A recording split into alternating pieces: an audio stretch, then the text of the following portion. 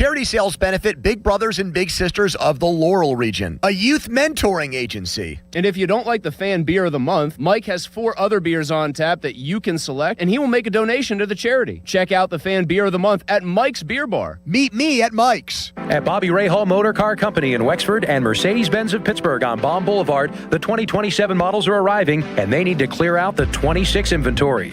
During a year-end sales event August 13th through the 22nd, every new in-stock 26 Mercedes-Benz is tagged with its best price of the year. Take advantage of the model year-end change. It's absolutely the best time to buy. But don't wait. These offers will not be replicated. Visit Bobby Ray Hall Motor Car Company in Wexford or Mercedes-Benz of Pittsburgh on Baum Boulevard, August 13th through the 22nd. For 20 years, West Shore Home has been proud to call Pennsylvania home. Founded right here by a Johnstown native, they've completed more than 25,000 projects for Pittsburgh area homeowners with a local team of more than 70 employees. They make home remodeling easy. Save big on your bathroom remodel with their Labor Day sale. For a limited time, they're waiving 75% of installation costs on all projects. Visit westshorehome.com/fan or call 1-800-WEST-SHORE. See the website for details. T-Mobile has an exclusive bundle for customers 55 and up. I'm Sarah Bowl. Yeah, I'm Frank Bowl. A reliable network is key for us. And with T-Mobile, it's been wonderful. And going to the 55 plus plan saved us so much money. A lot. And that's important. Trying to keep costs down. The home internet's been perfect. It's fast, it's quick. The setup was so easy, it took less than 15 minutes. It was like, ta-da! If you want simplicity, coverage, reliability, you want the whole package, T-Mobile has it. Right now, T-Mobile customers 55 and up can get 2 phone lines on America's best network, plus America's fastest 5G home internet for just $30 each.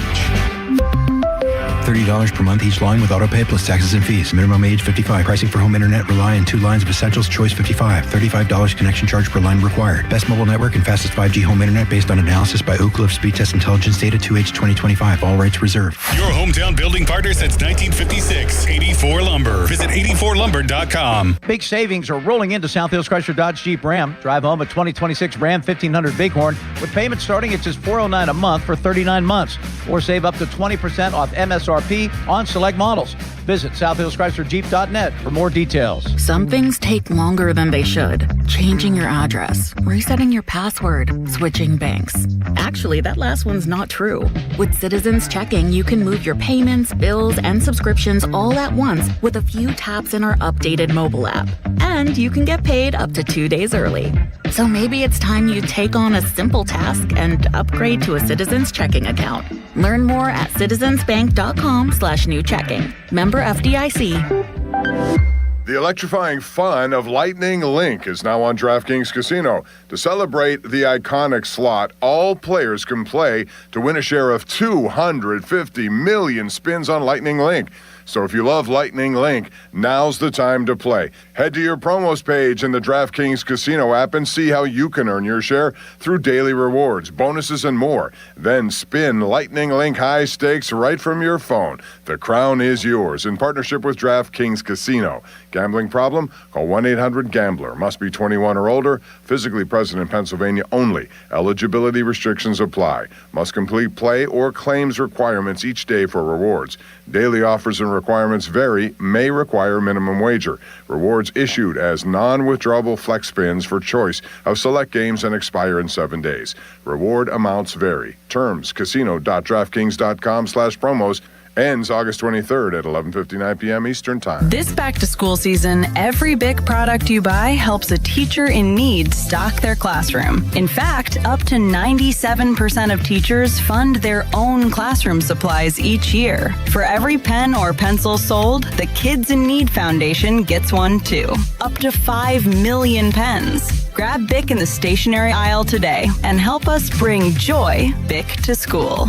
based on BIC U.S. Teacher Research 2025. Full T&Cs at bictoschool.com. Hey, it's Brew. Between my radio show, filming content, editing videos, and trying to stay connected with family, reliable Wi-Fi isn't really optional anymore. I just need it to work. That's why I like that with Xfinity, you get the most reliable, fiber-powered Wi-Fi with the best equipment at one price for 5 years, guaranteed. No contracts or commitments. Plus, Xfinity makes getting connected simple with same-day Wi-Fi so you can get online in minutes. Restrictions apply. Not available in all areas. Use of fiber or coaxial cable. Learn more at xfinity.com/same-day Wi-Fi. Xfinity. Imagine that. Pump up the volume.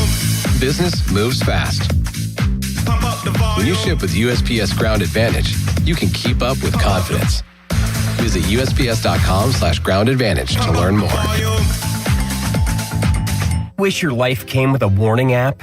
That dog does not want to be petted. Well, life doesn't always give you time to change the outcome, but prediabetes does. Take the 1-minute test today at doihaveprediabetes.org. Brought to you by the Ad Council and its Prediabetes Awareness Partner. HD1 Pittsburgh, an Odyssey sports station. Live from the Jim Shorkey Mitsubishi.com studios, North Huntington and North Hills. Always live and free on the Odyssey app. Retirement can be scary, but only if you're not prepared. That's why AARP created thisispretirement.org. Because unless you've already retired, you're in pretirement, and you still have time to plan. Learn about retirement savings options, potential tax breaks, and how you can build savings over time. Visit thisispretirement.org for free resources to help you customize your action plan and feel the retirement fear disappear. Brought to you by AARP and the Ad Council. Wouldn't it be great if life came with a remote control? You know, you could hit pause when you needed to, or hit rewind. Like that time you knocked down that wasp's nest. Uh-oh. Or that time you forgot to roll up your windows in the car wash. Fantastic. Yeah, a remote control would have come in handy then. Well, life doesn't always give you time to change the outcome, but prediabetes does. With early diagnosis and a few healthy changes like managing your weight, getting active, stopping smoking, and eating healthier, you can stop prediabetes before it leads to type 2 diabetes. It's easy to learn your risk. Take the 1-minute test today at doihaveprediabetes.org. Life doesn't come with a remote control. Yikes! So you're on your own with the wasps. You have the power to take control of prediabetes. Visit doihaveprediabetes.org today. That's doihaveprediabetes.org. Brought to you by the Ad Council and its Prediabetes Awareness Partners. Substance use disorder and addiction is so isolating. And so, as a Black woman in recovery, hope must be loud. It grows louder when you ask for help and you're vulnerable. It is the thread that lets you know that no matter what happens, you will be okay. When we learn the power of hope, recovery is possible. Find out how at startwithhope.com. Brought to you by the National Council for Mental Wellbeing, Shatterproof, and the Ad Council. This is the story of the one who keeps multiple buildings running smoothly day after day. Plumbing that flows, HVAC that hums, cleaning supplies that keep surfaces sparkling. That's why she counts on Grainger. With easy reordering online and 24/7 support, Grainger helps her keep the products she needs on hand. So shelves stay stocked and buildings stay ready. Call 1-800-GRAINGER, click Grainger.com, or just stop by. Grainger, for the ones who get it done. Did you know Skechers makes high-performance footwear for almost every sport you play? Here's what our athletes are saying. Hi, I'm pro basketball player OG Anunoby. I dominate in Skechers basketball. Skechers delivers championship-level performance. I'm WNBA star Jackie Young. Skechers keeps me quick, comfortable, and ready for anything. And you can get high-performance Skechers and hands-free slip-ins technology. Just step in and perform. I'm pro golfer Matt Fitzpatrick. I play in hands-free Skechers golf slip-ins. Find yours at a Skechers store, Skechers.com, or whatever high-performance sports shoes are sold. When I hit my 50s, I felt like things were slowing down. This is Sandra's Metamucil story. I started taking Metamucil for digestion, but had no idea it would impact so much more. Not only did Metamucil help me feel more regular, but my heart health saw the benefits too. Metamucil. One simple routine, 4 health benefits. Digestive health starts here. Go to Metamucil.com for more details. Hey, it's Brew. Between my radio show, filming content, editing videos, and trying to stay connected with family, reliable Wi-Fi isn't really optional anymore. I just need it to work. That's why I like that with Xfinity, you get the most reliable, fiber-powered Wi-Fi with the best equipment at one price for 5 years, guaranteed. No contracts or commitments. Plus, Xfinity makes getting connected simple with same-day Wi-Fi so you can get online in minutes. Restrictions apply. Not available in all areas. Use of fiber or coaxial cable. Learn more at Xfinity.com/same-day Wi-Fi. Xfinity. Imagine that. Now, fan headlines powered by Bowser Chevrolet. All right, Joel Nelson for Fan Headlines. Steelers last night fell to the Jets 17-0 in their second preseason game of 2026. And later on Friday night, the Pirates fell to the Dodgers 5-4 in 10 innings. Tonight will be Game 2 of the series between the Pirates and Los Angeles as Jared Jones will take on Tarek Skubal at 7:15 from the Chavez Ravine, and it's right here on The Fan. Coverage at 6 o'clock, presented by Keystone Custom Apparel. More headlines, 937thefan.com. Right now, it's Panther Insider. We talk about the game, and that's all we talk about. It's time for the Panthers Insider Show. The Panthers Insider Show with former Pitt quarterback Pat Bostic is brought to you by Voss TV and Appliances. And it says live, Joe Ball GMC and PGT Trucking. Let's go! The Panthers Insider Show is on Sports Radio 93.7, The Fan.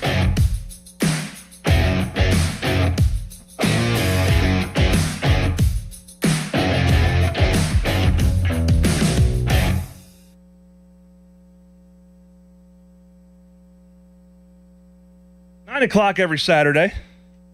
Had to improvise a little bit. Headphone jack isn't working this morning. We'll figure that out over time, but plenty to dive into today as Pitt football concludes training camp this weekend. They are 2 weeks away from opening things up against Miami of Ohio, the Redhawks at Acrisure Stadium on September 5th. Only 2 weeks away, so we are honing in, we are dialing in, we are getting ready. The kids are going back to school, and football is here. The morning air is starting to get a little bit more crisp, and it certainly feels like football season and Pitt just 2 weeks away. Obviously, last night, a little bit of football at Acrisure Stadium. Steelers-Jets, not the encore performance for either young quarterback that I think fans wanted to see, that I wanted to see. While the quarterback play was not stellar, Drew Aller, less than 50%, and Will Howard throwing 2 interceptions. We can dive into that a little bit. There was some scuttlebutt on the web, some analysis. Kurt Benkert, actually former Virginia quarterback, also played in the NFL, talking about Roman Wilson's routes on both of those crossing routes against man coverage, not flattening his route, but 2 interceptions nonetheless for Will Howard. To me, the real story continues to be the offensive line. Did not look good against the Jets last night, but we don't have enough time to talk Steelers when we have the Panthers for the next hour. We'll take your calls today, 412-928-9370. Open up those phone lines for you. Take your training camp questions. Pitt rounding into form, had a chance to go to a couple practices this week and was thoroughly impressed with what I saw. The ACC Network was at practice on Wednesday this week. Max Brown, former Pitt quarterback Andrea Adelson, the great Andrea Adelson of the ACC Network, David Hale, and Kelsey Riggs were on set at the South Side at the practice fields. Talked to Coach Narduzzi, talked to Mason Heinschel, talked to Braylon Lovelace, Alan Green.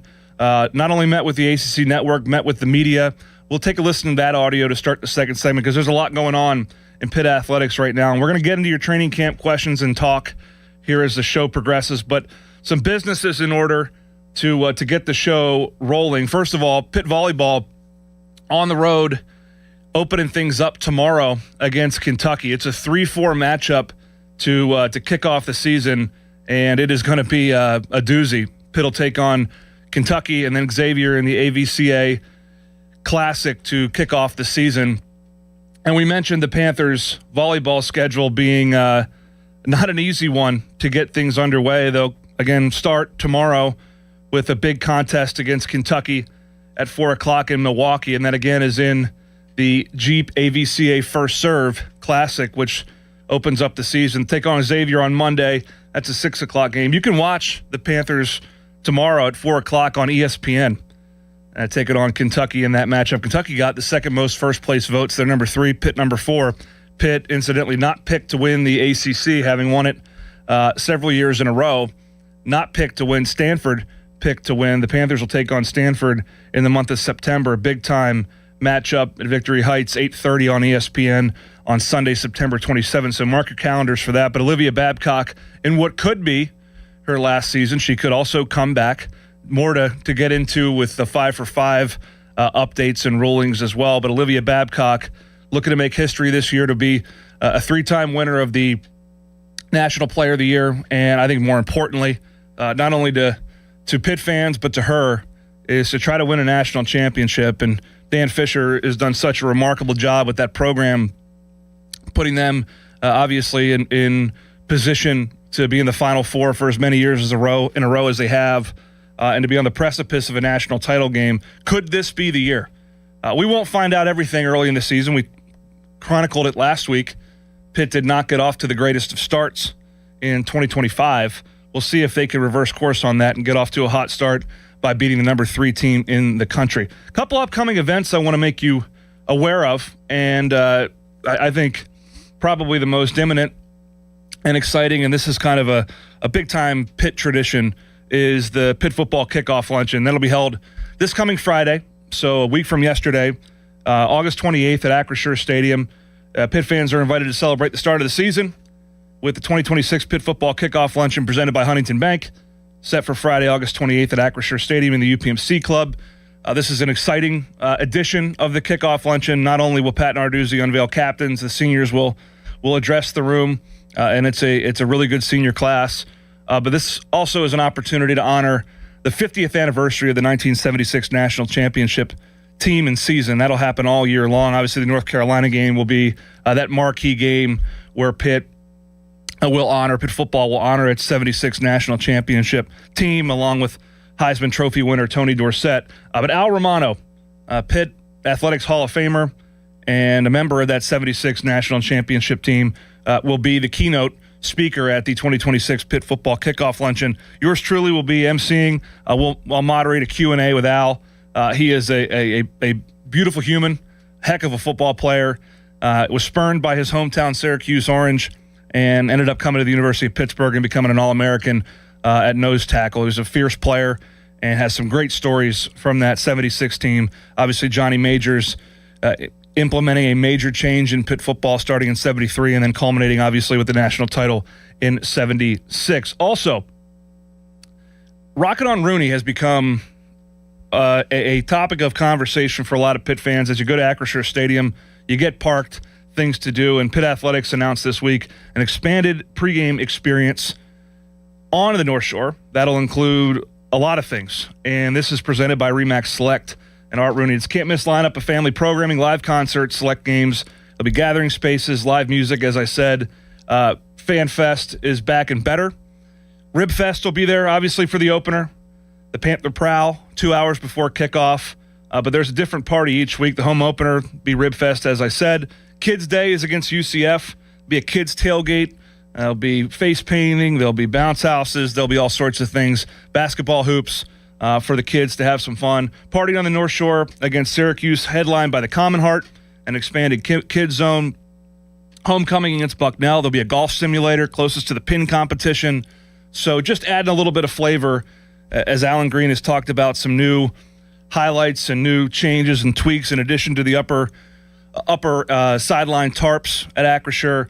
The fan experience getting some alterations as well on the North Shore, and some Thursday and Friday night games to enjoy as well throughout the course of the season. Panthers playbook as well is on the horizon, and that's an opportunity for you to get decked out in the latest Pitt gear, and that'll return. It'll be Tuesday, September 1st from 5:30 to 7:30 in the PNC Champions Club at Acrisure Stadium. Aditi Kinkabwala from The Fan and also CBS Sports. Missy Matthews will be there.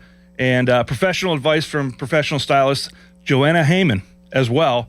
Upscale tailgate bites, beer, wine, specialty cocktails. Shopping, $25 credit for any ticket purchased. You can go to PittsburghPanthers.com. On the story page, it is front and center. I encourage you to get there, get some shopping done, get yourself ready to go for kickoff, which will only be 4 days after that on September 5th. We got a lot to dive into today. Wanted to get through those those promotional items, let's call them, to start things off. We'll dive into Alan Green's comments as he met with the media this week, and a lot going on in college athletics. Obviously, he was asked about jersey patches. He was asked about the tarps. He was asked about the 5 for 5. He was asked about the Protect College Sports Act, and addressed all those in about a 10-minute interview that I want to play the majority of for you, starting off the second segment. We'll take your calls at 412-928-9370. And, of course, we will dive into the development, how this Pitt football team is coming together ahead of its 2026 season, which is only 2 weeks away. That and much more coming up next on the Panther Insider Show on Sports Radio 93.7 The Fan. Sports Radio 93.7 The Fan. Get the latest on Pittsburgh sports from anywhere with the Odyssey app. Listen to shows and Pirate Games live. Check out our exclusive interviews and content anytime. Download the Odyssey app now and never miss a minute. Sports Radio 93.7 The Fan. Now, fan headlines powered by Bowser Chevrolet. Pirates late last night fell to the Dodgers 5-4 in 10 innings. World Soccer Championship Recap. Brought to you by Lowe's. Members get more at Lowe's, and by the first ever Infiniti QX65. The final between Spain and Argentina delivered a matchup between the top two teams in the world. Spain's strong defense that did not allow Argentina a single shot on goal to produce their 7th clean sheet of the tournament, along with their ability to dominate possession and a game-winning goal in extra time, is all La Roja needed to win 1-0 for their second World Championship. I'm Fernando Carlos. After an accident, you need an injury attorney who fights for you. Ogg, Murphy, and Perkoski are ready to take on the insurance companies and win you the compensation you deserve. Call 412-391-FIRM. Ogg, Murphy, Perkoski, the firm. We're all in. Do you remember 1981? MTV was launched. Dan Marino was the quarterback for our Pitt Panthers, and PGT Trucking was established in Beaver County. It's hard to believe that was 45 years ago. Since 1981, PGT Trucking has been an industry leader in flatbed transportation, providing quality jobs for drivers, diesel technicians, and office staff in Western Pennsylvania. Join the PGT Proud Professionals today. Find out more at pgttrucking.com.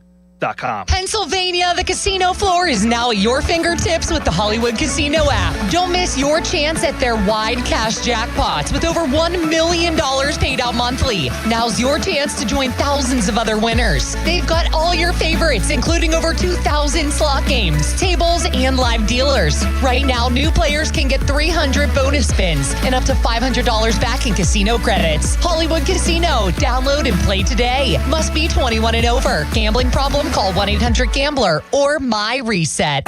Mike Rowe here with a random fact. More than half of the homes that have basements in North America will experience water damage. It's true. Whether it's basement moisture, flooding, or bowing walls, do yourself a favor. Call Groundworks. I spent some time working with these guys. They're the real deal. Their people are trained and certified to waterproof your basement and stabilize your walls. Baker's Waterproofing is now Groundworks. Schedule a free inspection. Licensed in all states where work is performed. See website for details. It's the final lap of the summer sales drive at Jim Shorkey Mitsubishi North Huntington. Start saving today on the new 2026 Outlander, the most affordable 3-row SUV on the market. Backed by Mitsubishi's 10-year, 100,000-mile powertrain limited warranty and 5-year, 60,000-mile basic limited warranty. Get 0% APR financing on your new Mitsubishi Outlander Trail Edition today. Plus, ask about our $3,000 push, pull, or tow trade assistance. Your deal. Your way. What a great day. At Jim Shorkey Mitsubishi North Huntington. Call 724-995-3658 for offer details. SchultzFord.com. SchultzFord.com. SchultzFord.com. SchultzFord.com. Hey, it's Pony for Xfinity. What if you had the most reliable fiber-powered Wi-Fi and the price didn't change for 5 years guaranteed? Well, thanks to Xfinity, you don't have to worry about that part of your future. Now through August 24th, get their best price on gig Wi-Fi this summer before it disappears. Just $50 a month for 5 years. And get online in minutes with same-day Wi-Fi.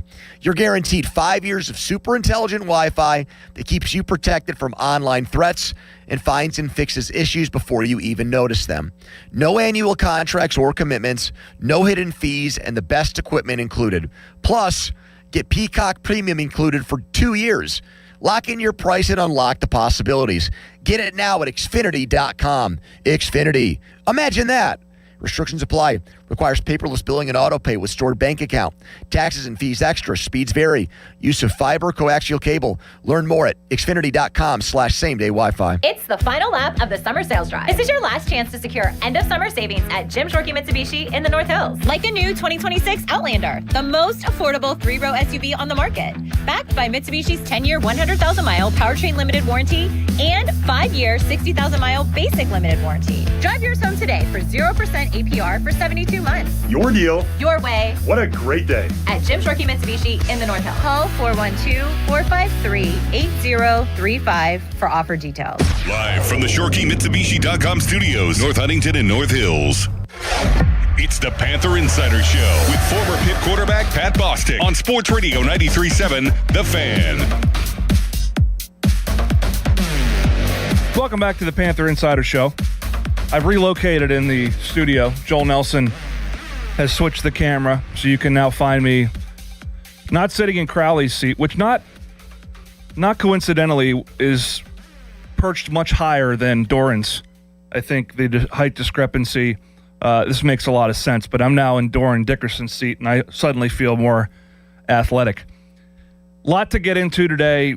We got you started with some odds and ends, upcoming Pitt events, Pitt volleyball underway, but a lot on the Pitt athletics horizon and a lot to deal with for Alan Green, Pitt's athletics director, heading into about to finish up year 2 on the job, hired in 2024 in November and approaching that 2-year anniversary. College athletics has changed a lot during that time, going from the NIL era to the rev share era to the above the cap era. And Alan Green, prior to practice on Wednesday, prior to the ACC network and their day at Pitt football training camp, met with the press. Let's take a listen.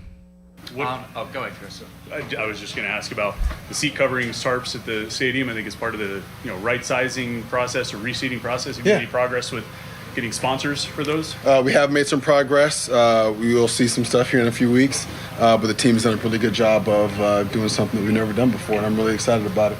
What about logo patches for the jerseys? Is that something that could be debuted for the opener? Sure, it could be. Absolutely. That's the intent.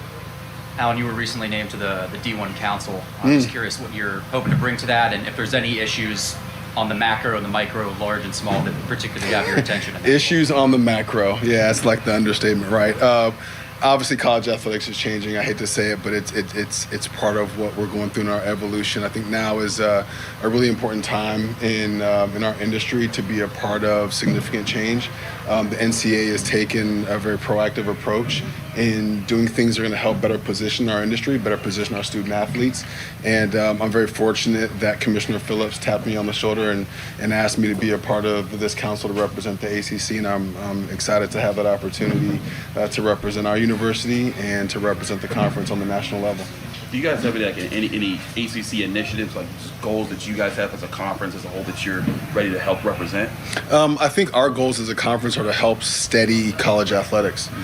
We need to be at the forefront of helping calm down this chaos a little bit. So that will be at least my primary focus while on that council or on the cabinet. Is parity amongst NIL spending even a thing that people can even talk about, or is it still just the wild, wild west that that's not something that people are even want to talk about behind closed doors? Yeah, I don't think parity was ever something that was ever going to happen. It never was, and I don't think it ever will be. So whether it's NIL or facilities or coaches' compensation, there's always going to be disparity in everything that we do.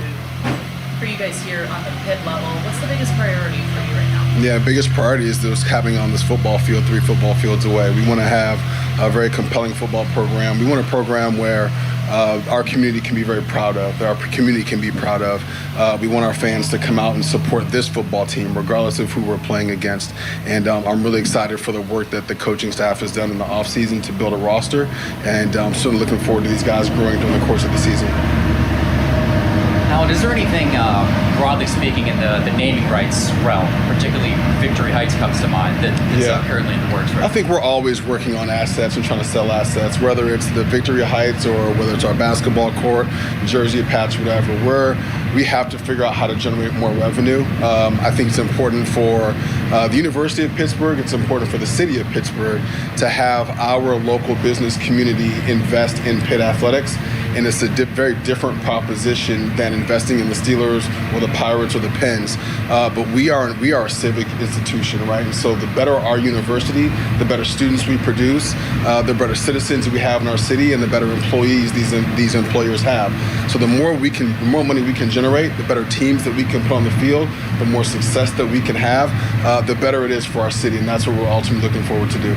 You guys announced the basketball a little bit ago. How's that progress been as far as building up hype and more sponsors and support for that exciting event that you guys put together? Yeah, we're really excited to do that. It's a unique opportunity that is special to the city of Pittsburgh. I think our fans are really going to enjoy it. We're not ready, so we as Pitt were able to announce our game, but there's going to be some other announcements in the future. Victory Heights opened last weekend. How excited are you to have that building finally open to fans? It was fantastic. I think the best part about that facility is seeing people's expressions as they walk through it. I won't say numb to it just yet, but it's a fantastic facility. It's going to serve a number of our teams and a number of our student athletes. Most importantly, probably our volleyball program. It's a national championship caliber program, and we're really looking forward to opening that up really for all of our fans and for our student athletes. How have the fans and ticket sales responded to the resizing of Acrisure Stadium? I don't think the resizing has anything to do with response. I think our fans, what I've noticed here is our fans tend to respond based on our opponents, and that's why it's important for me to underscore, okay, that's fine, but that's not going to get us where we need to get to. So instead of worrying about who's coming into Acrisure, worry about who plays there every Saturday. So the challenge to our fans is to make sure that they show up, regardless of who we're playing against, and come support the Panthers. Are there any other changes, new wrinkles fans should expect for home games this year? Yeah, you're going to see a lot of new wrinkles. We're very fortunate to have 2-night games. In the past, we haven't played on Fridays. We've been a traditional Saturday type of team, but we've got opportunities to play non-Saturdays, and we've got opportunities to play night games. So I would expect there to be fireworks. Maybe pun intended, maybe not. The last time we talked to you, you said that the spend for the basketball roster was more than you expected to Sure. spend. 3-4 months from now, would you anticipate a similar increase for this team? For the Everything's going to be more expensive. It's inflation, right? You got the Strait of Hormuz closed. You got gas prices higher. Eggs are higher. Everything's going to be more expensive. It's the environment that we're in, and I think the part of the challenge that we're facing is we don't know what the market is going to hold and going to have. Each transfer portal cycle window. So yes, for basketball, I thought we would be at a certain number. We were well above that. We were well above that because there were people in our community who stepped up to help us make that possible. So I expect to have a lot of fun in the Pete this basketball season. But football season come December, we're already thinking about the transfer portal. We're already thinking about costs. There's the Protect College Sports Act, which is may get passed, it may not get passed. We have no idea, but nonetheless, we have things to prepare for in the off season. It's crazy to think about the off season before boot has met leather, but that's the way of the world. Could that Protect College Sports Act potentially conflict with the designs of the H2P NIL as far as an MMR partnership? Does that run into any challenges with what you guys are trying to do with that? I would say, number one, it's probably a little bit premature to offer any kind of thoughts on what the outcomes of the Protect College Sports Act might have, because there's still lots of opportunities for that thing to change. What we have seen with H2P NIL and other things is the way that we have paid student athletes has changed maybe 5 or 6 times over the past 3 or 4 years. So it's an evolution, and part of our responsibility as an administration is to adapt to the environment. And so if we have to adapt away from H2P NIL, we will. I don't think that that's ever going to change. I think they're still going to be above the cap NIL unless we can find some mechanism to actually have a hard cap on roster spend. I'm just not sure that that's a viable option at this point. You guys have had several points, I think, that can at least be benchmarks, whether it's the basketball, more spending in basketball, protecting key players like Mason Heinchel in the portal. Has that helped you guys garner any more energy in the business of getting more partners, getting more support, and sort of getting the word out like, hey, we can can do this. We just need you. We just need you to step up. Yeah, it's a community effort. I mean, I think for so long, not just at Pitt, but lots of schools, the fan bases will say, well, you need to invest more in program X or program Y. So we'll take football and men's basketball, for example, and we've invested all that we can invest in under the current rules of engagement. And so now how teams spend more, how teams have better rosters, how people enjoy their Saturdays even more is by them investing as well. So our local business community, it's critically important that their participation with Pitt Athletics is happening at a very high level. That's what one of our initiatives was over the summer, which is why we launched H2P NIL. We've seen a tremendous amount of response from that, a lot of which, some of which you've seen, some of which is still to come, but we're really excited about that and look forward to continuing to engage our local business community to help them invest in themselves, quite honestly. What have your observations been of Robin Harmony over the last couple months in terms of her getting settled, roster construction, things of that nature? Yeah. Just what in your mind would constitute a first successful season for women's basketball? She's already been successful. Just watching her move around the building, thinking about how she's going to build this roster. She's not going to have the most money, right? Because our money is going to go toward football and men's basketball primarily, and then we also have volleyball that we need to support.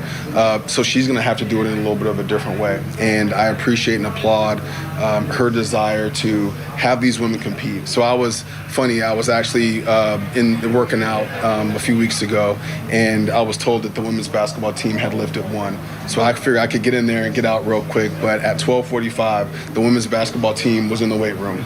They were ready to go, and part of what Robin has done is created an expectation that they are going to have a championship mindset, and they're going to carry themselves like champions, and I think that they are going to I think she's going to have a very successful first year. Well, I'm really looking forward to that. What's the biggest lesson that you've learned being in this role now? I don't know that it's about this role in particular. This is my third time being an AD. As I get more and more gray hair, I probably also get more and more patient. And I probably also recognize what's noise and what's distraction and don't pay much attention to that and try to lead our team in ways that where they can have the greatest impact for our student athletes and for the city.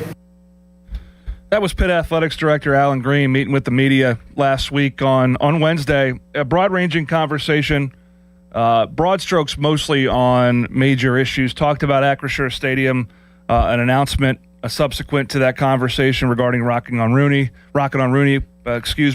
and other initiatives was provided by the Pitt Athletics Department. We're going to see the tarps here in just about 2 weeks, and having some inside knowledge of those, that they're going to look really cool. They're going to look great. And asked about sponsors and so forth. You'll get a chance to see that in a couple weeks. Jersey patch conversation. Alan's words, not mine. More to come on that for sure. And a host of other issues. But I want to drill down on one thing. A couple things, actually. You mentioned the Protect College Sports Act. We'll get to that in a second. The 5-for-5 rule didn't come up. But there was a ruling yesterday that bears repeating and bears digging into a little bit. But Alan Green appointed to the D1 cabinet. And I think it's a really important designation for Pitt's athletics director at this time in college sports with how things are shifting. The ground beneath our feet is not stable. Conference realignment seemingly always imminent, although not always happening. The tectonic plates are moving. And to have Pitt's director of athletics and Alan Green, who has served at a couple institutions prior, representing not only Pitt but the ACC and schools like Pitt on a national level, I think is really powerful. And when you couple that with Chancellor Joan Gable as the vice chair of the ACC Board of Directors for this upcoming year, which would probably indicate a growing role on the Board of Directors, Pitt is in a very prominent leadership position, not only in the ACC, but nationally.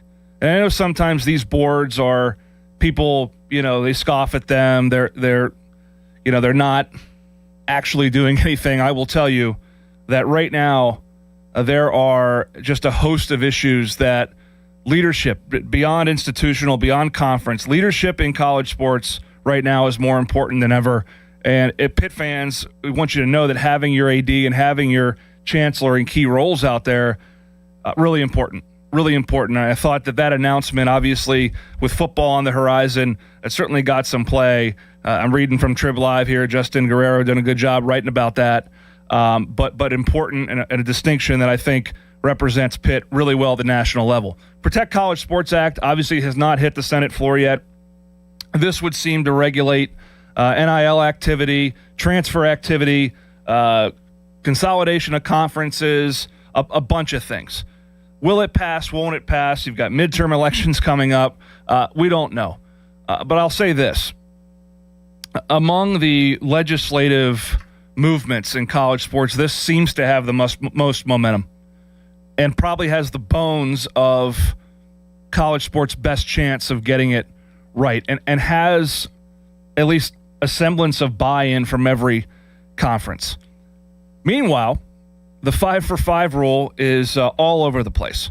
We're seeing announcements from players on NFL rosters, practice squads, maybe they're on the cut block, who knows, saying they're going to come back and play college. Some fake, some real. You got to be really careful what you believe on social media. I'm not telling you anything you probably don't already know. But a court ruled yesterday in the NCAA's favor, which doesn't happen too often. But they granted the NCAA a stay Friday morning in an order that reverses the federal judge's decision, and this is in the 10th Circuit Court of Appeals. It reverses the federal judge's decision that previously opened the door for all athletes who started college in 2022-23 academic year and played 4 consecutive seasons to return for a 5th season. In the Pitt world, think Desmond Reed and Justin Holmes. Obviously, Pitt would love to have Desmond Reed and Justin Holmes back, provided they are able to come back and there's a roster spot and all sorts of things. There's ways to make that happen. Holmes was Pitt's most productive tight end a year ago. Reed, obviously, an All-American, all-purpose back 2 years ago. Injury-plagued 2025 season, but would really add to that running back room with Jakarian Turner and company. Doesn't look like that's going to happen given this ruling, so I wanted to make sure we touched on that today. But the back and forth in college sports, it all seems to have to do with who gets a court order and who doesn't. I actually believe that if you get your own temporary order here, you can usurp this ruling, this stay that was just granted by the 10th Circuit yesterday. So we're living in a world, sans a Protect College Sports Act, where if you get a favorable ruling, you're going to get what you want. And the NCAA is not going to get what it wants. This is a kind of a seminal moment where the NCAA actually got what it wanted and seems to have won this particular case where those 5-for-5 eligible 2022-23 academic year, Desmond Reed, Justin Holmes, who would want to come back and play and schools would welcome them back with open arms, doesn't seem like that's going to happen for the upcoming season, despite the announcements you see on social media up until this morning. So a lot of that still to come, a lot to dive into with that as we get into the coming weeks. But we're going to shift and talk about what's most important, and that's football. And the Panthers open up here in 2 weeks. I'm going to open up the phone lines, 412-928-9370. Any observations you have from camp? You've seen some coverage. You've heard from Pat Narduzzi every single day at training camp. Big scrimmage tomorrow, a very important week. Pitt will move out of the dorms, the hotel, whatever you want to call it, and get ready for classes starting on Monday. And before you know it, it'll be game week. Kickoff luncheon next Friday. Panthers playbook September 1st. Kickoff September 5th. Where's this Pitt football team at? How am I feeling about them? How are you feeling about them? Let's chat. 412-928-9370. It's the Panther Insider Show on 93.7 The Fan.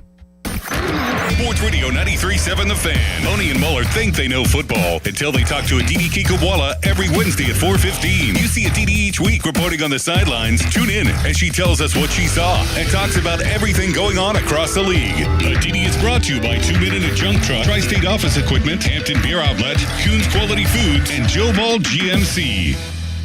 Now, Fan Headlines, powered by Bowser Chevrolet.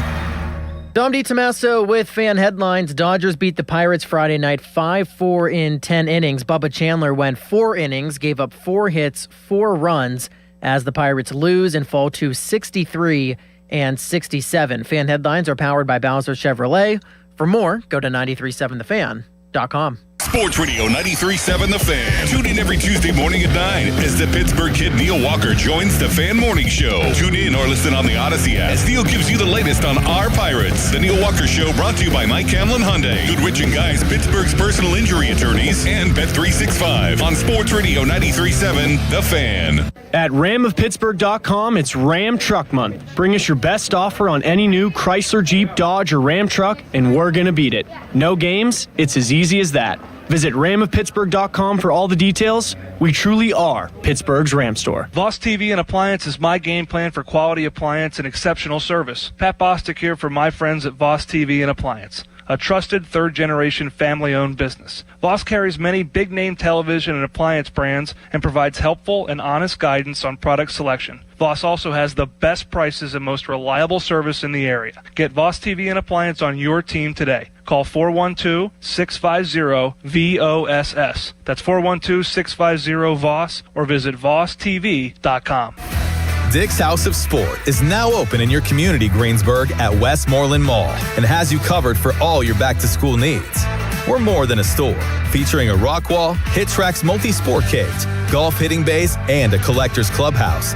Plus, shop the best brands and over 2,000 shoe styles, all in one place. For on and off the field, Dick's has the gear to help you perform your best. Welcome to Dick's House of Sport, now open at the Westmoreland Mall.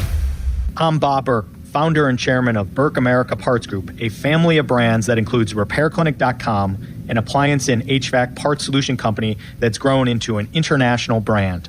Before AmericanEagle.com, we partially launched a new technology platform developed by another firm. American Eagle helped take our technology to a whole new level with digital marketing, software development, and business insights into our key markets, appliances, HVAC, and outdoor power equipment, and did so both on time and on budget. AmericanEagle.com has the resources, experience, and talent needed to produce solutions. Our new technology platform, developed by AmericanEagle.com, has produced tremendous results with higher traffic, conversion, engagement, and online revenue. If you have any home repairs you need to take care of, check us out at RepairClinic.com. If you need a world-class website or technology project, then I would highly recommend AmericanEagle.com. Call AmericanEagle.com at 773-NETWORK. That's AmericanEagle.com, 773-NETWORK. Text us on the Edgar Snyder & Associates text line at 412-928-9370. Edgar Snyder & Associates reminds you to text responsibly. 84 Lumber has been building America for 70 years. Whether you're a homeowner starting your first project or a pro on the job, 84 Lumber offers the kind of personalized expertise you won't find in a big box store. They're more than just lumber. From windows and doors to siding, trim, and decking, 84 Lumber has the materials you need to get it done right. With 14 locations across Pittsburgh, there's one near you. Visit 84lumber.com to find your store. 84 Lumber, your hometown building partner for 70 years. The Amish Outlaws headline Rock the Raceway, Sunday, August 23rd at Jennerstown Speedway, where Pennsylvania's largest Battle of the Bands crowns its winner. You help decide.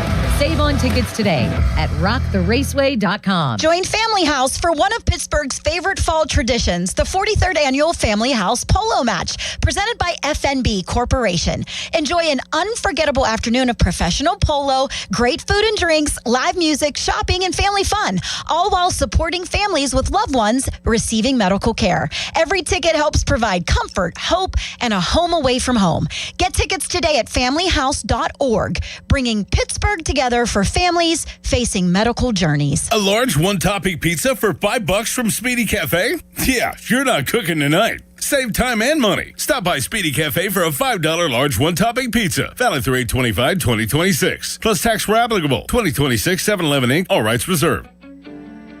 Join the Fan of the American Cancer Society for Coaches vs. Cancer Tip-Off Pittsburgh. That's Wednesday, September 9th at PPG Winter Garden.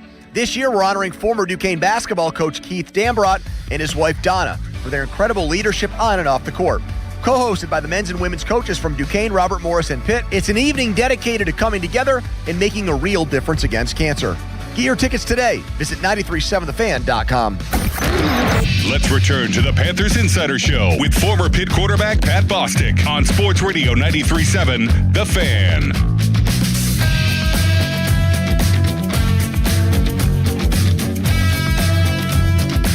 Guaranteed picks are brought to you by Voss TV and Appliance.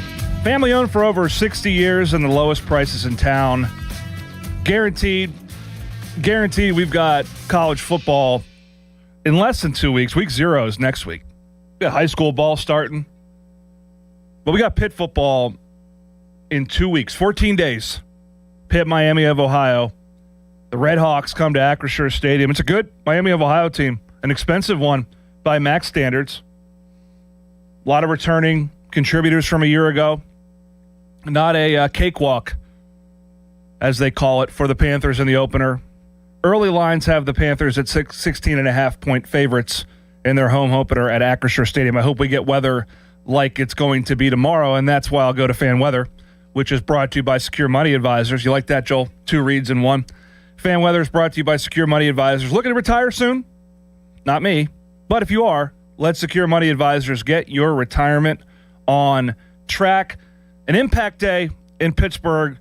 Scattered storms between 4 and 8 o'clock this evening. Otherwise, sunny, high of 80. Tomorrow, though, is Chamber of Commerce Day. Chamber of Commerce Day. And we deserve it. I mean, this rain, 1.5 inches of rain, I think, on Thursday. Or whatever day it was. Yeah, Thursday. Tomorrow, high of 73. Low of 55. You wake up tomorrow, you throw the coffee on, you walk out to get the paper. Going to be a little bite in the air. It's going to feel like football. And we'll be within 2 weeks of the Panthers home opener against Miami, Ohio. 412-928-9370. About 10 minutes left of talk on this edition of Panthers Insider. And we're here with you every Saturday. I want to thank our sponsors, PGT Trucking. Has been with us from the beginning. Obviously, Voss TV and Appliance and many, many more that make this show possible. Looking forward to the season. It's always great kicking off Saturdays with this show. We'll have a couple post-game type shows. Syracuse, Week 3, ACC opener for Pitt, a Thursday night game. So this will be a post-victory celebratory show. Virginia Tech on the road, a Friday night game. I'll be getting back late and might as well just come here and sleep and get ready for the show on Saturday morning after the Panthers hopefully beat the Hokies in Blacksburg. But it's always fun getting the show started, getting down to Acrisure, pregame festivities, pregame radio, and then Bill Hillgrove back in the saddle. I think this is 55 or 54 for my partner. I'll do the exact research, but it's an honor to share the booth with him every single Saturday. And obviously the All-American Jordan Dickerson patrolling the sideline. Where's this Pitt team at right now? How am I feeling? And I'm going to take my blue and gold. They're not even contacts, so my eyes are just blue and gold at this point. But, obviously I want this team to be really good. I think they have the makings of a really good football team. This past week, and Pat Narduzzi talked about it, David Hale, commented on Mason Heinchel potentially being a top 10 quarterback in the country. I can say without any degree of doubt, he is as talented a quarterback as I've seen at Pitt. The ability to throw the ball, mobility, just enough to make plays with his feet, vision, leadership, presence. He's got moxie. There's an aura about the guy. There's an aura about him. The hair now, we saw the slow motion of him doing him and Kenny have the lettuce going. But Pat Narduzzi talked about where this offense is at and how in the past he's had to manufacture scrimmages where the defense would, or the offense would win. But the offense has had a stronghold on things this camp. And over the years, over Pat Narduzzi's 11 seasons, and there's been, mixed results through those years. There's been ACC championships with weird losses. There's been seasons that end on a high note in 2020. Seasons like last year where you get off to a fast start in 2024 and 5, and then the competition stiffens. You have a couple injuries, and all of a sudden, you're just on the outside looking in for a trip to Charlotte. But all through those years, defense has been a constant. Pitt is by and large going to play good enough defense to win. They're going to get after the quarterback. You know what style of play they're going to have. They've got athletic linebackers. They've got all conference level players like Cruz Brookins and Braylon Lovelace and Sean Fitzsimmons and Nick James. Emerging stars like Zach Carruthers, in my opinion. It's always been the offense that has lagged behind. You look at the 2 years where Pitt didn't, crack the 500. 2017, a 5-7 season, which ended with Kenny Pickett getting his first start in an upset win over the Miami Hurricanes. It was the offense that lagged behind. That was year one after Matt Canada went to LSU. And then 2023, obviously, Phil Dracovic coming back to Pitt did not work. And the Panthers, had multiple opportunities in really defensive battles to get to 6 or 7 wins that year. You look at Cincinnati game, the West Virginia game on the road was closer than the final score would indicate. Wake Forest on the road, who can forget that ending? And there's more. And then there's a win against Louisville that, a ranked Louisville team at home. But it's always been the offense that's has determined the ceiling of Pitt's team. So to hear Pat Narduzzi say that this is as far along or as well-oiled as an offense has looked during his time, he mentioned, yards per rush being over 3 in a scrimmage, unheard of for an offense. And you struggle as a coach, as a fan, as an analyst to say, what's that mean? Does it mean the offense is really good, or does it mean the defense is lagging behind? And I would say, judging on the body of work, it would indicate that the offense is as advertised. Because Pitt's defense always, despite turnover or players going to the NFL or transfers, it's always found a way to be pretty darn good. So to hear that this offense with Mason Heinchel at the helm and Boosie Turner at tailback and Sincere Lee, Abby Schnabel writing about him having a breakout season, he's kind of taken the Poppy Williams role, moving around in the slot. Blue Hicks is having a great camp. Tony Kinsler having a great camp. There's other Malik Knight flashes. Carson Kent, the transfer from Oklahoma's, had a really productive camp at tight end. The offensive line is gelling.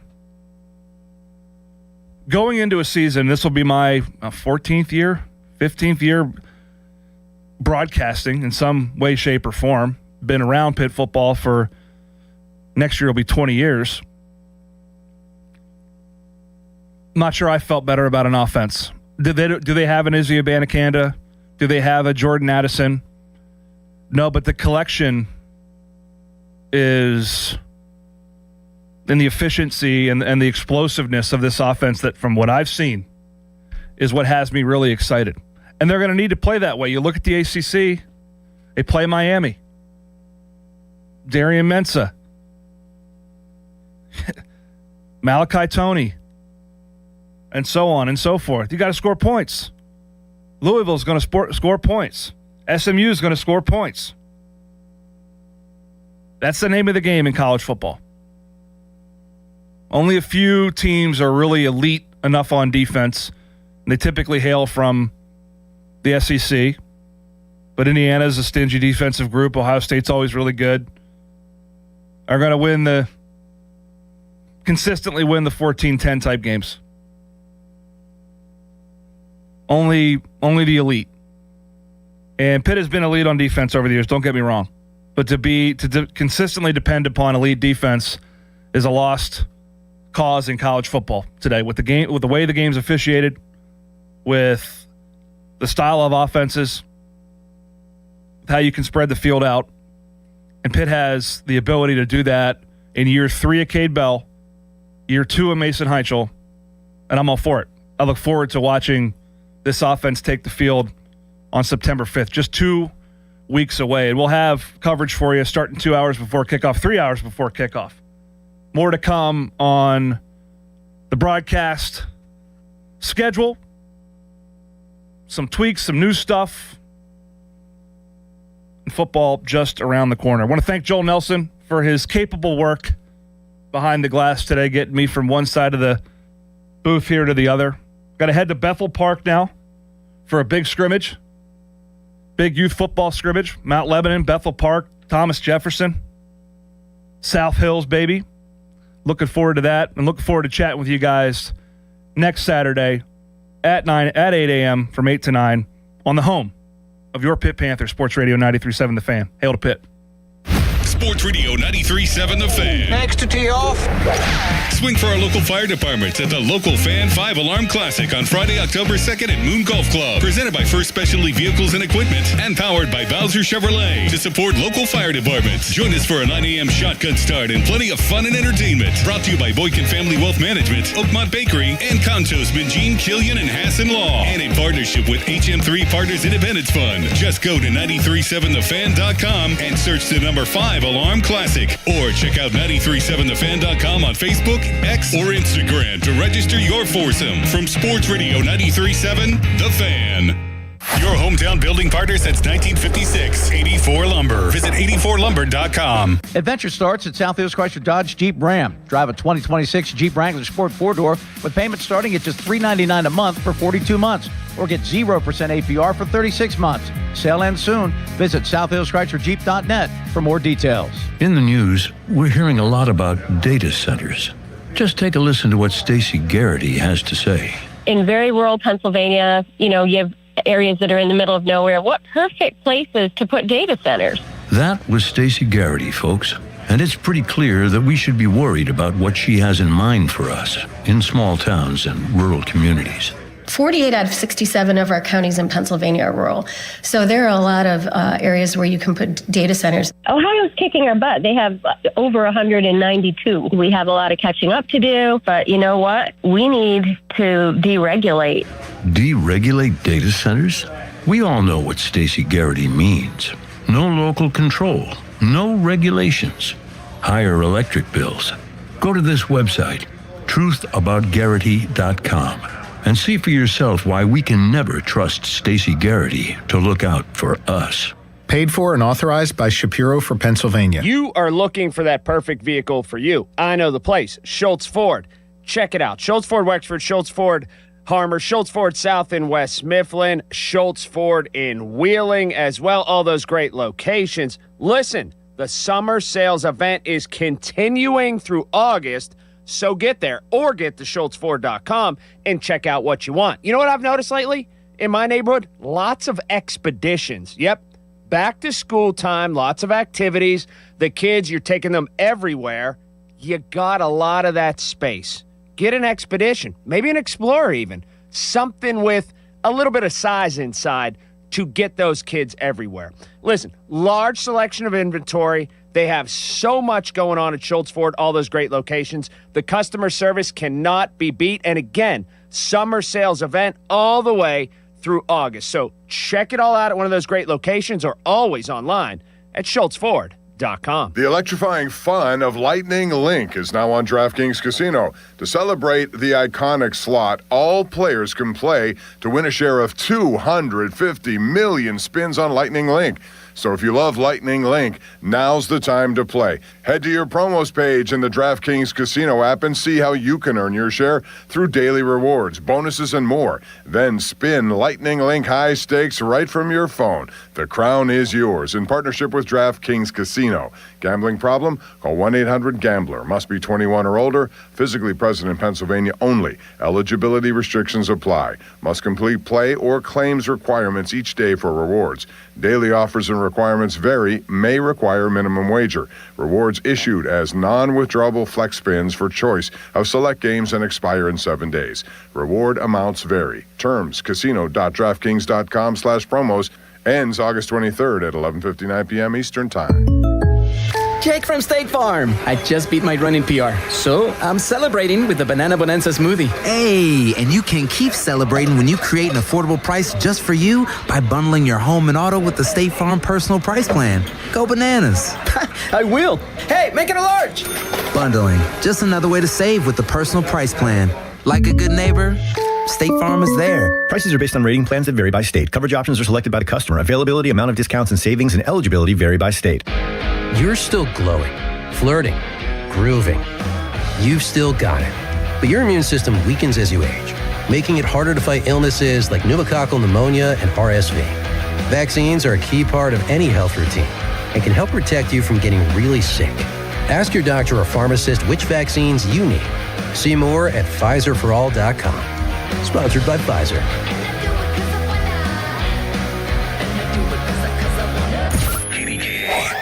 HD1 Pittsburgh, an Odyssey sports station. Live from the Jim Shorkey Mitsubishi.com studios, North Huntington and North Hills.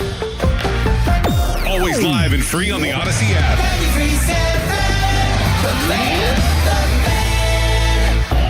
Now, fan headlines powered by Bowser Chevrolet. All right, Joel Nelson for fan headlines. The Pirates last night fell to the Dodgers 5-4 in 10 innings. The Dodgers led 4-2 after 3 innings, and both offenses would recede for a while until the 8th inning when O'Neill Cruz hit a game-tying 2-run home run.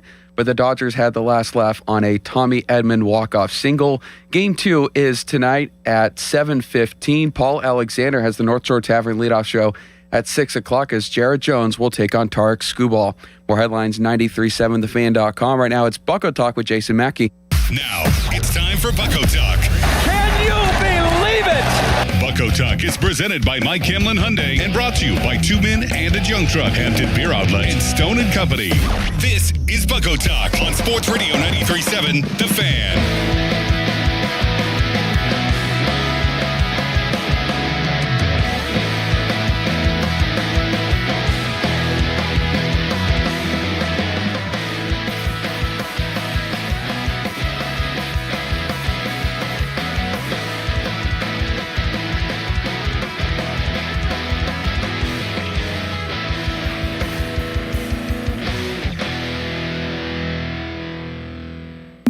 Radio 93.7 The Fan. Get the latest on Pittsburgh sports from anywhere with the Odyssey app. Listen to shows and Pirate Games live. Check out our exclusive interviews and content anytime. Download the Odyssey app now and never miss a minute. Sports Radio 93.7 The Fan. Life-changing is happening every day at UPMC. I always knew that I wanted to help people. I was a clinical dialysis technician. The UPMC School of Nursing made it possible to keep working while I pursue my education. When I graduated and I stepped back into the dialysis unit, but as a registered nurse, it's just an amazing feeling because all my hard work paid off. UPMC has helped me become who I am. That's life-changing medicine at UPMC. Summer heat, storms, and heavy rain can put your roof to test. Don't settle for anything less than expert care. PJ Fitzpatrick brings more than 45 years of experience, and they've earned thousands of 5-star reviews delivering American-made, CertainTeed premium shingles. Most roofs are installed in just one day, and all come with a lifetime guarantee on materials and labor. Flexible financing makes it easy to protect your home this summer. Visit trustpj.com today. Skechers elite athlete OG Anunoby has been making history on the basketball court. Anunoby tips it in. Unbelievable. What a shot. He's been balling out in Skechers high-performance basketball sneakers, and the world is noticed. But how does OG train off the court to keep in peak physical condition? Hands-free Skechers Slip-ins AeroBurst. They help prepare OG for the physical demands of playing at a championship level. Get your pair of AeroBurst for only $165 at a Skechers store, Skechers.com, or wherever high-performance running shoes are sold. Back to school season is here, and Dollar General has everything you need to start the school year strong. Don't forget to grab a pair of bright yellow sunglasses from the Yellow Glasses Project for just $2. Every purchase makes a difference, with 100% of proceeds helping support teachers, classrooms, and nonprofit organizations working to improve reading and literacy skills across the country. Stop by Dollar General today and shine bright with the Yellow Glasses Project, available now at Dollar General. The Yellow Glasses Project is a program of the Dollar General Literacy Foundation. Back to more Bucko Talk, brought to you by Mike Hamlin Hyundai. All right, let's try this again. This is Bucko Talk. I'm Jason Mackey, hopefully coming through loud and clear from my hotel room here in Los Angeles. Never an easy task to make sure all this works, especially on a Saturday morning, but Joel Nelson taking care of it back in Pittsburgh. It's great to be back with you. Thank you to Dan Zangrilli for pinch hitting for me last week. Dan is, of course, more than a pinch hitter. He's a perfectly accomplished, starting capable player and does start. But anyway, I started to talk about, before it was not going out, thought the Pirates had this one last night. They needed to have this one last night. And we're going to spend the next 2 hours talking a little bit about last night's game, of course, and some of the things that went into it. some of the things that didn't happen, some of the things that were frustrating, certainly. But I don't think I'm alone here in that the granular feels kind of like a waste of time at this point. The Pirates need to win games. I don't care how it happens. That they're running out of time. They've basically run out of time. You do the simple math on their season, it's not good. I was doing that this morning. If you look at what it would take to get to 86 wins, it's not a magic number. It could be a little below, a little bit above, whatever. I think that's the average of the past 4 seasons, something like that. They need to go 23-9 to get to 86 wins right now with 32 left. That's daunting. They're 8-11 in August, 13-20 since the All-Star break, 63-67 overall, 6.5 games back in the race for the wild card spot. So, we're going to talk about. I thought O'Neal Cruz had a fantastic game last night. Bubba Chandler called his start a relapse. Why do you pinch run Henry Davis for Rafa Flores? All good debates. The bullpen was actually very good last night until Gregory Soto, but it really doesn't matter. You need to win games. They're running out of time to do that. And now, this is what I wrote about at Pirates.com. Last night was the game you almost needed to get because you've got 2 lefties coming up the next 2 days in Tarek Skubal and Blake Snell. Ain't easy. It's going to be very difficult. So want to get your opinions on everything, of course. 412-928-9370 is the number to call people who have been listening to this show all season. Very participatory. I love hearing from all of you, and I'll really love hearing from all of you as it is early here on the West Coast, as you can tell, 6 a.m. So we're going to get through it with a little coffee or espresso or something, but we're going to talk about last night. And I'm kind of, like I've been talking about, wanting to get into the kind of bigger picture here. How did we get to this point? We'll paint that picture and what happens if this continues. If the Pirates snap out of this, of course, that's great. They can make the playoffs. If they don't, where does this land? I think that does have some bigger picture implications and what should happen. We can present a balanced argument for why the Pirates should make changes or why they should not. And I think that's why these final 32 games matter too. If they go very poorly, and I get asked this a lot in radio interviews, what happens? I don't know how you can not make a change at that point. It needs to be better. Playoffs are the expectation. We were told that explicitly. If you get close to that, I think you can kind of use say, well, things would have been better without the injuries. And whether you listening believe that or not, it's still, in my opinion, a valid argument. But if you get to 76 wins, 78 wins, that's a lot of ground to make up with injuries. So a lot to discuss over the next 2 hours. I buried this part. Joel, how are you doing? It's been a long time since we've been on here together. Been doing well. Encouraging to see the Pirates get a few more wins of late, but still, it's, like you said, it's a long road ahead to even just be in the chase and the wild card race and such. They just don't feel like a team that's built for a full 162 games. Yeah. Fair. You'd like to think otherwise, but the injuries have certainly caught up with them, and you could look at. Well, I don't want to bury the lead here, Joel. Last night was a tough one for you and your fantasy baseball team too. Yeah, with Andy Pages on one of my teams in the playoffs. Oh no, that did not look good either, my friend. That did not look good. So the injuries have been hard. And I think about winnable games the Pirates had early in the season, the number of blown saves. I don't know why. Maybe that's just me. No, it's not just me. I know it's not just me. It's just frustrating when, there were winnable games, could have played better, You know you're going to endure a stretch like this. Every team does. The Pirates could have and should have been better earlier in the season. And now I'd really like to have some of those wins back. If you look at them by month, April, they're a game over 500, okay? May, 4 games over 500, okay? June, 4 games under 500. July, a game under 500. August, right now, like I mentioned, 11. There's some games they left on the table there. They could have been really good May in having that entire lineup, and just the bullpen let them down. And starting pitching, too, has been part of the issue. You talk about how do we get to this point? How did we get to this point? Starting pitching has been a major storyline with this team the entire season. And it hasn't lived up to expectations. The Pirates made changes in the offseason, bringing in Bill Murphy to take over for Oscar Marin, believing this staff was going to reach another level.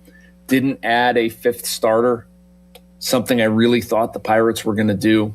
Add a veteran, add some depth. And those are moves that have not worked out. It just has not. And I like some of the process that I see. I don't think it's for lack of effort. And I'm talking with Murphy, for example. I know I was on with, I think it was Filipponi and Muller the other day, saying I think the pitching coach generally gets too much blame, too much credit. Same with the hitting coach. Like, players still have to go out there and execute. But you went and you said this group is what we have. We believe in them, and going to spend money instead on a DH and other things. And this pitching staff is going to be good enough. And it hasn't been. And so it's a combination of those things. I mean, it's a combination of, making that choice or that lack of choice. And I'm talking about with additions, that sort of thing, personnel wise. And then, removing a pitching coach because you feel like you can reach another level, and that level hasn't been reached. That's probably, for me, what's been the most frustrating. The offense has gone quiet here. And I know the overall numbers have been solid, but the Pirates have a 665 OPS since the All-Star break. That's bottom third. They're hitting .233. That's 23rd. They've scored 134 runs, kind of middle of the pack. That's 18th. Their offense is definitely taking a hit. But you know what? If you would have told me they could have the pitching staff that they had last year, but their offense was going to be, 18th, 19th, I would have taken that. And I actually think that'd be a better situation than they're in now.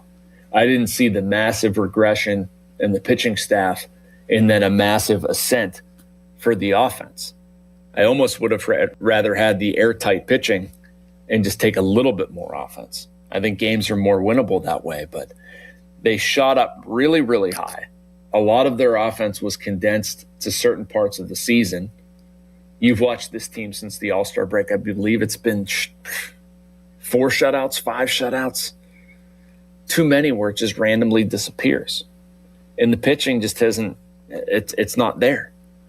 Braxton Ashcraft's past 2 starts, absolutely. He also had a 7 and change ERA in July. And that's not to rip on Ashcraft. That's to say that, like, a little recency bias and stuff can fool you a bit. The Pirates, since the All-Star break, have a 4.20 ERA, 23rd in baseball. 123 walks. That's the 4th most. The bullpen, oddly, has been very good. It's been one of the best units in baseball since the All-Star break, and I'm not kidding you. I know last night, not so much, but prior to I shouldn't even say that. That's bad language on my part. The bullpen was solid last night outside of Gregory Soto, and I don't even know if I can blame him for that one. Last night, 5 innings, 1 hit, 4 walks, 7 strikeouts. Yohan Ramirez, Kirby Yates, Blake Bacher, Luke Weaver, Mason Montgomery. Very, very good stuff. In August, their bullpen ERA is 5th, 3.22. So, pretty darn impressive. So, just weird. It's just weird how we got to this point. We probably know what the fate looks like. I'd love to be surprised. Just an odd vibe around this team.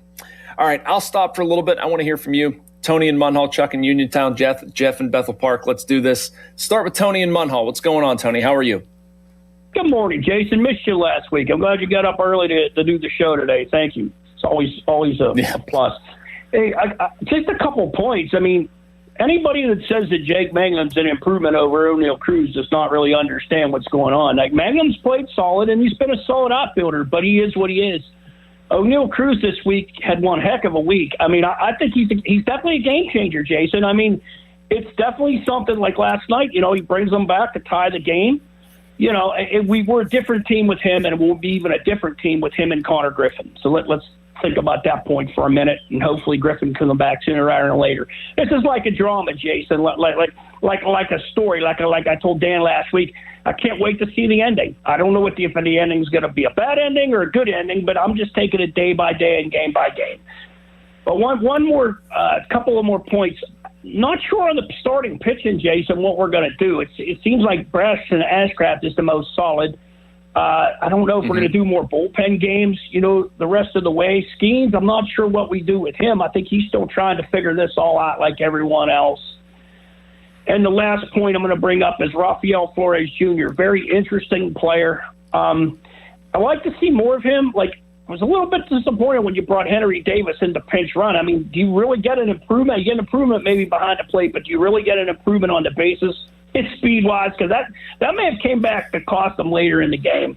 So, I mean, that was kind of like a perplexing thing, and I thought everybody pitched, even Gregory Soto. I mean, that's an unearned run there, right, with that stupid ghost runner that Major League Baseball insists that. Yeah, I mean,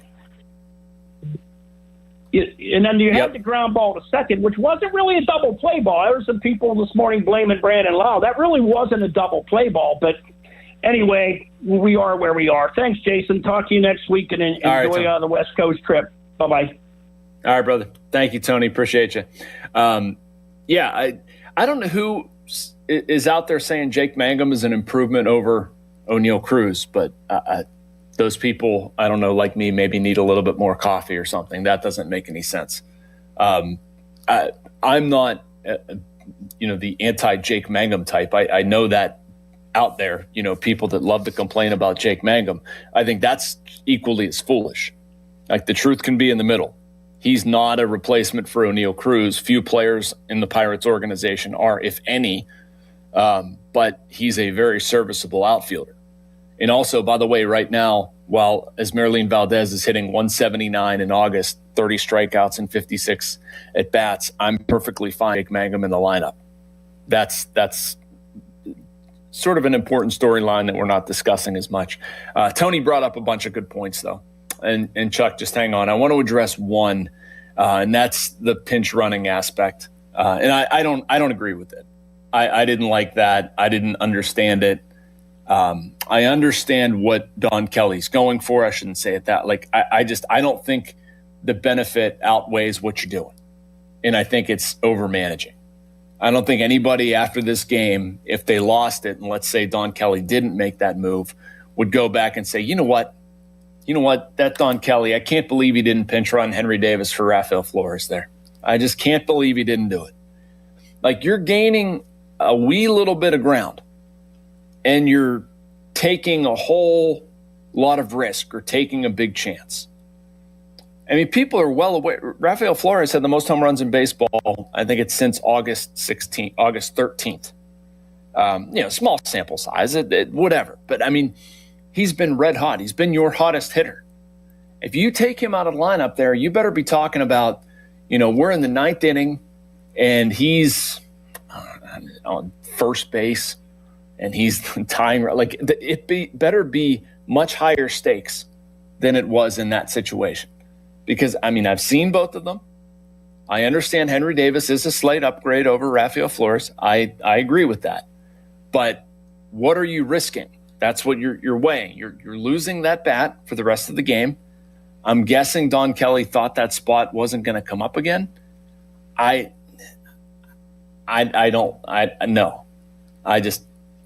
I would want the bat. It does come up again. It burns him. I also, to take the other side for a second, though, I mean, I do get you're in the 8th inning. You're tied. You're getting a defensive upgrade. It's just I would have made the other choice. I understand why Kelly did it, but anyway. All right, Chuck in Uniontown. What's going on, Chuck? Good morning, Jay. Good morning, Jay. Good morning.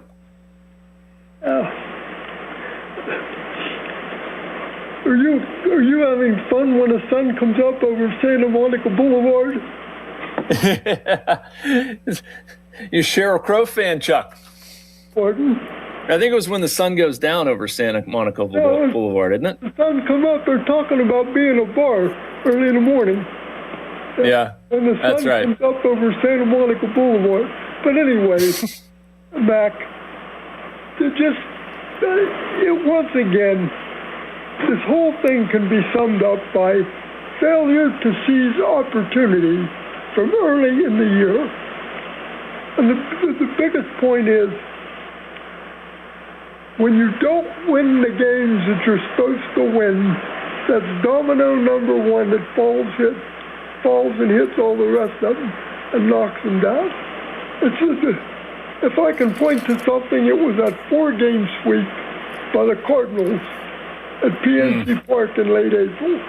That was big indicator number one. But this year is done. Forget it.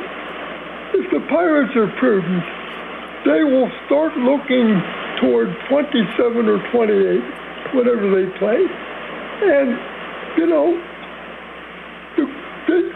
the good organizations, Mac, will not only look at the deficiencies in their ball club, but they will also look at the strength of their ball club and try to sustain it. Because you take like Milwaukee, they improve their deficiencies, but any strengths that they have, they continue to do well from year to year. And one thing I would like to see the Pirates do, get on the forefront of some of these things, like making trades or checking players in their organization or their other organization.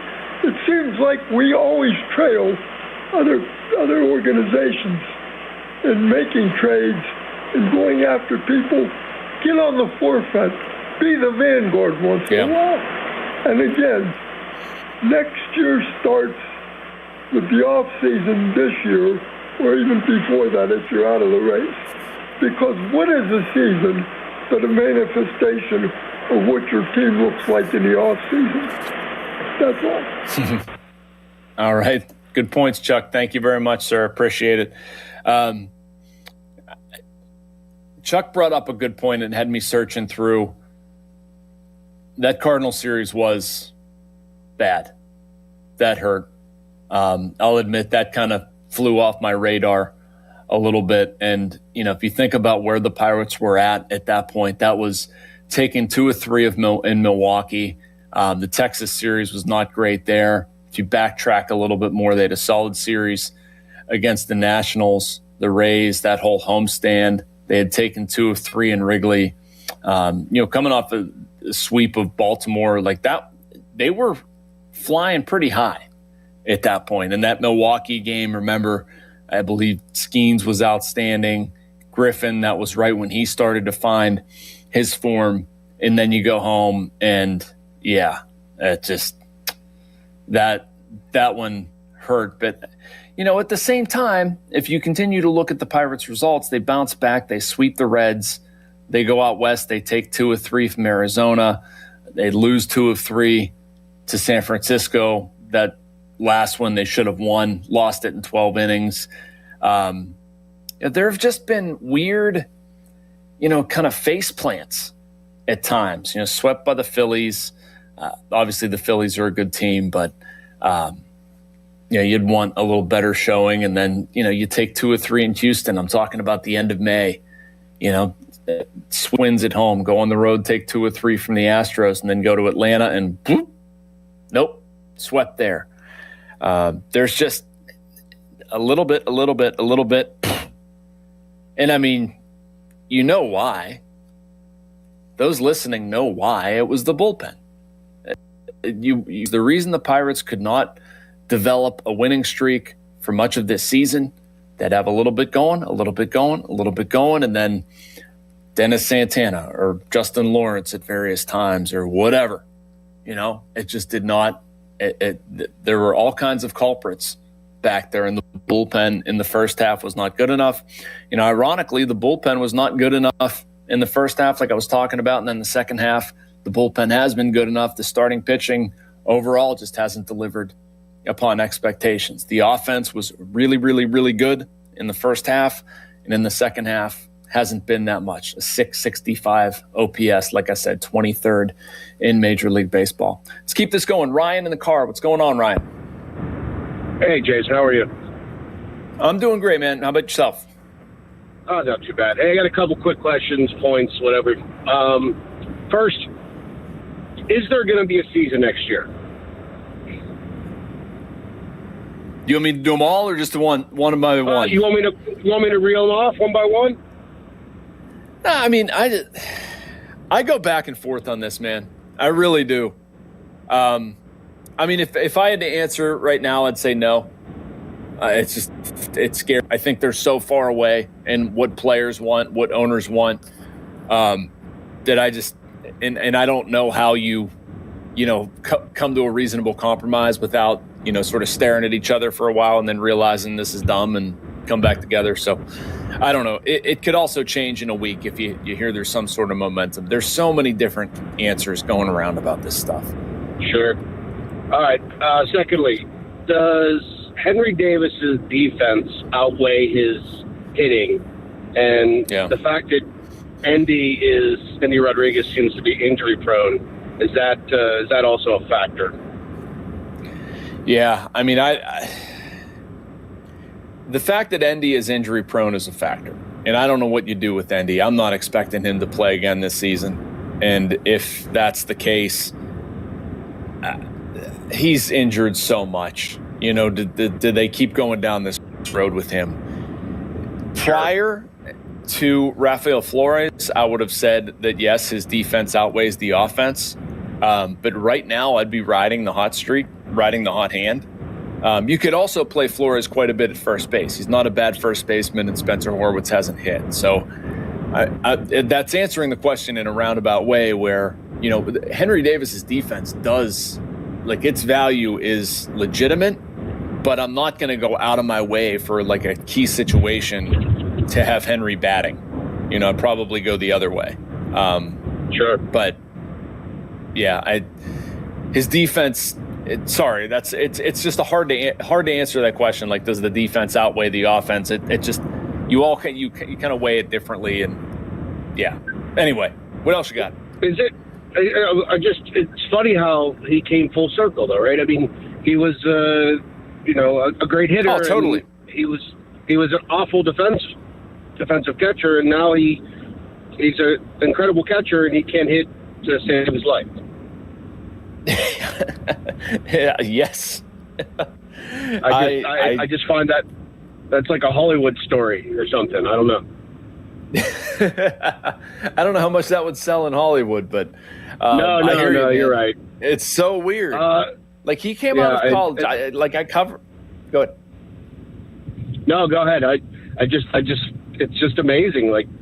You draft this guy. We took him number 1, right? He was the first pick. Yep, 1-1. And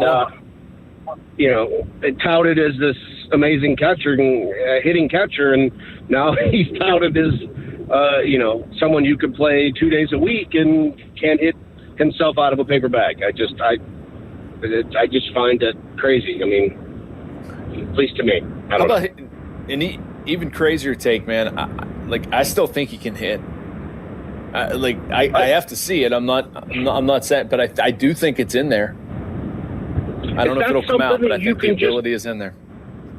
Can you just come out of that? I mean, it's it clicks one day. I mean, I don't know.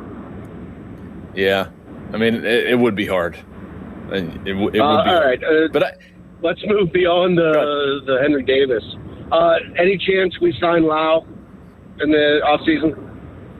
if there is a season next year? I wish, man. I really wish. I have such a high opinion of that guy, but it sure doesn't seem like it. It seems like he's going to what? Probably $25 million. He's not going to get $25 million. I mean, I want $25 million. I'm not going to get $25 million. Right? Don't we all? Don't we all? Yeah. I mean, Lau's made it this far. The upshot for him would have been, I'm going to sign something in season and guarantee that for myself, and no matter what happens, like, I'm taking that security. But being a free agent, like, he can play this, take it, all the way to free agent. He's made it this far. Why not go? Why not go the final 32 games and say, I'm going to see how much somebody's going to pay me? And generally, when you're the Pirates in a bidding war, it's not going to go great. And you're also looking at a guy that they don't have anywhere else to play in Nick Gonzalez. Like, he can't play third base. He's been the worst defender in the league at third base.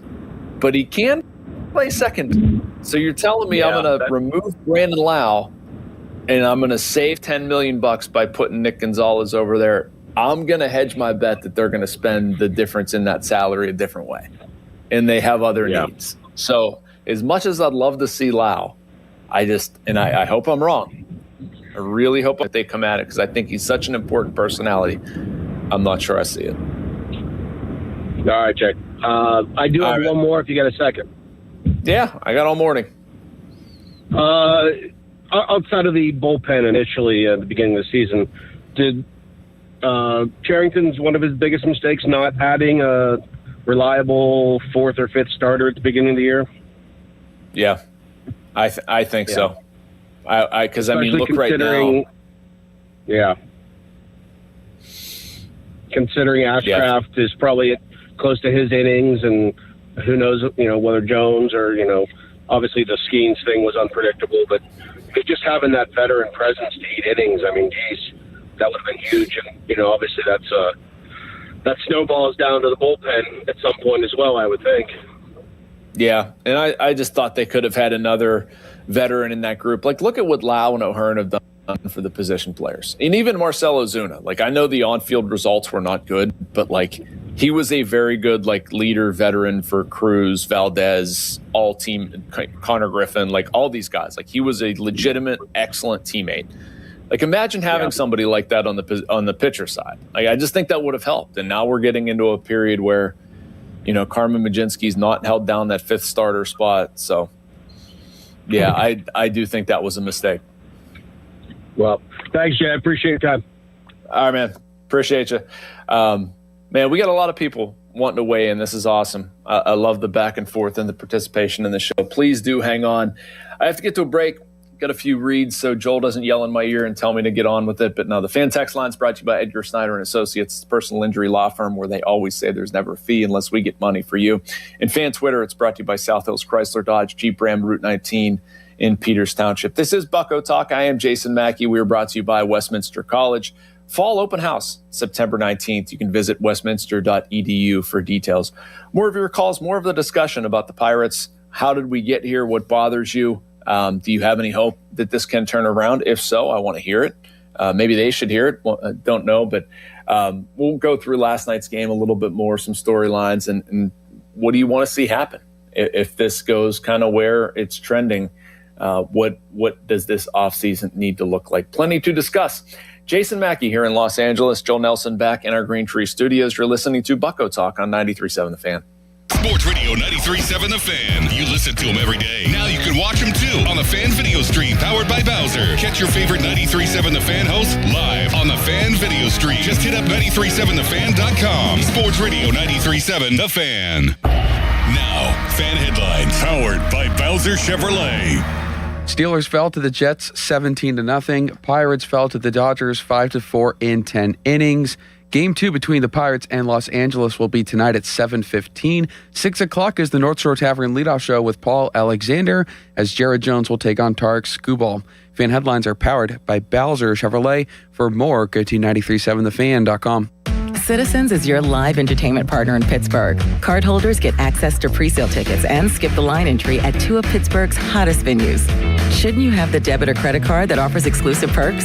Elevate your concert-going experience at the brand-new Citizens Live at the Wiley or the recently renovated Roxy Theater presented by Citizens. Learn more at citizensbanklive.com/Pittsburgh-music. Again, that's citizensbanklive.com/Pittsburgh-music. Member FDIC. This is the story of the one. As a maintenance engineer at a beverage manufacturing plant, he starts his day knowing every line is ready to run because Grainger delivers the industrial-grade products he needs to keep mixers, conveyors, and packaging equipment moving. With Grainger's vast selection of bearings, belts, and motors, he keeps operations running smoothly, so nothing grinds to a halt. Call 1-800-GRAINGER, click Grainger.com, or just stop by. Grainger, for the ones who get it done. SchultzFord.com, SchultzFord.com, SchultzFord.com, SchultzFord.com. Hey, my friend Taylor Fournier. During the Make This the Summer sales event, what's the Jeep of Pittsburgh difference? Simple. Bring us your best offer on any new Chrysler, Jeep, Dodge, or Ram truck, and we'll beat it within minutes. No games, no waiting. Easy as that. And if you can't? Bob, haven't run into it yet. Get to Fournier's Three Rivers Chrysler Jeep Dodge Ram at the corner of West Liberty Avenue and Brookline Boulevard, or visit jeepofpittsburgh.com for all the details. We truly are Pittsburgh's Jeep store. Buy one window, get a free unicorn. Just kidding. Are you tired of dishonest offers? I'm Brian Murphy, owner of Easy Home Exteriors, and we take your home seriously. If you need windows, roofing, siding, or doors, we'll give you fair, honest pricing the first time, every time. No pressure, no gimmicks. We'll give you a free estimate. You don't even need to be home. Call 412-678-7008. That's 412-678-7008. If you're lucky, we'll throw in a unicorn. Dick's House of Sport is now open in your community, Greensburg, at Westmoreland Mall and has you covered for all your back-to-school needs. We're more than a store, featuring a rock wall, hit tracks multi-sport cage, golf hitting bays, and a collector's clubhouse. Plus, shop the best brands and over 2,000 shoe styles, all in one place. For on and off the field, Dick's has the gear to help you perform your best. Welcome to Dick's House of Sport, now open at the Westmoreland Mall. Jane is a small business owner. Tell them what that's like, Jane. Yeah, well, it's like a roller coaster with a lot of ups and downs, and some days things can feel like they're flying off the rails. Yep, it's a lot. But the Total Solutions Advantage only from Comcast Business can help you manage it all. With the largest, fastest fiber-powered network designed for 100% reliability with business internet and wireless connect. Nice. So everything stays on track. The Total Solutions Advantage. No one does business like Comcast Business. The more solutions you add, the more you save. Get started today with a qualifying internet package for as low as $60 a month when you add an advanced solution. Plus, new customers, ask how to get up to $1,500 in prepaid cards when you add 2 lines of mobile to a qualifying gig bundle. Don't wait. Call today. Limited time offer. Restrictions apply. New customers only. 1-year agreement, paperless billing, and automatic payments with bank account required. $60 offer requires 300 meg internet, security edge, and additional qualifying service. Equipment, tax, and fees extra. Prepaid card offers end 9/13/2026. Hey, it's Pony for Xfinity. What if you had the most reliable fiber-powered Wi-Fi and the price didn't change for 5 years guaranteed? Well, thanks to Xfinity, you don't have to worry about that part of your future. Now through August 24th, get their best price on gig Wi-Fi this summer before it disappears. Just $50 a month for 5 years. And get online in minutes with same-day Wi-Fi. You're guaranteed 5 years of super intelligent Wi-Fi that keeps you protected from online threats and finds and fixes issues before you even notice them. No annual contracts or commitments, no hidden fees, and the best equipment included. Plus, get Peacock Premium included for 2 years. Lock in your price and unlock the possibilities. Get it now at Xfinity.com. Xfinity. Imagine that. Restrictions apply. Requires paperless billing and auto pay with stored bank account. Taxes and fees extra. Speeds vary. Use of fiber, coaxial cable. Learn more at Xfinity.com/same-day Wi-Fi. In the news, we're hearing a lot about data centers. Just take a listen to what Stacey Garrity has to say. In very rural Pennsylvania, you have areas that are in the middle of nowhere. What perfect places to put data centers? That was Stacey Garrity, folks. And it's pretty clear that we should be worried about what she has in mind for us in small towns and rural communities. 48 out of 67 of our counties in Pennsylvania are rural. So there are a lot of areas where you can put data centers. Ohio's kicking our butt. They have over 192. We have a lot of catching up to do, but you know what? We need to deregulate. Deregulate data centers? We all know what Stacey Garrity means. No local control. No regulations. higher electric bills.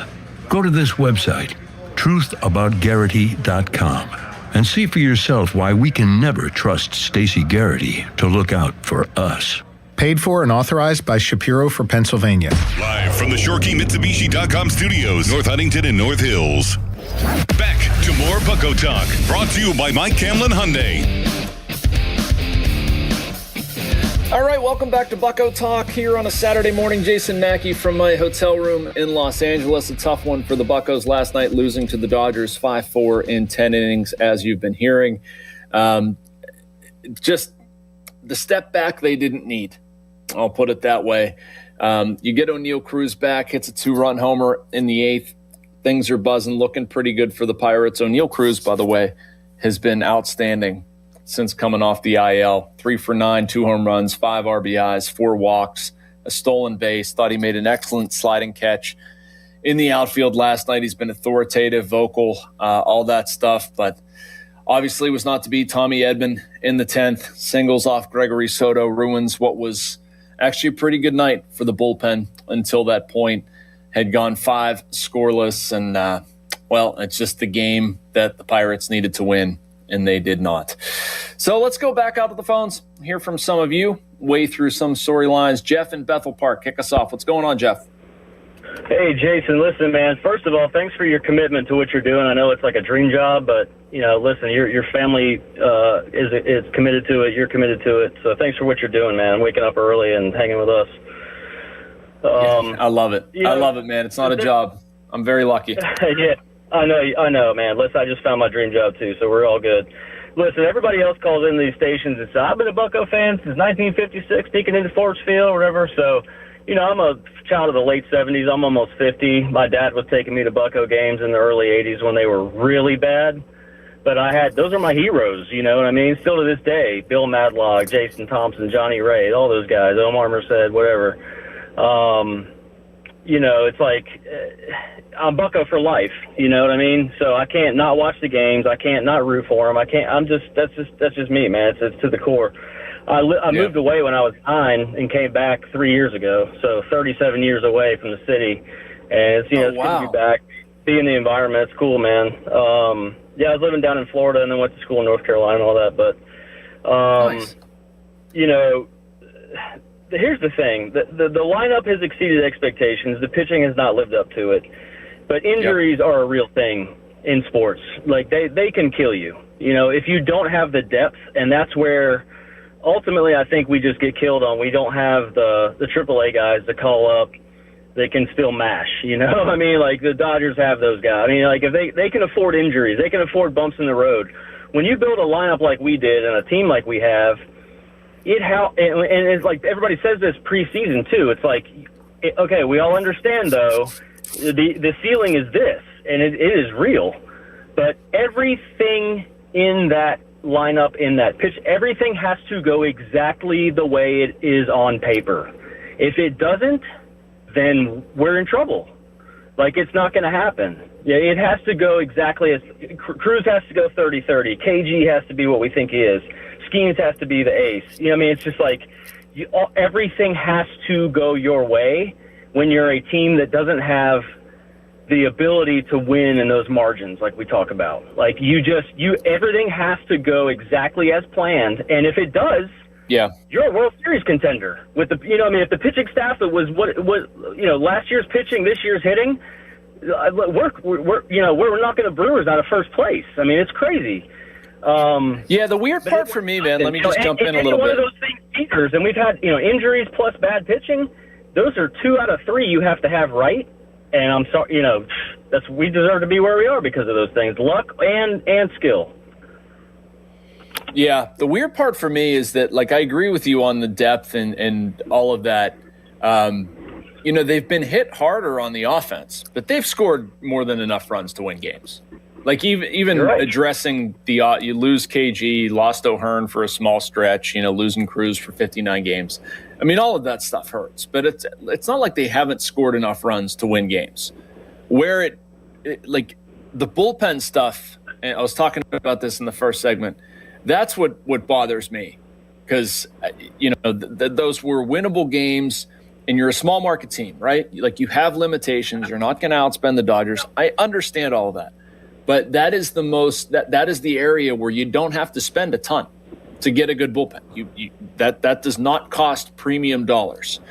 And they went into this, and I'm not blaming any one person, but like, they went into this season thinking that this was going to be the bullpen. And Dennis Santana, no. Isaac Mattson, no. Justin Lawrence, no.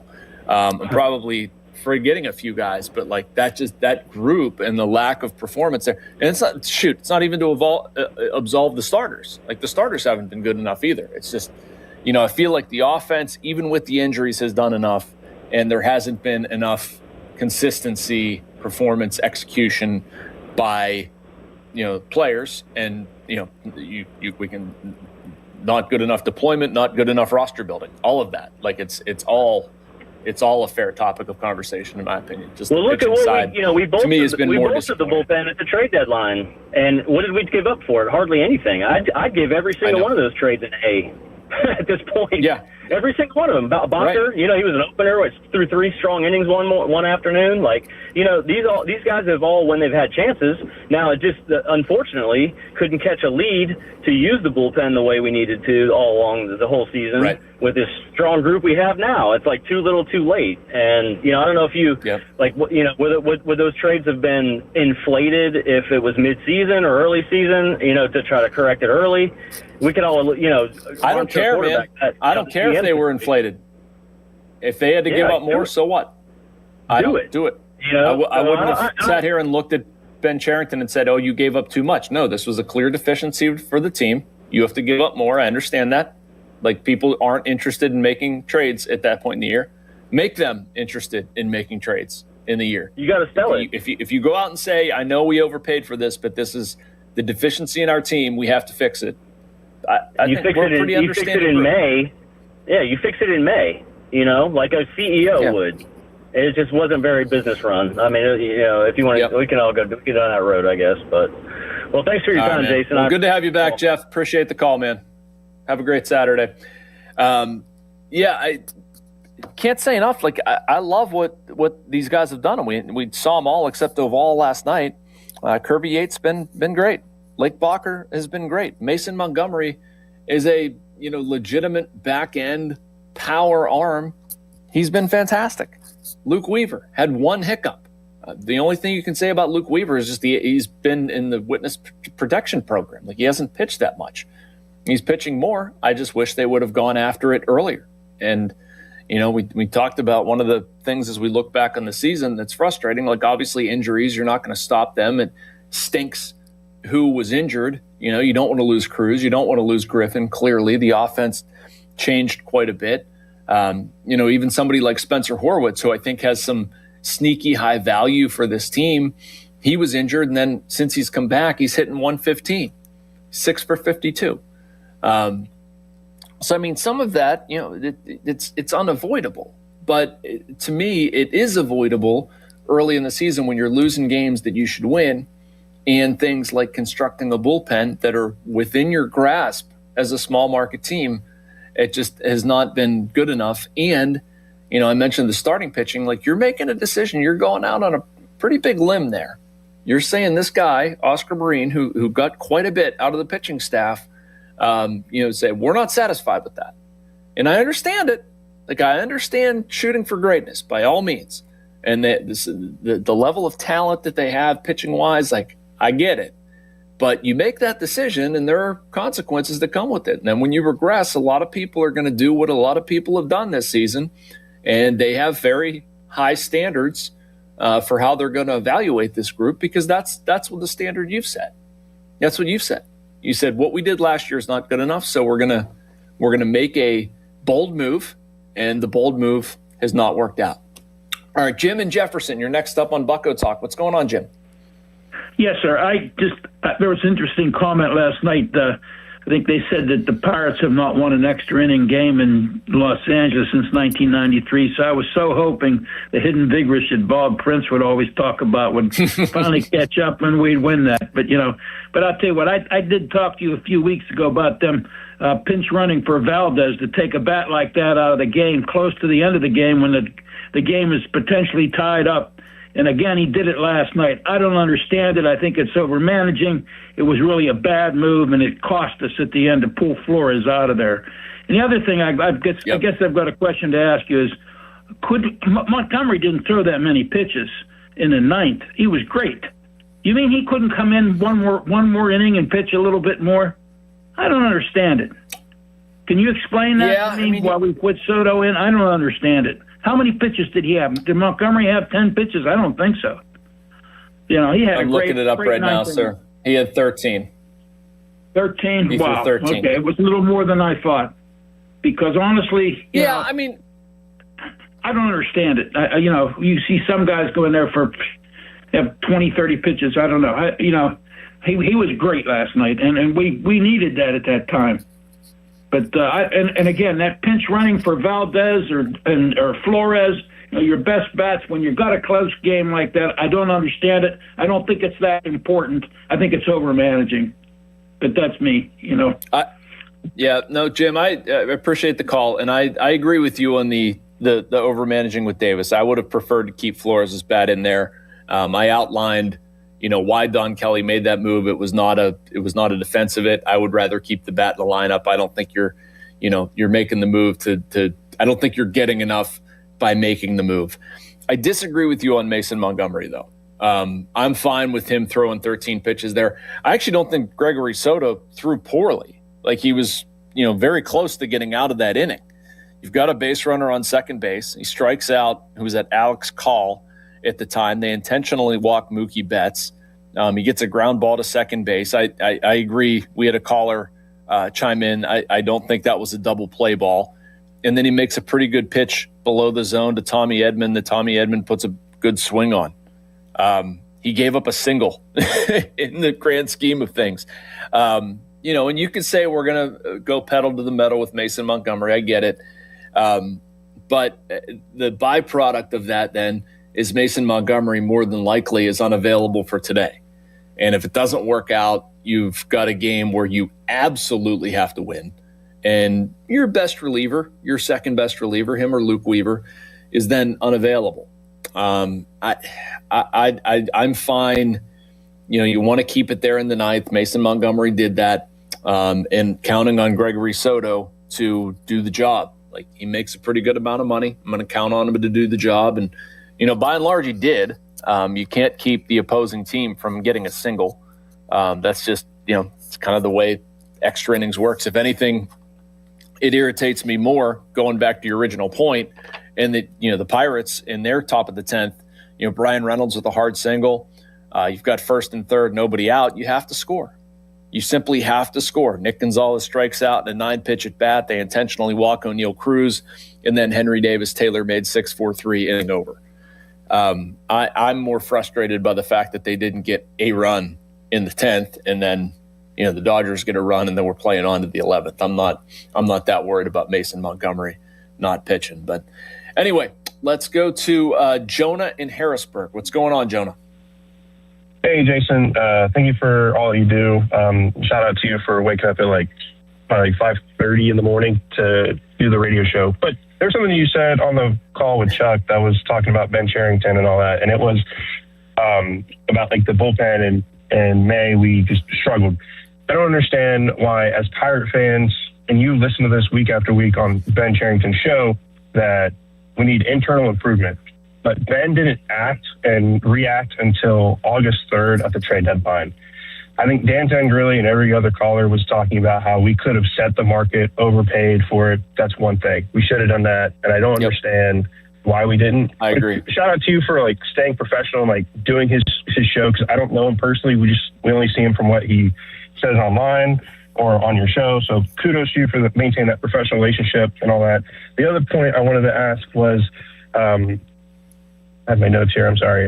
It was the internal improvements every time. And then we're in year 7 of this regime. Why is it like whenever Ben Cherington took over with Tanner and or Travis Williams and stuff, was the 2019, the old regime, just so bad that we had to restock everything to get to year 7 and then we finally compete? Like, if you look at the Rays, you look at the Guardians, the Brewers, it's like year over year, they spit out amazing talent. And then we just kind of like, we get the one shot, this one pocket, so to speak, from DK, and it just doesn't make any sense.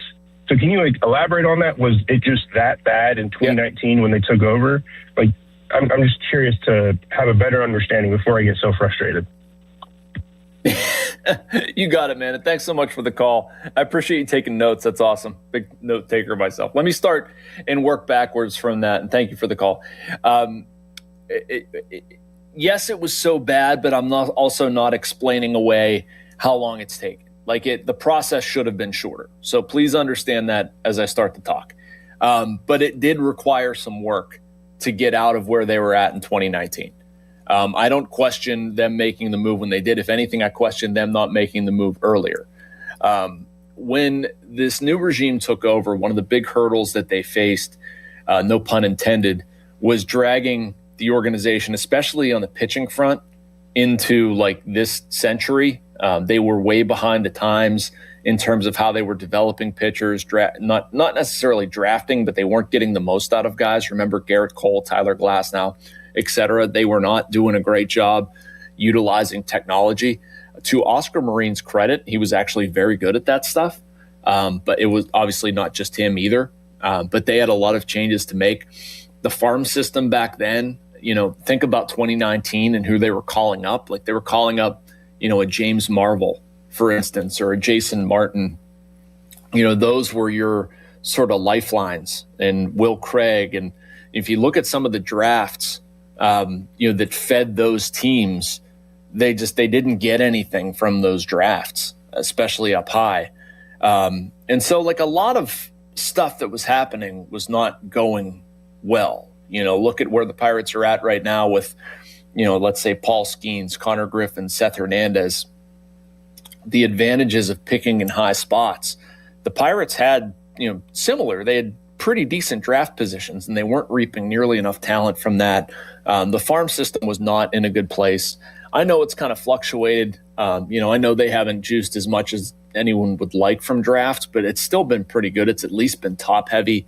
But saying all that, like I look around the league too and see, some of the strides, let's say the Reds have made. Well, they're not the best example. We can start with the Milwaukee Brewers, or the Rays doing it every year, or the Guardians doing it every year, the Chicago White Sox, the turnaround they've made. I mean, that's one reason that I'd like to think at least that I've maintained a professional relationship with Ben Cherington. I mean, I'm honest, I'm objective. I don't make anything personal. I know that doesn't, it doesn't scratch the right itch for some of you listening, and that's fine. I'm never going to please everybody. But I can also objectively say, like 7 years into a rebuild, they should win. That's a fair expectation. It should have happened before this. So if you don't reach that, Ben Cherington is well aware. A lot of people are aware that comes with consequences. I don't know what those consequences are going to be throughout after the rest of the season. I think we need to see some results between now and then. I think if let's say they finish strong but just miss the playoffs, like I think to a certain point you can chalk that up to injuries, or if you're a wide gap away and you kind of limp to the finish line, that's not good. You can't really sell your fans on, we're making improvements when they're seeing things like, year 7 of a rebuild and, you're getting your teeth kicked in September. That just can't happen. So I don't know if that's coming close to answering your question, but I mean, there was some, a lot of ground to make up, but it's taken a while. It's certainly taken a while. I got to get to a break. Michael McHenry from Sportsnet Pittsburgh and former Pirates catcher will join me next. Before that, though, I want to tell you 93.7 The Fan will showcase a different community each Saturday through the Youth Football Showcase with a special visit from members of the Fan staff. Do you want 93.7 The Fan to visit your game? Email youthsports@937thefan.com with your group name, your group's main contact information, and potential dates. Details are available at 937thefan.com, presented by Lewis Anthony Jewelers. Have we met yet? Fan Weather, it's brought to you by Secure Money Advisors. Looking to retire soon? Let Secure Money Advisors get your retirement on track. Temperatures in the 70s across the day, but rain expected later tonight. I don't believe that's the case in Los Angeles. We should have some baseball on time. We'll have Michael McHenry next, right here on Bucko Talk on Sports Radio 93.7 The Fan. Don't miss the Panthers Insider Show every Saturday morning from 8 to 9 with Pat Bostic. The best insight with the top guests and everything you need to know about Pitt. The Panther Insider Show is brought to you by Voss TV and Appliance, and it says live Joe Ball GMC and PGT Trucking. Sports Radio 93.7 The Fan. Now, fan headlines powered by Bowser Chevrolet. Pirates last night fell to the Dodgers 5-4 in 10 innings. Game 2 of the series is tonight at 7:15. Coverage on The Fan, 6 o'clock, presented by Keystone Custom Apparel, as Jared Jones will take on Tarek Skubal. Headlines are powered by Bowser Chevrolet. For more, go to 937thefan.com. HD1 Pittsburgh, an Odyssey sports station. Live from the Jim Shorkey Mitsubishi.com studios, North Huntington and North Hills. Always live and free on the Odyssey app. Mike Rowe here with a fun fact. Did you know that 50% of the air that you breathe inside your home comes from your crawl space? Yeah. Whether your crawl space is wet, musty, or your floors are bouncy, do yourself a favor. Call Groundworks. I spent some time working with these guys, and they're the real deal. Their people are trained and certified to repair your crawl space. Baker's Waterproofing is now Groundworks. Schedule a free inspection. Licensed in all states where work is performed. See website for details. Life doesn't slow down, and Spitzer knows you need a vehicle that keeps up. That's why prices are going down during the big price drop event at Spitzer Toyota. Lease a new 2026 Toyota Corolla LE for $249 per month. Plus, get our lifetime warranty, complimentary maintenance, and Spitzer VIP points. Whack more. Spend less at Spitzer Toyota Monroeville. At Spitzer, our world revolves around you. TSRP 25,079. VIN TP 493243. Front wheel drive model 1852. $29.99 due at signing. 36 months approved credit through TMS plus title tax license registration. $490 fee. Zero security deposit. 10K miles per year. Ends 8/31/26. Slot in some me time with the Hollywood Casino app. Get ready to immerse yourself in all your favorite casino games, including over 2,000 slots, tables, and live dealers. Spin into daily cash jackpots where you could join thousands of other winners. The casino floor is now at your fingertips. Right now, new players can get 300 bonus spins and up to $500 back in casino credits. Take a moment. Take a holiday. Hollywood Casino. Download and play today. Must be 21 and over. Gambling problem? Call 1-800-GAMBLER or MyReset. Must finance HMF low APR tier 1 through 2 plus tax, acquisition fee, title, and plate. Select models only. Must finance HMF dealer's choice for rebate. And select units only. Not all buyers will qualify. See dealer for details. Offer expires 8/31/2026. Get to Mike Hamlin Hyundai and save big during the Getaway Sales Event. New 2026 Hyundai Tucsons and Santa Fe's, both available with 0% financing for 60 months. Or receive $3,000 in bonus cash. MikeHamlinHyundai.com. All Mike Hamlin Hyundais are backed by Owner Assurance. America's best warranty, 10 years, 100,000 miles. And the Mike Hamlin Advantage, oil changes for life. Text us on the Edgar Snyder and Associates text line at 412-928-9370. Edgar Snyder and Associates reminds you to text responsibly. I'm Ultima Morgan. Every year, almost 30,000 babies in America are born with birth injuries. It's every parent's worst nightmare. If your child suffered a birth injury, please call our firm to find out if we can help. Visit forthepeople.com for an office near you. Your hometown building partner since 1956, 84 Lumber. Visit 84lumber.com. This is the story of the one who keeps multiple buildings running smoothly day after day. Plumbing that flows, HVAC that hums, cleaning supplies that keep surfaces sparkling. That's why she counts on Grainger. With easy reordering online and 24/7 support, Grainger helps her keep the products she needs on hand. So shelves stay stocked and buildings stay ready. Call 1-800-GRAINGER, click Grainger.com, or just stop by. Grainger, for the ones who get it done. This Saturday, starting off mostly sunny with high temperatures near 80 degrees. Scattered showers and thunderstorms possible after 4 o'clock. Showers overnight with lows around 60 degrees. Showers possible for Sunday, high temperatures in the low 70s, and a few thunderstorms possible through Sunday night with lows in the mid-50s. I'm meteorologist Mary Hours in the KDK First Alert Weather Center. Now, fan headlines powered by Bowser Chevrolet.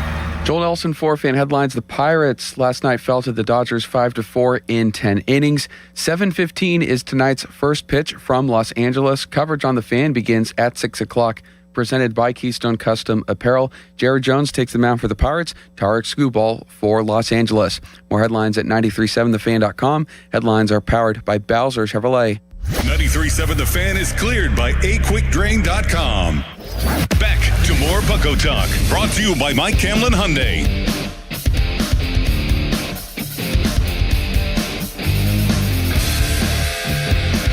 And welcome back to Bucko Talk. Jason Mackey with you here for hour number 2. A lot to discuss. We covered a lot of ground in the first hour. Thank you so much for your calls and your participation. We're going to have one of our own now with one of our favorites. Michael McHenry from Sportsnet Pittsburgh, former Pirates catcher, is on the Fan Hotline. Fort, good morning. How are you, sir? Good morning. Or is it still evening? I'm not sure. You're not allowed to play that card. I'm going to play that card. I had 3 hours of sleep last I wouldn't night. say anything. Exactly. I mean, you're bucking up. I have to do the same, and that's just reality. Oh, buddy. So we got another one today, and I'm going to start with that, Fort. I know must win is kind of a term that gets overused in sports, but I'm gonna overuse it today. This feels about as much must win as the Pirates are going to have. What say you? Yeah, and it can't get much harder. I mean, you're talking about back-to-back Cy Young Skubal and a guy that wants to prove himself to his new team and wants to chase that World Series number 3 for LA. So, yeah, I mean, everything's uphill. And, don't want to mention this, but we're not very good against lefties, especially lefties with a really good changeup that can throw 100. Yeah. So it's going to be a very tough battle. And, the momentum is on the Dodgers side, and we are playing in LA. So everything is tough, but I mean, we're Pirates. We seem to like tough, and we got to go out and figure out how to seize today. And the biggest thing is last night we had a lot of opportunities to beat LA. I know they're good, and you have to play really good baseball when you play teams like this, but we had many opportunities, and we should have won last night, and those are the games we have to take. Let's talk a little bit about Skubal. Fort. He'll be making his 4th start for the Dodgers. His last time out went 6 innings, gave up 2 runs, 1 earned, 2 walks, 7 strikeouts against the Brewers on August 16th. Against the Pirates, 3-0 lifetime, 2.45 ERA, 7 walks, 29 strikeouts, and 25 2/3 innings. I know the numbers are good, man. You know the ball. What makes him so darn hard? I mean, he is so good north and south. I mean, you think about that four-seamer, upwards of, 100, 101 at times. Then you complement with a changeup that's devastating, and it's anywhere from, 10 to 15 mile an hour difference, but it just dots down almost exactly the same way. And then when that's going, you also have to worry about east and west with the sinker and the slider. It's not common anymore where we see guys that can really own all the zones and own it with the right pitches, and he can just do it. He can do it in a special way. And then we don't talk about it enough, but the deception. He's got a little bit of a funky delivery. It's kind of quick to jump on you. So there's a lot of things that this guy does that most guys can't.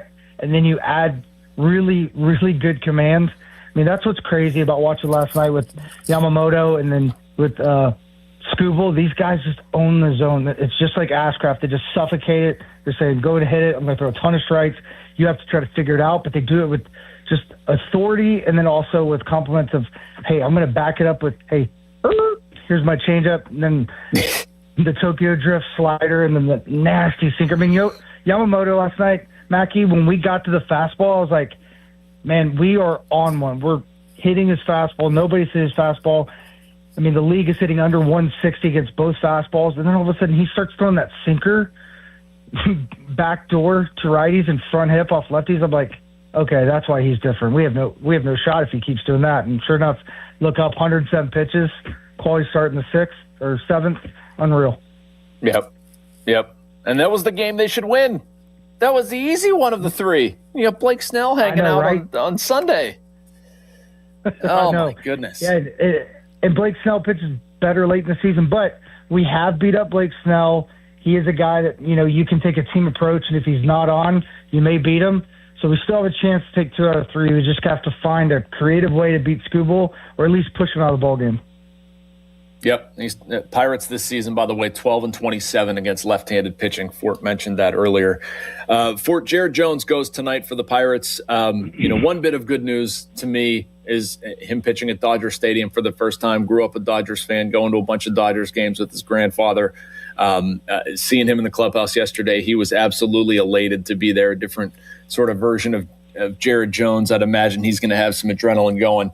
On the mound, what have you seen lately in Jared Jones' starts? Two different guys, depending on the day. I mean, obviously he had the great run in July, but what I loved last start, and I think if he can kind of start to complement this when the slider's really, really good and the fastball's playing well, that changeup, Mackey, I'm in love with it. I think it's a great pitch to righties down and in. I think he can really utilize it almost like a sinker of sorts to the righties, and then to the lefties. I was just talking about Skubal. It gives them a chance to go south with something different that's not always going into lefties away to righties. So it gives him the triangle effect. I call it the Bermuda Triangle. He can go one area high, the slider goes down and in or away from righties, and then you have that thing just darting down at 93, 94 with a lot of life. I mean, at times it almost looks like a splinker, like Keen's a splinker. And I think it's not a true changeup. True. It almost looks like a sinker at 94.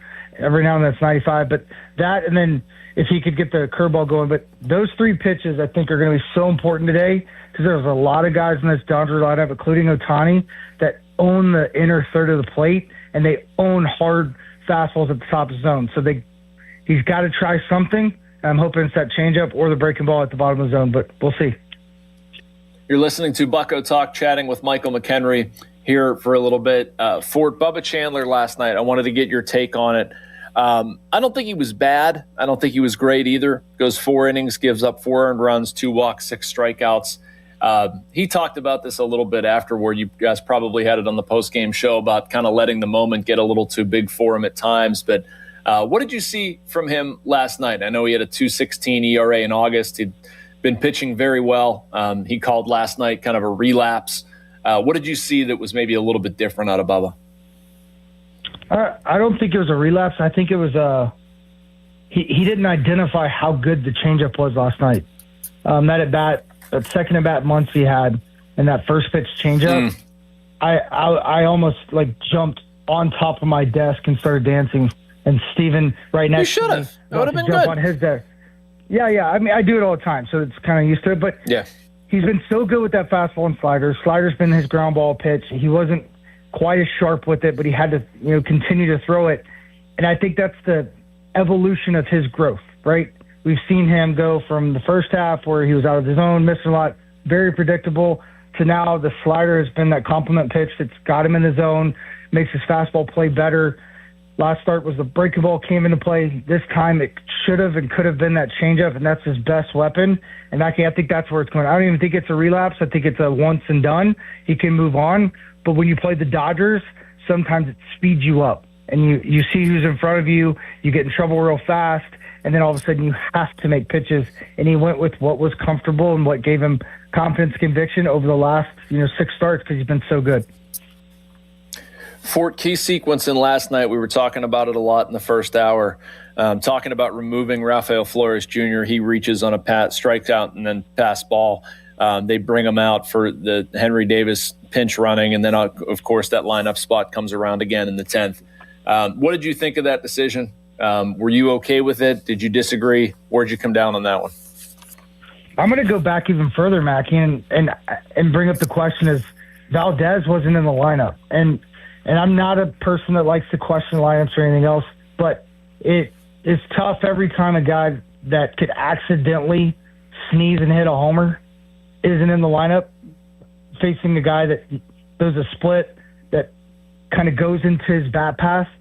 So that was the first question I had. So that would kind of change that lineup. It would have maybe shifted some things around to begin with earlier in the ballgame. And then to that question is, it's tough. And I think the toughest part's not so much the move as the predictability of the approach.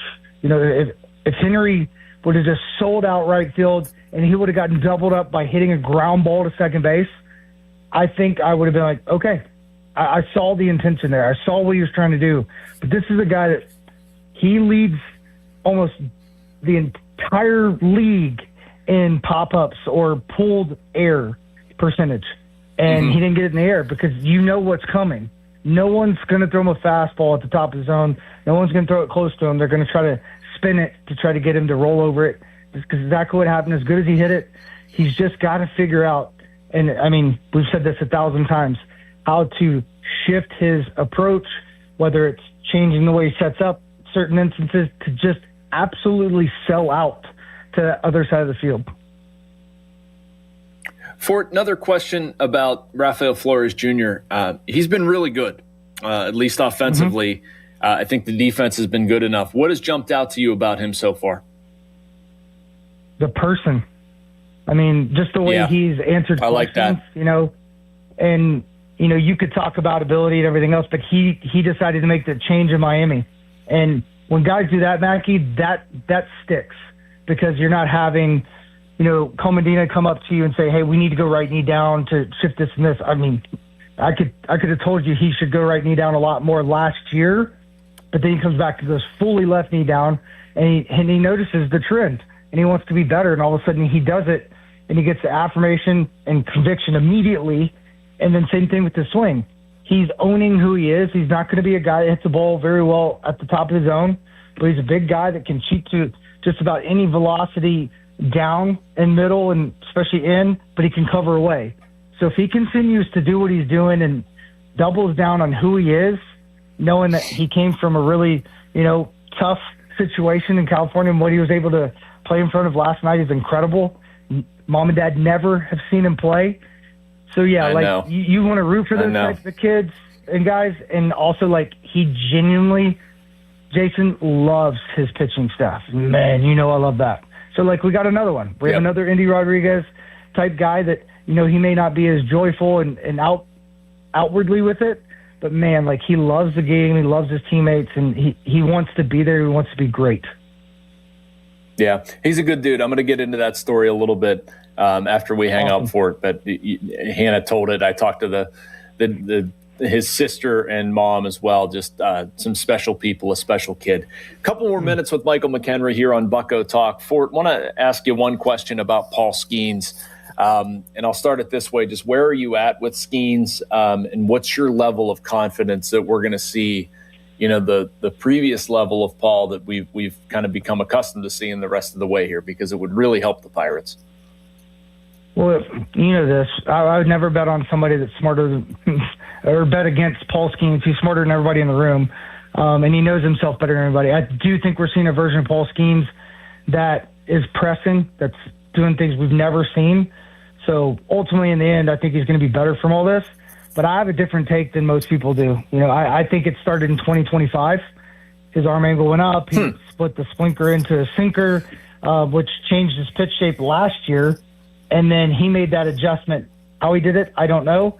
So we saw something different last year. And then this year, same thing. He came back, his arm angle was higher, his extension's even more extended, and the shapes of those two pitches have been dramatically different, even more than it was in 05, and everything's gotten flatter. So for me, it's more shape. Deception, a lot of the deception's gone. A lot of those things that he was chasing, I think he got, but it didn't make it better. Because if you put it on paper and you look at it, you can say, okay, I get why he did this or why they did this or whoever he works with in the offseason. But you can look at it. The sinker profile is not good right now. I think the league's hitting 333, 500 slugging. He's never had a pitch that's been over 220, so that's a different thing. But the biggest concern for me, Mackie, is the changeup. The changeup's staying up. It doesn't have any depth. Because of the extension, if you put together the expected velocity or the perceived velocity on this stuff, so I could deep dive in this. He's only a mile an hour off from last year's velocity because of his extension, but the spin's down and all these different things. It's all about shape and the flat part of he's staying flat through the zone. So it's just not the same pitch quality, which ultimately has messed with his mechanics because he's trying to do all these different things. He's not in the zone more. So, yeah, I think he'll figure it out, but it's got to be like tomorrow where he just says, I'm just going to try to make myself put my arm in a better spot. I'm going to make myself try to create more depth down or stop worrying about my induced vert at the top of the zone with any of these pitches and just get back to old Paul Skeens and be athletic. Yep. No, I hear that, man. And the around the zone stuff is something that really stands out to me. Like walking 4 and 3 of his past starts, 13 walks over during that time of 15 over his past 5. Like that's just not Paul Skeens. Like that needs to change. That needs to change now. You're exactly right. And so something that I would love to talk to you at some point about in depth, probably could never do it on here, but his whole fastball family, the spin orientation, so the way the ball comes out of his hand and the spin, if you have a clock for fans listening, it changed 15 degrees. That's a lot when you think about it, right? So he went from, with his four-seamer, it was 145 last year, 130 now. Sinker, 230 to 215. Splitter, 315 to 3. So that shows that, like... Now, when you say spin orientation for it, what does that mean? Explain that to people. So take a clock, and the way he's releasing it, that's the clock, how the spin's coming out. So if you went 12 to 6, is perfectly behind the baseball, and then you keep turning, and that's how that spin orientation is seen. So 15 degrees is a ton, and that explains the spin. It's more extension, the arm angle, but also like he's repeating it, and it's still very, very effective at times, but he's not using those type of pitches. He's using the old type of pitches. So if you think about it like that, you're like, oh, well, he could pitch with this, but he's not pitching like these balls are doing what he's doing. And that's been the hardest part for me, is watching the sequencing and him chase something that's not there right now. Yep. Last question I have for you, Fort. You went through quite a few of these seasons. Can you explain the process of a team having to win together? Because I do think this is something that, like, the Pirates are still chasing this, and it's tough when you're having a new team year after year. You don't have the sort of same core of players that have grown up together. And I don't think it's altogether bad, right? Like, we're not going to say that adding Brandon Lau and adding Ryan O'Hearn has been a detriment. It is not. But is there something going on here where, this team is still kind of, despite having quality players, still having to learn together? Is that real in your opinion? Yes and no. I think the rally cry in spring training that Donnie did was real. I think they got to revisit it. I think doubling down on the history and the city and everything else is the most important thing. I was talking to Josh Harrison about this when he came into town. We Are Family is something that, you keep going back to no matter what. If you're a Pirate and you say, that team just had something different, and they were on national TV.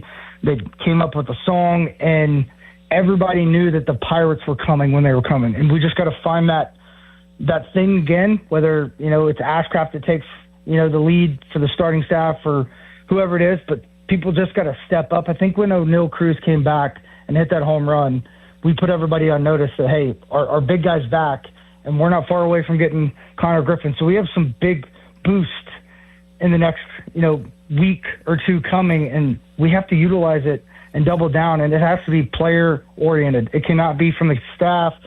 If these players step up, and when they're answering your all's questions, they answer it with just such conviction and such yinzerness, Mackie, there's nothing about the team if they really double down on it. Because, you can be down and out, but down and out, and if you really double down exactly. You got to double down on who you are, and the fans will get behind it. But it can't be.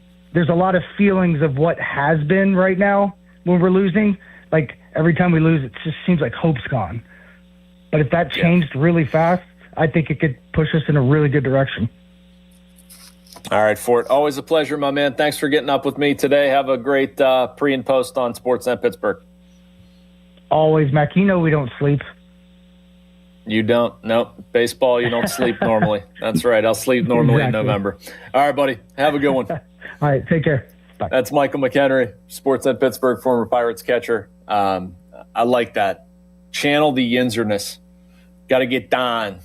Get down there and do the thing. And got to play better baseball. Got to play better soon. It's not going to get easy. Tarek Skubal on the mound for the Dodgers tonight. And I mentioned this earlier, but he's been really good against the Pirates. 3.0, 2.45 ERA. He's worked 25 2/3 innings in his career against them. He's allowed 7 earned runs, 7 walks, 29 strikeouts, making his 4th start with the Dodgers.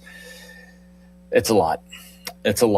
And Jared Jones, he's gone 2 times against the Dodgers, his hometown team. He's allowed 2 earned runs, walks 4, and 10 strikeouts. So going to need a big one from Jared Jones later today over at Dodger Stadium. The Fan text line is brought to you by Edgar Snyder and Associates, a personal injury law firm where they always say there's never a fee unless we get money for you. Fan Twitter, it's brought to you by South Hills Chrysler Dodge Jeep Ram Route 19 in Peters Township. And also swing for our local fire departments at the local Fan 5-Alarm Classic on Friday, October 2nd at Moon Golf Club. That's presented by First Out Specialty Vehicles and Equipment and powered by Bowser Chevrolet to support local fire departments.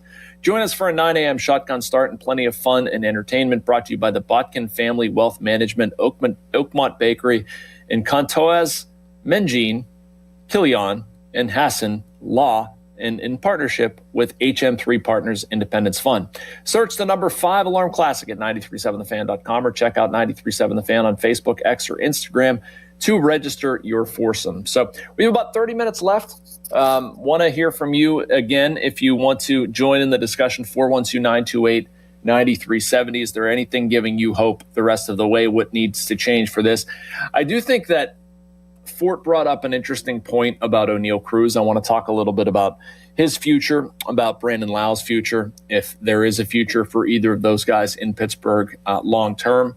I think Cruz is really showing his value right now. I don't know if that's enough to, maybe approach with an extension or something like that. But that's one of the things that I think about, that O'Neal Cruz is one of these rare types that is capable of carrying a team.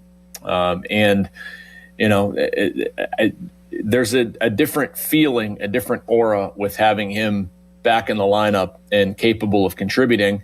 Now, obviously, it doesn't need to just be Cruz. It needs to be more than Cruz, as we saw last night. But the Pirates, they have some reinforcements on the way, and this will be made whole by September 4th. I believe that's when Connor Griffin's eligible to come off the 60-day IL. Feel pretty strongly that Ryan O'Hearn will be joining him. So you're going to look at your team fully intact. But my question is, what will the Pirates look like when they get there? So we'll talk a little bit about that. We'll talk about, again, the future for O'Neal Cruz, Brandon Lau. Any of your calls, 412-928-9370. We'll also go down on the farm. This is Bucko Talk on a Saturday morning. You're listening to Sports Radio 93.7 The Fan. Pony and Muller here. Mike and Mike's Beer Bar is a big fan of us. In fact, he gave us our own beer. Okay, well, kind of. Each month, Mike picks a local beer that we call the Fan Beer of the Month. The August Fan Beer of the Month is Cinderland Beer Company's Sinkhole, a New England-style IPA. And the charity sales benefit Big Brothers and Big Sisters of the Laurel region, a youth mentoring agency. And if you don't like the Fan Beer of the Month, Mike has 4 other beers on tap that you can select, and he will make a donation to the charity. Check out the Fan Beer of the Month at Mike's Beer Bar. Meet me at Mike's. Sports Radio 93.7 The Fan. Get the latest on Pittsburgh sports from anywhere with the Odyssey app. Listen to shows and Pirate games live. Check out our exclusive interviews and content anytime. Download the Odyssey app now and never miss a minute. Sports Radio 93.7 The Fan. Get in the zone, AutoZone. John always listens to his truck. So when his brakes start talking, he goes to AutoZone, where a helpful AutoZoner gets him the right parts. If John has time to put them in, he borrows a kit with Loan-A-Tool. And if he doesn't, he gets a free shop referral. No hassles, just help. Everything you need, nothing you don't. Get in the zone, AutoZone.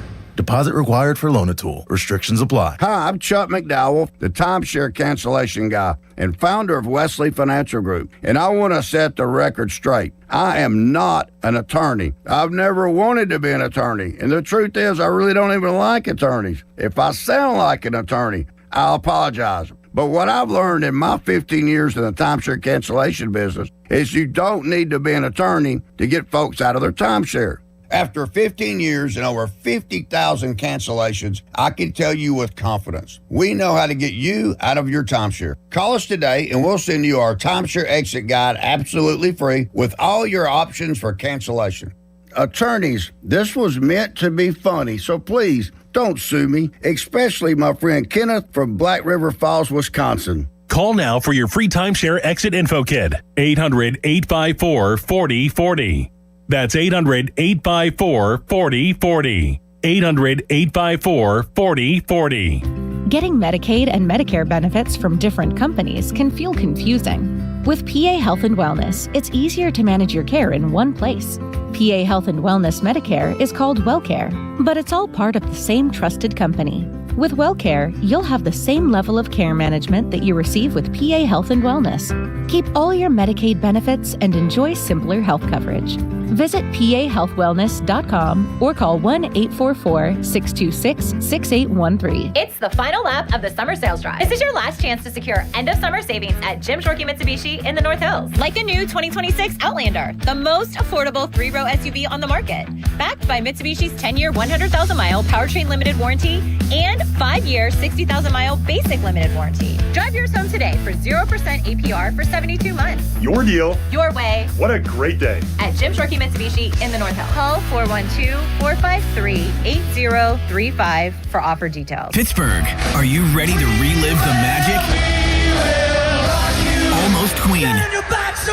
A tribute to Queen is taking the stage at Rivers Casino on Friday, September 18th. Experience the look, the power, and all the legendary hits all in one place. From Bohemian Rhapsody to Another One Bites the Dust, you'll be dancing all night long. Visit riverscasino.com for tickets and don't miss Almost Queen, a tribute to Queen, live. We'll see you there. My name is Whitney Allen, and I'm a widow. My husband, Ryan, died. We never thought we'd ever have to use life insurance, but the unexpected happened. With Ethos, signing up was fast and 100% online. You can get a quote in seconds, apply in minutes, and get same-day coverage. No medical exams, and you can get up to $3 million worth of coverage. I'm grateful we were prepared. Get your free quote at ethos.com/radio. That's ethos.com/radio. Paid spokesperson. Time spent on application may vary. Online health questions required.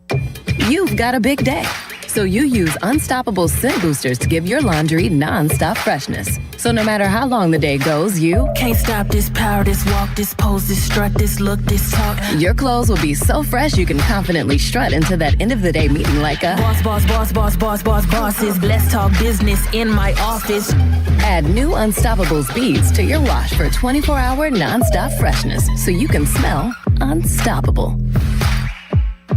Target Freight Management, empowering Pittsburgh area businesses like yours to conquer the complexities of modern supply chain management. A trusted leader in logistics solutions, backed by years of industry experience and revolutionary thinking. Efficiency, flexibility, visibility, and reliability. And all right here in Pittsburgh. Target Freight Management, exceeding customer expectations using first-in-class technology. Move your product regardless of size with Target Freight Management. TargetFMI.com. TargetFMI.com. The electrifying fun of Lightning Link is now on DraftKings Casino. To celebrate the iconic slot, all players can play to win a share of 250 million spins on Lightning Link. So if you love Lightning Link, now's the time to play. Head to your promos page in the DraftKings Casino app and see how you can earn your share through daily rewards, bonuses, and more. Then spin Lightning Link high stakes right from your phone. The crown is yours in partnership with DraftKings Casino. Gambling problem? Call 1-800-GAMBLER. Must be 21 or older. Physically present in Pennsylvania only. Eligibility restrictions apply. Must complete play or claims requirements each day for rewards. Daily offers and requirements vary, may require minimum wager. Rewards issued as non-withdrawable flex spins for choice of select games and expire in 7 days. Reward amounts vary. Terms, casino.draftkings.com/promos. Ends August 23rd at 11:59 p.m. Eastern Time. Have you noticed that every service company these days is owned by some giant corporation with zero personality and no personal touch? Yeah, no thanks. Gerken Roofing is still family-owned, truly local, and when you call, a human answers. One with a pulse and probably a Pittsburgh accent. They do roofing, siding, gutters, and win awards year after year for their customer service. So if you want a contractor that picks up the phone, shows up, and treats you like a neighbor, because they are one, call The Pickle. Gerken Roofing, always local and friendly. 724-515-5551. Here's Sports Radio 93.7 The Fan's Fan About Town. Family-owned Plaza Azteca in Greensburg is now open for authentic Mexican food and ice-cold drinks. Visit Plaza Azteca next to Westmoreland Mall in Greensburg. 2 Men and a Junk Truck is Pittsburgh's top choice for haul-away services. From single, bulky items to whole house cleanouts. Let their trained men do the heavy lifting and give you the space you deserve. Book same day or next day at 2menandajuncktruck.com. Experience the best of Italian American cuisine at Martirano's Prime at Rivers Casino. Whether you're celebrating a special occasion or stopping in after the game, they have you covered. From veal chops to steaks to a variety of pasta dishes, you'll never leave hungry. Visit riverscasino.com to book your reservation today. For more information, visit 937thefan.com. SchultzFord.com. SchultzFord.com. SchultzFord.com. SchultzFord.com. Now, fan headlines powered by Bowser Chevrolet. Pirates last night fell to the Dodgers 5-4 in 10 innings. Game 2 of the series will be tonight at 7:15. Coverage on the Fan 6 o'clock with the North Shore Tavern leadoff show with Paul Alexander as Jared Jones takes on Tarek Skubal. More headlines, 937thefan.com. Headlines are powered by Bowser Chevrolet. Live from the ShoreKeyMitsubishi.com studios, North Huntington and North Hills. Back to more Bucko Talk, brought to you by Mike Camlin Hyundai.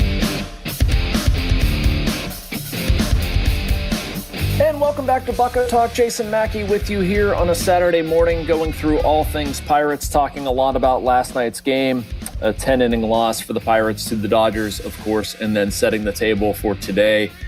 Tarek Skubal on the mound, as Joel mentioned, and FYI, he's very good. You know that. The Pirates are going to need one heck of an effort over these final 2 games of the series in order to take the series from the Dodgers, which I believe they need to do. I think this is going to be a season-defining road trip here for the Pirates. We have 3 in LA, 3 in San Diego, and then finish up with 3 in St. Louis. Let's take a brief trip down on the farm. We also have Leslie patiently waiting on the fan hotline. We will get out to that. But last night, AAA Indianapolis 3-2 victors over Louisville. Joshua Palacios, by the way, has been very good for the Indians. His sacrifice fly scored Ronnie Simon in the bottom of the 9th. It was the 27th comeback win of the season for Indianapolis. That's 6th walk-off win. Hunter Barco pitched. He earned run over 4 innings, struck out 4. Over his last 14 1/3 innings, Barco was allowed just 2 earned runs. Jack Brannigan with a pair of doubles, Mitch Jebb with a pair of hits as well. Altoona fell to Binghamton 8-5. Callan Moss homer, that was his 8th of the season, and Samuel Escudero hit his first home run at AA. He had 4 hits. Will Taylor had 3 hits.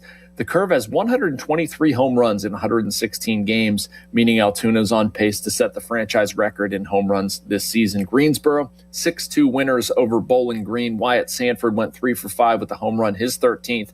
Jared Jones, the other Jared Jones, he's hitting .307 this season. He went 2 for 5 with a home run, his 17th. And Edward Florentino was 2 for 3 with a triple and a walk. Reynald Navarro went 5 innings, gave up 1 run, walked 1, and struck out 8. Bradenton with a big 14-5 win over Jupiter. Brent Iredale, 2 for 4 with 3-run, his 11th. Jack Scanlon, new catcher they got, hit his 3rd home run. And Trey Phelps, 2 for 5 with 2 runs scored, 2 stolen bases, an RBI, and a walk. So, all right, let's go out to the phone lines. Leslie, thanks so much for hanging on. Leslie from Elwood City. What's on your mind? Hey, Jason. Nice to talk to you. Likewise. Great to talk to you as well. What's happening? Well, back to channeling your inner Ginzer. I am in the process of placing blame right now. I'm very disappointed in the way this season has gone. I feel like people are putting blame in the wrong place. It's not Ben Sherrington. It's not Don Kelly. It is Bob Nutting and Paul Skeens. And the reason I say this is because Bob Nutting holds the purse strings. They knew long ago there was a horrible problem in the bullpen, and they did nothing to fix it. They gave us a few shiny things at the start of the season, and then when we got in trouble, there was no help. Then You have the Golden Boy, and I'm sorry, I'm not trying to come at you. I'm very passionately upset about this. Paul Skeens is living a lifestyle that has broken his routine. The dude is 24 years old and he looks 40. What is he doing in his off time? I am very upset, and I feel like we as fans deserve an apology for this. All right, well, I'm going to get grilled then if I answer you, Leslie. I certainly understand your frustration, and you're allowed to feel however way you want to feel. I can tell you this about Paul Skeens, and we'll probably have a caller next telling me what an idiot I am, but I've been around this guy every day of his baseball life since he's come up here. I can tell you that his routine has not been disrupted by his lifestyle. Like that, this guy puts an exorbitant amount of work in. Since WBC, he's been different. I've been saying, and I've been in your YouTube he's chat. Pitched differently. And his whole demeanor is changed. Like the way he carries himself, like everything is different this year since WBC. Yeah. I mean, I think he's worked himself to a point of exhaustion, and I don't think he's pitched very well. But I don't think he's not performing because of like laziness or because he doesn't care. And maybe I'm misreading what you're saying, but like that kind of what I don't think he's lazy. Kind of sounds like what your assumption is. Okay. Maybe I'm misreading. I don't think he's lazy. I think he's spending time doing things. If he is tired, touring DC is tiresome. Running on the beach and playing is tiresome. Shooting commercials is tiresome. That is work. Sure. Take time off, man. You're supposed to be the face of this team. Be a leader. Yeah. I mean, he opens himself up to that criticism by living that life. I'm not trying to invalidate anything you're saying, Leslie. I completely understand. The only thing I'm saying is like being around him all the time. Like he works. He works a ton. But yeah, I mean, you're going to shoot a Sheetz hot dog commercial and then you don't pitch well enough to match those sort of endorsements. Like you're going to get criticized for him, and he needs to pitch better. I don't, my only point is just that it's not, and maybe I'm reacting to other stuff around this narrative, Leslie, not what you're saying is like, it's not for lack of effort. Like he is constantly doing something, trying something, manipulating something, looking at something, physically working on something. It is the same level of intensity that I've seen from the first time I saw Skeens in Bradenton, for crying out loud. Like, and people are going to take that like I'm defending it, and I'm not. Like he needs to pitch better. What he's counted upon, what he's done in the past, like for this to work, he needs to be elite. He's not been elite. All of that stuff. I kind of bristle when the assertion is made because of what people see publicly that it's like laziness. You know, even his, like, this is weird for me to talk about. Like, even the picture of him on the beach in Miami that, like, you know, everybody's jumping to the conclusion that he's fat. Like, I've been around Paul, again, for several, like, his body looks no different this year than it ever has. That's the same way his body looked in 24 and 25. It's not that. That's just a convenient excuse because he's not pitching well. At the beginning of the season, he was listed as 35 pounds heavier than he was last year. Now, I haven't checked that since I looked it up back then, but he has put on weight. And that also goes back to you're living a lifestyle. Like, he's eating at the craft tables. He's eating fancy dinners. Like, I could stand to lose a couple, but I'm not an elite pitcher. You know what I mean? Like, your body is your instrument, and he is not taking care of himself, in my opinion. Yeah, I mean, I'm even going back. I don't understand he gained, you know, whatever you said he gained weight. He's listed at the same height and weight last year as he is this year. And even the year before that, according to what I'm seeing. Yeah, it's been 6'6", 260 for the past 3 years. Okay. And I'm just saying that, like, he needs to pitch better. He needs to find the velocity. And if it's because he's exhausted, then he needs to take the necessary time to get right. And, he needs to not do ancillary things. Like, the main thing needs to be the main thing. I believe with him that it is, but, I understand how if the results aren't there, the rest of the stuff doesn't look great. And people being upset because Paul Skeens hasn't pitched well enough. Like, I'm not going to sit here and say you're wrong for feeling that way. Like, I get it. You guys care, and that's what makes this whole thing go. But I don't know. I will defend the guy's effort and what he puts into it, because I see it every day. He does put a lot into it, but he needs to throw more strikes. He needs to be better. That's fair. Yes. So fingers crossed he gets his head on straight and we can turn this around. Yeah. And Leslie, for what it's worth, I agree with you. I wish they would have addressed the bullpen earlier too. I thought it was a very clear need. And I understand you're going to have to overpay. And people will take this as a defense of Bob Nutting. It's not. I would have been fine with the same moves they made at the trade deadline, just make them earlier. If they cost a little bit more, whatever. I mean, you're not spending more in salary in these moves. You're spending more in terms of prospect capital. That's not Bob Nutting's wallet. That's the general manager or the team saying, we think this is an unfair price to pay for a player, or also recognizing we don't have all the context. And, if teams genuinely weren't willing to make deals, then, there's not much you can do. But I'm with you. I wish they would have addressed the bullpen sooner. Yes. I really think that Bob Nutting is micromanaging and not allowing Ben Cherington to do his job. I don't know. That's my opinion. Okay. All right. Well, thank you, Leslie. I appreciate the call. Thanks, Jason. I don't. Thank you. Have a good one. I don't think that's the case. You can be critical of Nutting. He's at the top of the organization. They haven't won as much as they should. He's going to get the criticism. That's fine. I can tell you that he's not micromanaging Ben Cherington. The fact that they didn't strike earlier on the bullpen, I don't think that was Bob Nutting saying, no, that shouldn't be the case. Again, I wish they would have struck earlier with the bullpen. I think they let too many losses happen without addressing what was a clear weakness. And frankly, I don't care about an overpay. If it required an overpay, so be it. It was a thing. And I'm looking here right now at the steep hill they have to climb.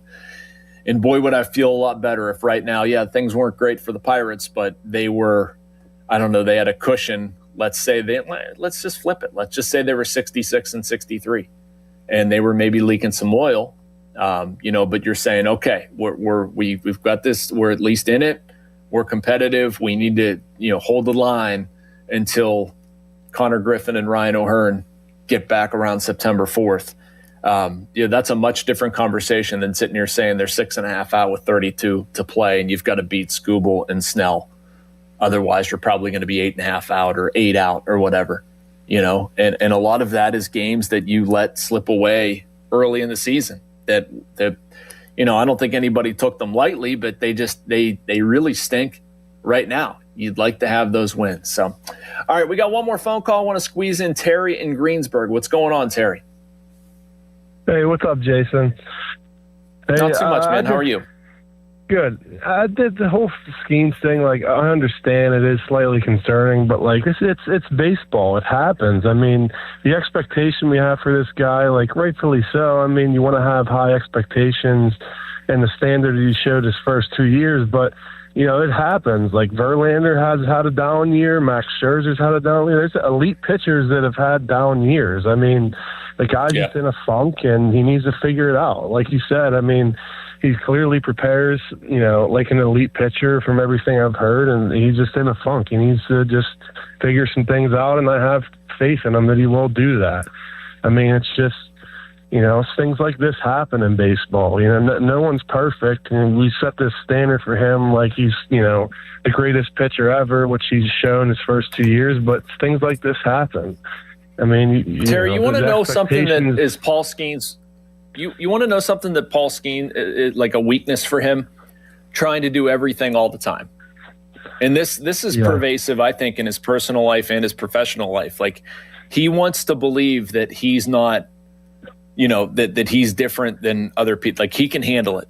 This huge between start routine, doing all these things, trying to perfect all these things. That's how he pitches. He wants to throw a ball through a keyhole in every time, and when it's a little bit off, he's out of the zone. Like, he wants to be perfect. Like, that's coming from a good place. I'd like to change it a little bit. I think just being good and relaxing a little bit's a good thing, but like, he's just trying to be perfect and trying to do all the things.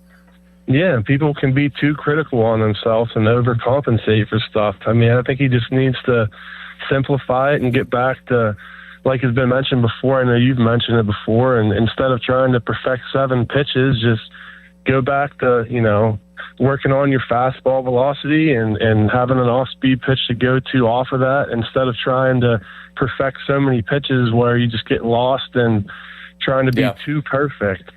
And then the other question I had, Jason, was just like, I'm watching the game last night with my buddy, and you have the best team in baseball in the Dodgers, and what do they do with their first batter? They try to bunt them over to third. Like, well, I just don't understand why we can't do that. I mean, I know it's more of an old school approach, but it's proven. Like, you get him over to third with 1 out, then, more than likely he's going to come in and it's 5-5 instead of a walk-off in the bottom of the 10th. I just don't understand it. I mean, Terry, that what you're talking about, the equivalent for the Pirates side last night, we talked about it a little bit earlier, but I mean, Nick Gonzalez can't strike out in that situation. He's got to put the ball in play. He's got to move the runner, preferably find some grass, get a ball to the outfield. And Henry Davis can't hit into a double play in that situation. He has to lift the ball. I mean, that's it's sort of the same thing in that you're talking about, like situational at bats. And the Dodgers, for all they spend, like, they do the little things well too, and all good teams do. And the Pirates need to do them better. Yeah, I think it's going to be a tough thanks so much for the call. Yep. Yeah, it will be. All right, brother. Thank you, Terry. Appreciate it. We are out of time. I have to get to a break. The legend Bob Pompiani is next. I don't want to take Bob's clock.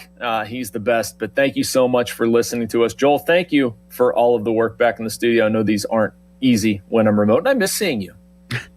I miss seeing you too. I'm sure we'll get another time next round in Pittsburgh and such, and enjoy the game tonight. All right, buddy, will do. Fan weather before I leave is brought to you by Secure Money Advisors. Looking to retire soon? Let Secure Money Advisors get your retirement on track. Temperatures in the 70s across the day, but expect some rain later tonight. This has been Bucko Talk. I'm Jason Mackey. You're listening to Sports Radio 93.7 The Fan. Sports Radio 93.7 The Fan. The countdown is on. Only 22 days until Pittsburgh faces Atlanta. And here's some of your favorite 22s. Najee Harris, William Gay, Asante Samuel Jr. The countdown to kickoff is presented by Hampton Beer Outlet. Oktoberfest now available. Sports Radio 93.7 The Fan. Now, fan headlines powered by Bowser Chevrolet. 5-4 in 10 was the final score last night. The Dodgers winning over the Pirates. Game 2 of the series is tonight at 7:15. Coverage on The Fan, 6 o'clock, presented by Keystone Custom Apparel. More headlines at 937thefan.com. Headlines are powered by Bowser Chevrolet. Sports Radio 93.7 The Fan gets your day started with the latest in Pittsburgh sports with the Fan Morning Show with Doran Dickerson and Adam Crowley. Weekdays 5:40 to 10. Presented by Guardian Protection on Sports Radio 93.7 The Fan. Hey, it's Jason Mackey, Westminster College, class of 2006. I wouldn't trade my time at Westminster for anything. I had great professors, and I was a student athlete on the Titan baseball team. But most importantly, I didn't just graduate with a degree. I graduated with the hands-on experiences I needed for a career in the media. At Westminster College, it's an exceptional education that is genuinely affordable. Every accepted student is guaranteed a scholarship. I'm living proof that real experiences lead to real success. Visit westminster.edu to learn more. Hi, I'm Julie Bologna, and I used to bring you the weather forecast to help your family navigate your day. Now I want to help you with the forecast to navigate your life as we age. At Julie & Gray Associates, they have helped thousands of families prepare for the future. Their certified elder law attorneys can help you with important life decisions involving long-term care, asset protection, tax planning, and avoiding probate. Visit grayelderlaw.com. Mike Rowe here with another random fact. Those cracks on your walls aren't just cosmetic. They could mean your home is sinking. Whether it's drywall cracks, exterior cracks, or sticking doors or windows, do yourself a favor. Call Groundworks. I spent some time working with these guys, and they're the real deal. Their people are trained and certified to stabilize your foundation. Baker's Waterproofing is now Groundworks. Schedule a free inspection. Licensed in all states where work is performed. See website for detail.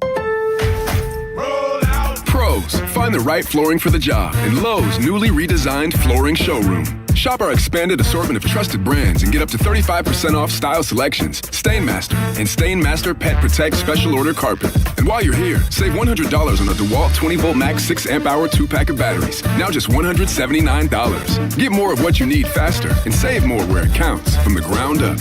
Our best lineup is here at Lowe's. Valid through 8/26 while supplies last. Selection varies by location. Back to school season is here, and Dollar General has everything you need to start the school year strong. Don't forget to grab a pair of bright yellow sunglasses from the Yellow Glasses Project for just $2. Every purchase makes a difference, with 100% of proceeds helping support teachers, classrooms, and nonprofit organizations working to improve reading and literacy skills across the country. Stop by Dollar General today and shine bright with the Yellow Glasses Project, available now at Dollar General. The Yellow Glasses Project is a program of the Dollar General Literacy Foundation. If you dread dealing with your insurance company more than you dread build-it-yourself furniture, that came in 47 different pieces. Why do I have 6 extra screws? With extremely vague instructions. What are these? Hieroglyphics? Then you might have Insuranoia. And if you have Insuranoia, then you should get NJM. They go to great lengths to do what's best for their policyholders.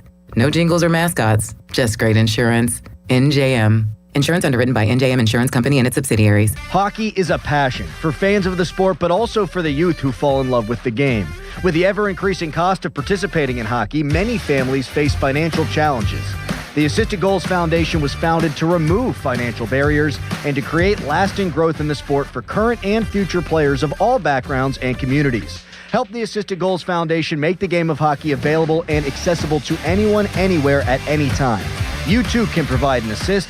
Donate today at assistedgoals.org. It's the final lap of the summer sales drive at Jim Shorkey Mitsubishi North Huntington. Start saving today on the new 2026 Outlander, the most affordable 3-row SUV on the market. Backed by Mitsubishi's 10-year, 100,000-mile powertrain limited warranty and 5-year, 60,000-mile basic limited warranty. Get 0% APR financing on your new Mitsubishi Outlander Trail Edition today. Plus, ask about our $3,000 push, pull, or tow trade assistance. Your deal. Your way. What a great day. At Jim Shorkey Mitsubishi North Huntington. Call 724-995-3658 for offer details. At QTS, doing data centers right means doing right by the people around them. Our closed-loop system doesn't consume water for cooling, preserving millions of gallons for our neighbors. We pay 100% of our energy costs and upgrade the local grid so we don't raise your bill. And we contribute millions in tax revenue that benefits communities we call home. Because data centers that connect the world should care for the world. QTS, designed to be different. Learn more at Q.com. Life doesn't slow down, and Spitzer knows you need a vehicle that keeps up. That's why prices are going down during the big price drop event at Spitzer Toyota. Lease a new 2026 Toyota Corolla LE for $249 per month. Plus, get our lifetime warranty, complimentary maintenance, and Spitzer VIP points. Whack more. Spend less at Spitzer Toyota Monroeville. At Spitzer, our world revolves around you.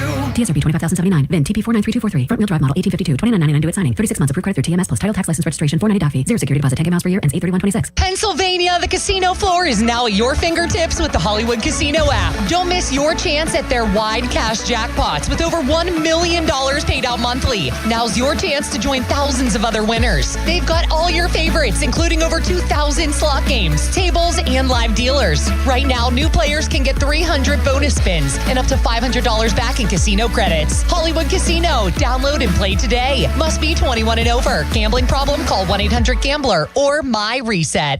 Did you know the average person keeps the same bank account for 19 years? 19 years ago, you still had a flip phone. That was just a phone. If you're still banking like you did when you parallel parked with just your eyes and a prayer, it's time for a change. Upgrade to Citizens, where how you bank changes with you. With our enhanced mobile app, you can track your credit score and talk to our chat assistant, Sizzy. Make sense of your money with Citizens. Learn more at citizensbank.com/made ready. Member FDIC.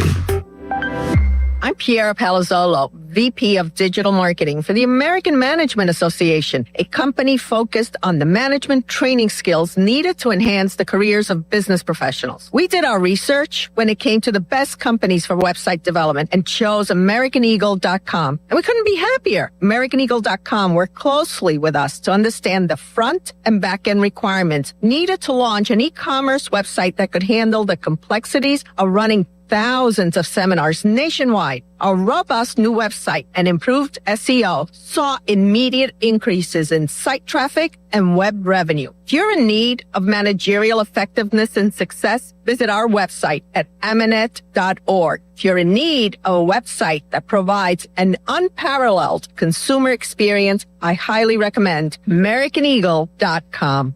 Transform your business today. Dial 877-WebNow1 for a free digital consultation with AmericanEagle.com. Text us on the Edgar Snyder and Associates text line at 412-928-9370. Edgar Snyder and Associates reminds you to text responsibly. When you enter a place of business, you're owed a legal duty that the place of business is safe for you to shop in. I'm John Morgan of Morgan & Morgan. If you suffered an injury at a place of business, our duty is to protect you after that harm. Morgan & Morgan, for the people.com. When I hit my 50s, I felt like things were slowing down. This is Sandra's Metamucil story. I started taking Metamucil for digestion, but had no idea it would impact so much more.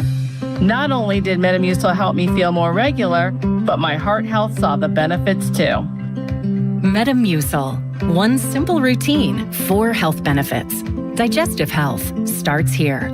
Go to Metamucil.com for more details. Hey, it's Brew. Between my radio show, filming content, editing videos, and trying to stay connected with family, reliable Wi-Fi isn't really optional anymore. I just need it to work. That's why I like that with Xfinity, you get the most reliable, fiber-powered Wi-Fi with the best equipment at one price for 5 years, guaranteed. No contracts or commitments. Plus, Xfinity makes getting connected simple with same-day Wi-Fi so you can get online in minutes. Restrictions apply. Not available in all areas. Use of fiber or coaxial cable. Learn more at Xfinity.com/same-day Wi-Fi. Xfinity, imagine that. Summer means a whole lot of extra miles. Last place you want your engine to give out is halfway to nowhere. That's why every oil change at Valvoline Instant Oil Change includes an 18-point maintenance check. Valvoline Instant Oil Change. Change wisely.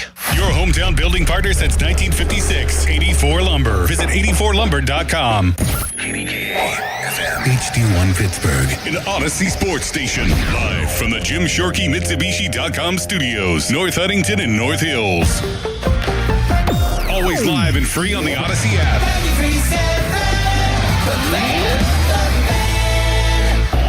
Now, fan headlines powered by Bowser Chevrolet. All right, Joel Nelson for Fan Headlines. Steelers last night fell to the Jets 17-0 in their second preseason game of 2026. Pirates later that night fell to the Dodgers 5-4 in 10 innings. Tonight is a 7:15 first pitch from the Chavez Ravine as Jared Jones will take on Tarek Skubal. Coverage here on The Fan, 6 o'clock with the North Shore Tavern leadoff show hosted by Paul Alexander. More headlines at 937thefan.com. Right now, it's the Bob Pompiani Show. 93.7 The Fan is cleared by aquickdrain.com. Sports Radio 93.7 The Fan. It's time for the Bob Pompiani Show, an in-depth look at local sports with KDKA TV's own Bob Pompiani. Presented by Number One Cochrane, Shenderovich and Fishman, PNC Bank. See how PNC Bank can make a difference for you. The Bob Pompiani Show on Sports Radio 93.7 The Fan. Good morning, everyone, and welcome live to the Bob Pompiani Show. We're on the road today at Number One Cochrane Toyota in North Huntington. So if you're in the area, stop on by.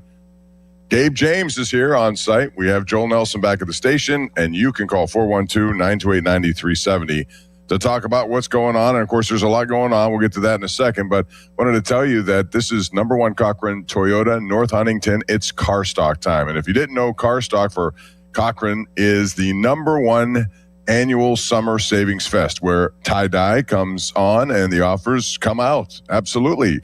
And listen to some of this stuff. You get $500 off MSRP when you purchase a new in-stock Toyota or reserve one that's part of their income inventory. You can also take advantage of the lowest APRs you're going to find and lease specials of the summer. and then get best markdowns on more than 1,500 pre-owned vehicles. And remember, the number one Cochrane can transfer any pre-owned vehicle from any store to number one Cochrane Toyota so that you can test drive and purchase here. The number one Cochrane Toyota, we got grilling going on here. Stop out. You'll get some great food, some special giveaways, and a chance to participate in. This is a great promotion. Car Stock. It ends August 31st, so visit number one Cochrane Toyota or number one Cochrane, any location near you. 412-928-9370 is the number. As I said, this was not a good night in Pittsburgh sports last night. We, of course, did the Steelers game against the Jets, and there wasn't much to talk about there. You want to talk about the biggest winner? It may have been Mason Rudolph by not playing. Quite frankly, a lot of people wondered about how many quarterbacks. It's still a debatable question. But if you're looking at veteran backup, or at least who would give you a better chance as a backup to Aaron Rodgers in case of injury, the answer would be Mason Rudolph at this point. But they still have two young guys, and you're going to have ups and downs, and we saw that on display last week after a collective 128 passer rating by the group of quarterbacks on a 27-for-33 effort against Green Bay. The Jets made it more difficult last night, and especially for Will Howard early on. He was 10 of 15 for 74 yards, only a 38 passer rating. The reason, 2 interceptions that happened in the first half. And those were the deepest penetrations by the Steeler offense. It took potential points off the board. It turned those possessions into negative situations, and the Jets took advantage of that. In the second half was Drew Aller, who was 11 for 23. And again, in fairness to Drew Aller, I think you have to look at who he's playing with. You can say that positively last week. He's going up against some people who weren't, first and second teamers. They were third and fourth teamers. He took advantage of that.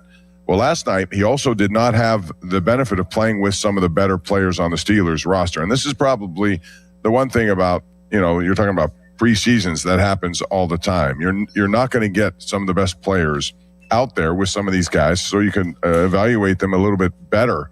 I think it's difficult to evaluate Aller when he doesn't have a bunch of receivers who are going to make this team. We saw a lot of drop passes in that second half, and it's not always on him. There was a lot of pressure. So the Steelers have a lot to work on. I thought, again, the winner last night was Mason Rudolph, probably for not playing. Other players played really well. I thought on defense, the best player was Rayshon Jenkins. He came in, and he's a veteran. He's been around for 10 NFL seasons. That's why they were interested in him and why they brought him in. 2 quarterback hits. He had a tackle for loss, and you might remember the pressure that resulted in an intentional grounding call against the Jets. Landon Roberts, first opportunity since he re-signed, and boy, he looked good. He had 2 third and short stops. He also had a 4th down stop. Made his presence known. Number 50 will be there in the middle and giving them much needed depth there. And most likely it's Malik Harrison who will pay for this because they're going to make some cuts eventually, and somebody's got to go. And it looks like he might be that guy. Nick Herbig was in there a little bit, made it okay. But I thought aside from Jenkins, Carson Bruner was probably the best player too. I mean, he's really advanced his game. Special teams last year, still very good in special teams, which helps anyone make a roster. But last night he had back-to-back really good plays. He knocked down potential pass, and then he bull rushed Kenye Wangu, the running back, and got to the quarterback for a sack. And what that did was took them out of really legitimate field goal range. They ended up trying one from 59 yards and missing. So Carson Bruner gets a lot of credit for what he did last night. The Steelers were not good on third down, 5 of 15 on third and fourth down combined. That's just not going to get it done. You got to do better, and we'll see what they have. Short week coming up with the Buffalo Bills, who are playing today against the Browns. The Bills will be home on Thursday night, and we expect not to see a whole bunch of regulars in that game. So they'll go into that not knowing what their offensive line is going to look like, really. I thought of all the things offensively that really needed addressing was the offensive line. For the second straight game, they weren't very good, and you got to make sure that you have opportunities there with some of the guys in there. And if you look at where they started with, first series, it was Cook at right tackle, Fatanu at left tackle. This is what we expected to see. Anderson, right guard, Frazier center, and then McCormick at left guard. So that changed a little bit in the second series where Broderick Jones got in at right tackle, and he played a lot again last night. And you wonder what this means for him. Still needs to put on some weight after he went through his procedure. It's tough to come back from that, but he's got a lot of playing time in this preseason. So Jones was at right tackle. You had Hoffman at right guard, still Frazier at center, McCormick and Fatano left side remained the same as it did on the third series. That combination remained the same. Went to the fourth series, we saw McCollum in at center, And then they start moving some guys around. And, depth is going to be a huge problem for the Steelers, maybe, here at this offensive line. I have no problem with the left side of it, but the right side of it going into the season, you have Spencer Anderson as your starting right guard, and you're probably going to have Dylan Cook. Is it possible that Broderick Jones ends up as a starting right tackle? It could be. He's going to be most likely a swing tackle, but I think he's got this roster made just because there isn't a whole bunch of depth behind him.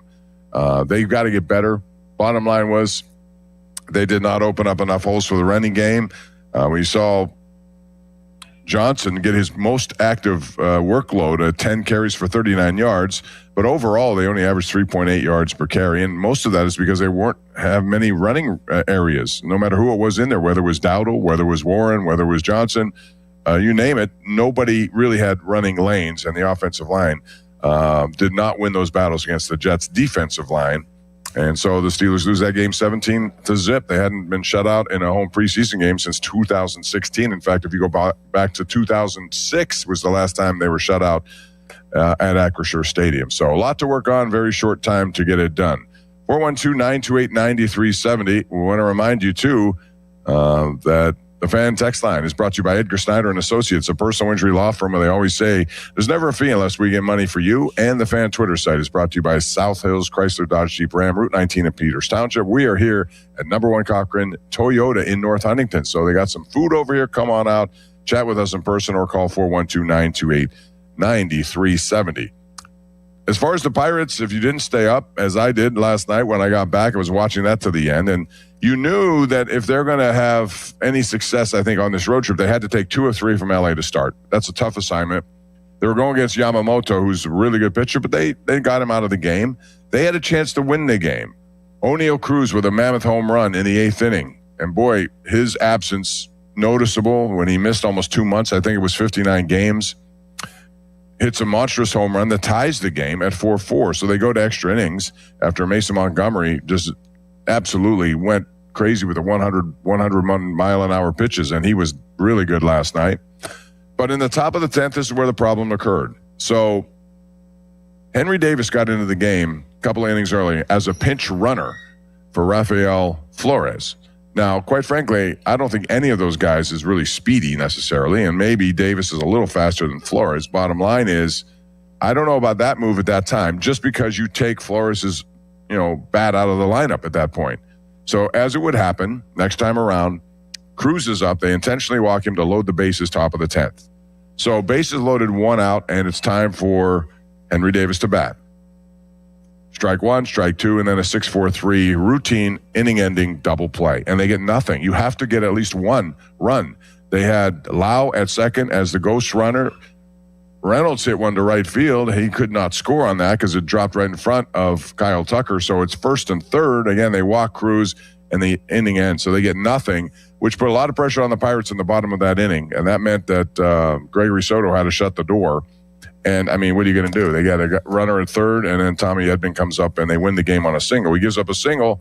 It's not like he pitched badly. It's just that in the extra innings, you must take advantage of what opportunities you get, especially on the road, especially against that team. And they didn't do it. So now the prospects of them doing anything in this series reduced drastically because you're going to go against back-to-back Cy Young Award winners. Tarek Skubal tonight against Jared Jones, who's back in L.A., he'll be pumped up for this game. And then you got Blake Snell, another Cy Young winner tomorrow. And this is important because the San Diego Padres won last night. So did Arizona. The Pirates are 6.5 out, and they have time running out. They have the Padres and the Cardinals coming up. I said 7-2 on this road trip. Has to be the number. You have to play 600-plus winning baseball and expect those other teams not to be there. Under 500 baseball. That's a lot to ask for, but when it starts the way it did last night, that is a problem. 412-928-9370. So the stage is set for you to talk about whatever you want to talk about, and let's get to the lines. Beginning with Greg in Youngstown, who probably has opinions about both. I'm sure you did the doubleheader last night, Greg. You watched both teams, and your thoughts. I didn't get to watch the Pirate game. I was so worn out by the Steelers' performance that I missed it. So I got to mention something. The attacks on Will Howard are unwarranted. They really are. I mean, I don't care if these guys throw interceptions in exhibition. Just learn the game. Him and Allard, that's their second game. Peyton Manning threw 20 interceptions his first season. And that was a great Peyton Manning. So that's the first point I'm going to make. Second point, they should have had Wilson and Bernard playing that third quarter with Allard. I don't have no clue why they let these guys not play the third quarter. They're not glass. Wilson hasn't shown me anything. He needed to go out there for a third quarter, and Bernard needed to go out there in the third quarter and let Allard throw to a couple real receivers. And number 3, Jones got to go. I know you said he's going to be a swing tackle. He can't even make the team. The guy's horrible. I mean, the guy's 30 pounds underweight, and you can't put him out there as a tackle. I'm sorry. Yeah, well, who else is going to be? That's the problem. As I said, Pick up somebody. They probably will. They probably will. To your other point, Greg, I agree with it. It's hard to get an evaluation against anyone who doesn't have, the top level guys playing. And when you take, I think Roman Wilson needed to play more. He hasn't shown me all that much. And I think you got a guy like Jeremy Bernard. He's a rookie. Get him out there. You can't evaluate guys properly when Drew Aller was playing with a bunch of guys who aren't going to be on the roster by the end of this preseason. So that is a legitimate point. Anything on the Pirates? You're normally pretty vociferous about the Pirates. They're so done. I mean, all their losses early in the season caught up to them. I mean, they have some good players, but overall, this team seems lost. And you could probably agree with me on this. They just seem like there's no direction right now, and they know they're probably. I think the players in the back of their head, they know the season's probably over. And I just want to see, when it's September 1st, I want to see that one third baseman come up from the minors. And they got to figure a few things out for next season, because right now they're not good enough to make the playoffs. Thanks, Greg. Appreciate that. A lot of people agree because of what lies ahead. They're going to have to play, 6-10 percentage baseball and hope the Padres go the other way. And they have 3 against the Padres. I would say we use the word must a lot. I don't like to necessarily use it until it's necessary, but quite frankly, must win the next 2 here in LA and then go to work against the Padres. You've dug this hole. You got to dig out from it. The only way possible is to win these games straight up. And that is a lot to ask for. Jay is in Pittsburgh, and now he joins us here live on location at number 1 Cochran Toyota, North Huntington. Hey, Jay. Hey, Bob. I have 2 college football questions for you. Okay. My first one is, what's your thoughts on Matt Leinart on a recent podcast saying the best college football team of all time, the 2003 USC Trojans, would lose by 50 points to the worst team of all time, worst NFL team by all time, the 2016 Detroit Lions? I didn't know that was a topic. That's a question that's hard to answer. I don't know if I agree with that. I mean, that's just stuff to put out there on social media fodder and try to get a response. I have no idea, to be honest. Yeah, I didn't know what your thoughts on how big of a difference the NFL was compared to college. I mean, I think what we have to do is watch. There is a big difference, and I would think NFL teams have a huge advantage. I don't care how good your college teams are, but 50 points is a lot. Yeah, just watch and see when things start cranking in the regular season. That's why quarterbacks in the NFL, young ones, have a hard time. Not many of them can adjust to that. They look wonderful in college. They get to the NFL level and things change. Why? Because they're like all pro players at every position. Okay, great. And my second question for you, who is in your Pitt football Mount Rushmore? Oh, my goodness. You have 11 Hall of Famers. You can pick any one of them, Jay, and thank you for the call. Certainly you got to think of Darrelle Revis. You got to think of Mike Ditka going back into the day. You've got, I could put Aaron Donald in there. I could put a lot of guys in there. Nice thing about Pitt is you can choose. A lot of universities do not have, 4 legitimate, but they have 11 Hall of Famers. Fitzgerald just got in this year, and what a great career he had. So many to choose from, and Pitt, that's a selling point for their program, certainly, to look at what they've done and say, look, we develop people to go to the NFL. That's what this is all about right now. And if you come to Pitt, we're going to give you that opportunity. We play in the ACC. You're going to get plenty of opportunity to play and put your talents on display. So you pick. I could pick 9 of them. The Mount Rushmore there would have to be extended. Bill is in Washington, and now he's here on the Fan. Hey, Bill, how are you? I've been following the Pirates for a long time, and I haven't seen too many successful road trips to the West Coast, so I expect them to win about 2 games. But last night, they blocked Cruz to make runners on 2nd and 3rd. That's no respect for Angry Davis. So a base hit could score 2 runs. It's just so frustrating watching this team. Well, as soon as they came up, and when Lau did not score on that play, I thought, Cruz is up. You know they're going to walk him. They have no business pitching to him after what happened in the 8th inning when he crushed that 2-run home run. So you knew Henry Davis, and that's where the move to have him pinch run for Rafael Flores came back to haunt them. And so Davis in that situation quickly fell behind 0-2, and then he hit into the double play. And so you waste that opportunity. And that wasn't just that, Bill. They had so many other opportunities in the game. Leadoff doubles twice. They couldn't get anyone to score. You got to score in those situations against a team like the Dodgers. And one more thing. How come Montgomery and how come they only pitch 1 inning? Can't they go more? You've often heard me say that. I agree. Sometimes, they're trying to, 1 inning each. And as the game goes on longer, you wonder, okay, you're asking for trouble. Now you're going to have to go to guys who you don't want to pitch in the 11th or 12th innings. I know that's the trend in baseball, but Montgomery was throwing. I would have kept him in another inning. Yes, I would have. I don't know if that would have made a difference. Again, you have to score in the top of the 10th. But to your point, yes, some of them should go longer than 1 inning every time they're out there. Thanks for the call, Bill. Appreciate that. We got Pittsburgh Phil, who's calling us right now from Squirrel Hill. What's up, Phil in the Hill? My man, how do these guys not know that you've been down there for a little under a half a century, that you don't know what you're talking about? We got to keep Mason Rudolph. That's easy. The Steelers got a lot of problems. It's a preseason, and you're going to see a lot of the problems too, because a lot of guys who aren't going to be on this roster, we haven't seen any of their regulars hardly at all. So the problems minimize when those guys get out there. Are there still problems? Yes, because their offensive line, to me, I don't know about you. You tell me. To me, after 2 games, my biggest concern with them is offensive line, as it was going into the preseason. 100%. But I've been saying it for 3 years. Right from Youngstown was right. Jones stinks. That's the word I'm going to use. Stinks. And another thing is our cornerbacks, they're just a little bit above average. And we got to sign Porter.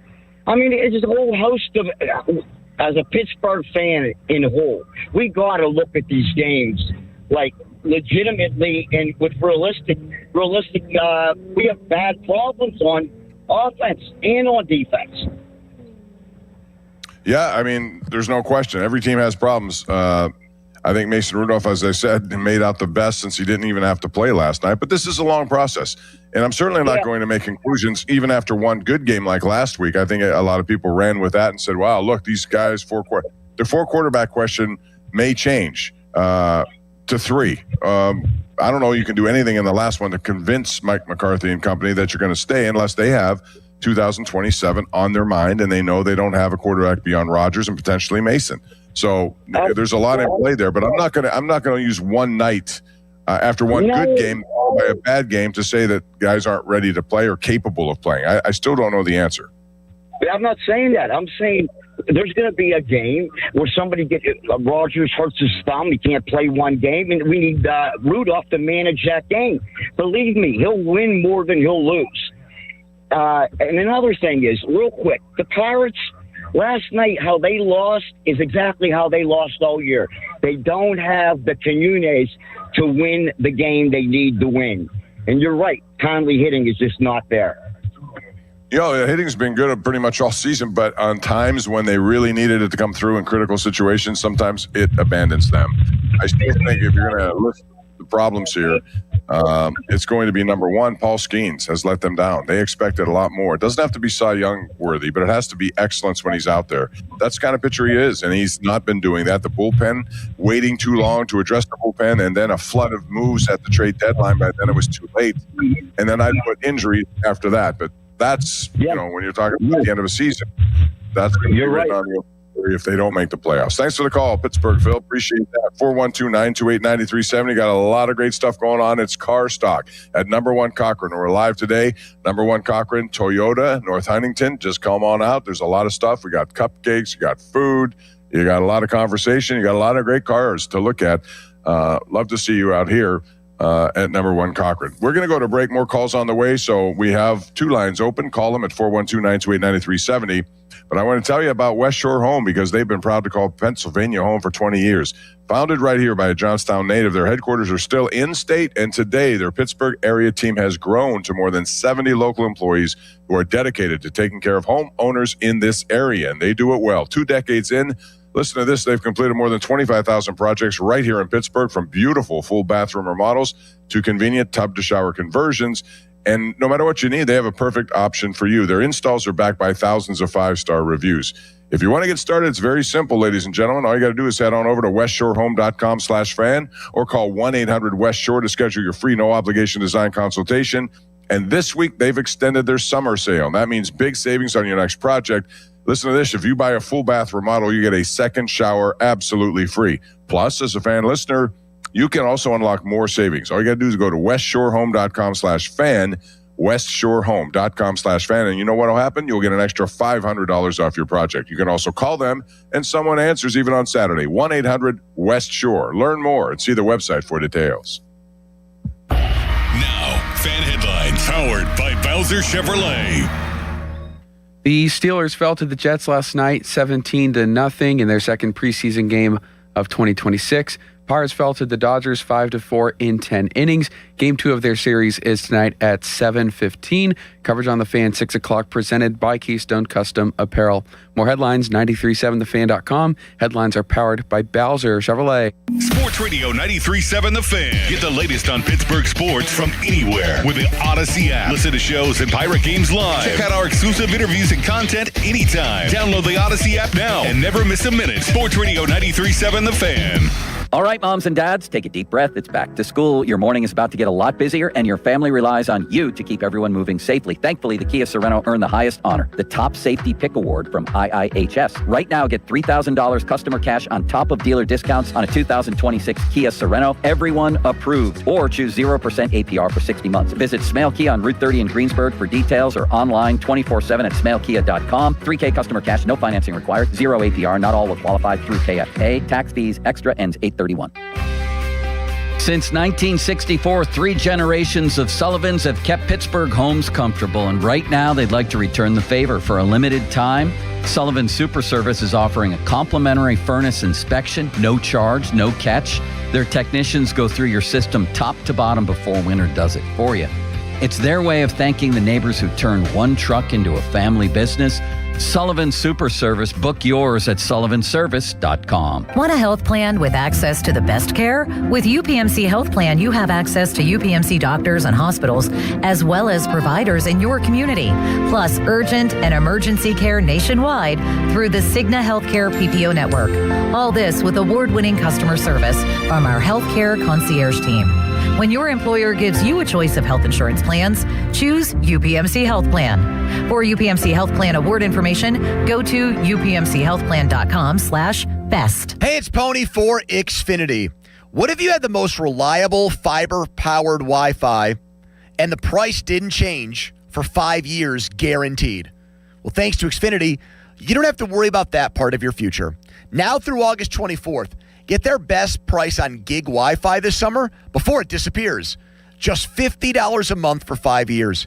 And get online in minutes with same-day Wi-Fi. You're guaranteed 5 years of super intelligent Wi-Fi that keeps you protected from online threats and finds and fixes issues before you even notice them. No annual contracts or commitments, no hidden fees, and the best equipment included. Plus, get Peacock Premium included for 2 years.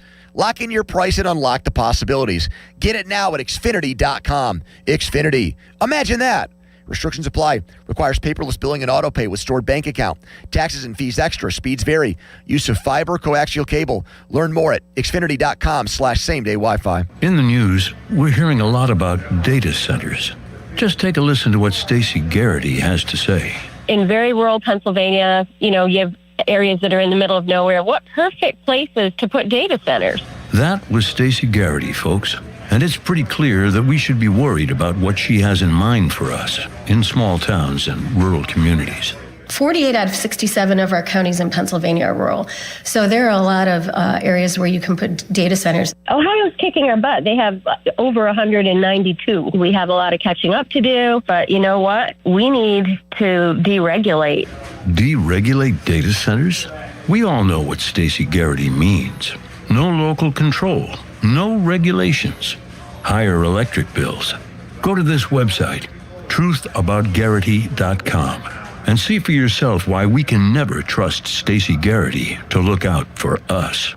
Paid for and authorized by Shapiro for Pennsylvania. Culture is one of those sports words that gets absolutely beaten to death. Chris Muller here. Every team has great culture in August. Every coach loves the locker room. Everybody's pulling in the same direction. Then somebody loses 3 games, and suddenly we find out what's actually real. I think companies work the same way. Everybody says they care about people. The test is what happens after they already have your business. That's what sold me on Page and Awaken 180. When I started, I had a busted up knee, a second kid at home, and absolutely no interest in becoming somebody's inspirational before and after photo. Page wanted to know how my actual life worked and how they could make the program fit inside it. Then the coaches kept doing that week after week. They knew what was going on, adjusted when life got weird, and never treated me like radio guy number 7. I lost 35 pounds and kept it off. That's culture, not what's printed on the wall. What happens when nobody's watching. Awaken180weightloss.com. Many say the main reason they won't switch banks is because moving their payments sounds like a nightmare. You know the drill. Update the electric bill. Update all streaming services. Update the gym membership. Update everything. Except that's not how it works anymore. With Citizens Checking, you can switch payments with a few taps in our enhanced mobile app. So if you thought switching banks was too complicated, it's time to upgrade. Learn more at citizensbank.com/new checking. Member FDIC. It's the final lap of the summer sales drive. This is your last chance to secure end-of-summer savings at Jim Shorkey Mitsubishi in the North Hills. Like the new 2026 Outlander, the most affordable 3-row SUV on the market. Backed by Mitsubishi's 10-year, 100,000-mile powertrain limited warranty and 5-year, 60,000-mile basic limited warranty. Drive yours home today for 0% APR for 72 months. Your deal. Your way. What a great day. At Jim Shorkey Mitsubishi in the North Hills. Call 412-453-8035 for offer details. You're still glowing, flirting, grooving. You've still got it. But your immune system weakens as you age, making it harder to fight illnesses like pneumococcal pneumonia and RSV. Vaccines are a key part of any health routine and can help protect you from getting really sick. Ask your doctor or pharmacist which vaccines you need. See more at PfizerForAll.com. Sponsored by Pfizer.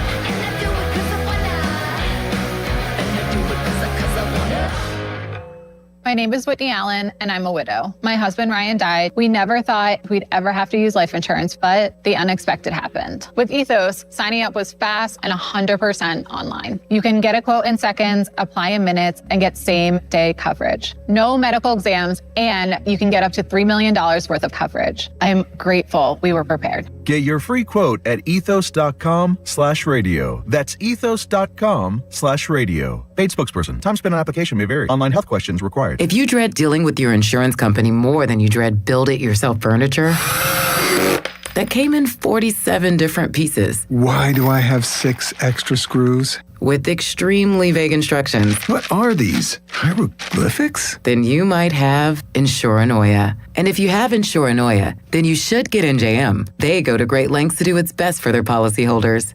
No jingles or mascots, just great insurance. NJM. Insurance underwritten by NJM Insurance Company and its subsidiaries. Target Freight Management, empowering Pittsburgh area businesses like yours to conquer the complexities of modern supply chain management. A trusted leader in logistics solutions, backed by years of industry experience and revolutionary thinking. Efficiency, flexibility, visibility, and reliability. And all right here in Pittsburgh. Target Freight Management, exceeding customer expectations using first-in-class technology. Move your product regardless of size with Target Freight Management. TargetFMI.com. TargetFMI.com. Football fans, it's almost time to draft your team and kick off another season. This year, take your fantasy football draft party to Twin Peaks, where cold drinks, made from scratch food, and wall-to-wall TVs make your local lodge the ultimate draft day headquarters. Round up your league, grab a table, and get ready for the picks, the rivalries, and a full season of bragging rights. Whether you're defending your title or drafting for the first time, start your season at Twin Peaks. Book your fantasy football draft party at your local lodge today. SchultzFord.com. SchultzFord.com. SchultzFord.com. SchultzFord.com. Must finance HMF low APR tier 1 through 2 plus tax acquisition fee title and plate. Select models only. Must finance HMF dealer's choice for rebate. And stock units only. Not all buyers will qualify. See dealer for details. Offer expires 8/31/2026. Get to Mike Hamlin Hyundai and save big during the Getaway Sales Event. New 2026 Hyundai Tucsons and Santa Fe's, both available with 0% financing for 60 months. Or receive $3,000 in bonus cash. MikeHamlinHyundai.com. All Mike Hamlin Hyundais are backed by owner assurance. America's best warranty, 10 years, 100,000 miles. And the Mike Hamlin Advantage, oil changes for life. Live from the ShorkeyMitsubishi.com studios, North Huntington and North Hills. Covering Pittsburgh sports like only he can. Able to leap tall buildings at a single bound. This is the Bob Pompiani Show on Sports Radio 93.7 The Fan. We are live today, number one Cochrane Toyota, North Huntington. Come on out. Got a lot of stuff going on here. Some great buys. I'll run those down for you in a second. But there's food, there's grilling, there's cupcakes, you name it. And it's a great place to just hang out. And if you want to come and talk in person some sports, this is the place to do it. In the meantime, you can swing for the local fire departments at the local Fan 5 Alarm Classic. It's coming up on Friday, October the 2nd at Moon Golf Club. It's presented by First Out Specialty Vehicles and Equipment and empowered by Bowser Chevrolet to support local fire departments. Join us at 9 a.m. Shotgun start. Plenty of fun and entertainment brought to you by the Botkin Family Wealth Management, Oakmont Bakery, and Contos Menjin. Killian, Hassan Law, in part with HM3, Partners in Defenders Fund. Search the number 5 Alarm Classic at 937thefan.com. Check out 937 The Fan on Facebook, on X, on Instagram. You can register your foursome. Do it as quickly as you can, because obviously there are a lot of people who want to get involved in this, really helping all the local fire departments around town. And again, we're here at number one Cochrane Toyota, North Huntington. It's car stock time of the year, and that's the number one Cochrane's annual Summer Savings Fest. A lot of stuff going on. You can get $550 off MSRP when you purchase a new in-stock Toyota or reserve one that's part of the incoming inventory. Take advantage of the lowest APRs and lease specials of the summer right here, right now. And you'll get your best markdowns on more than 1,500 pre-owned vehicles, all at number one Cochrane Toyota. Car stock ends on August 31st. You can come here to Toyota North Huntington, or you can go to number one Cochrane locations anywhere. Take advantage of some of these special savings. All right, a lot of people want to talk, so let's get back to it, and we'll see what we got here, beginning with Chris in Rochelle, New York. Hello, Chris. How are you? Welcome to the program. Hey, how you doing, Bob? Well, first of all, I'm a season ticket holder from New York, a season ticket holder, and I do get to try to get to as many games as I can out there. Mm-hmm. But here's the thing that was alarming last night for me, was the offensive line. You know, everyone can say Will Howard and Drew Allard, you know, bad games. I get it. But Bob, Rudolph could have been behind there, and they were running for their lives last night. I mean, there was a few signs on the offensive line that, you know, Caleb Johnson ran, you know, but Bob, the offensive line, it's a mess. Yeah, especially the right side of it, Chris. And, you know, they've invested a lot in their offensive line over the years, like a lot of teams have done. You know, the Jets have 2 number 1 picks at either of their tackle positions, young guys who they're building around. You know, and the Steelers, when you think about it, they have drafted, Troy Fautanu, first round. Before that, Broderick Jones, first round. Yeah. Zach Frazier, second round. First round.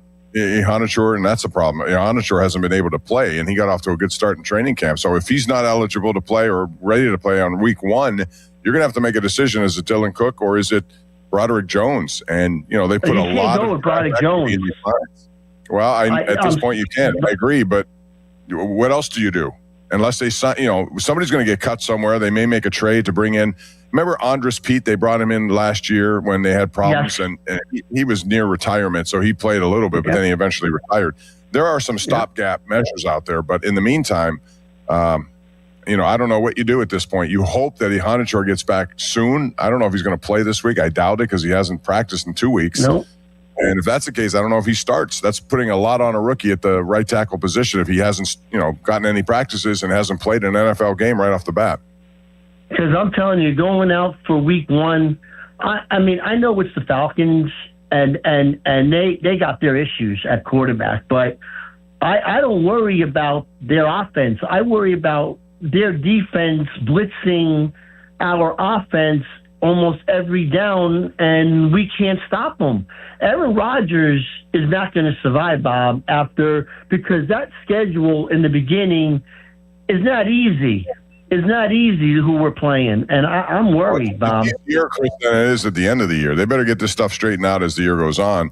And you're right. And thank you for the call from Rochelle, New York. Appreciate that. You know, you have a 42, soon to be 43-year-old quarterback. The last thing he wants to see is pressure all the time. And, you know, they got to figure this out before they get to it. And I think other teams know and will game plan accordingly. If the offensive line struggles, especially with Anderson and Cook at the right side, they'll figure out ways to cause havoc. And that's why I think last year you saw the Steelers lead the league in kind of dump-offs or throws at or behind the line of scrimmage. And that's how a guy like Kenneth Gainwell becomes MVP of your team, because he's going to get a lot of action that way. So there are a lot of things to work out. It's still early in the process. We'll see. Every team has issues. I know that. And they have to figure them out. James is in South Hills, and now he joins us here on the Bob Pompiani Show. Hey, James, how are you? Hey, good morning, Bob. How you doing today, buddy? Good, thanks. Hey, I just want to tell you real quick, I'll get to my question, but I just want to tell you how much you're appreciated. I was 14 years old when you started at KDKA, and I'm 59 now, so you've been a big part of my life growing up. Listen, I appreciate that, and I appreciate your loyalty, too. That's awesome. Well, a close relative of mine works with you. I won't mention his name, but he works with you, and he just speaks glowingly. Anytime I see me, he can't say nice enough things about Bob Pompiani, so... No. Whoever that is, tell him I appreciate it. And if you want to tell me who it is, that's fine too. I can tell you off the air if you'd like, but he knows you very well. But anyway, let me ask you a technical baseball question, if I could. Mm-hmm. If you're a pitcher and you know for 100%, no questions asked, guaranteed, if the runner on first base is going to try to, go to second, going to try to steal, whatever. If you know that for an absolute fact, would you not throw to first base? Well, they only get so many this time. They changed the rules, so you can't do that. What specifically are you referring to, James? Well, I never understood why, if the bases are loaded, it's a 3-2 count. Why does the pitcher never, ever, ever, ever throw to first when he knows the runners are going to be going? Well, it also would depend on where your first baseman is. If he's off the bag, I don't know that you want to do that. We saw that with, who was the guy who threw it away into right field, the new relief pitcher they just got. So, I don't know if that's, why do you ask that? Is there something that happened last night that,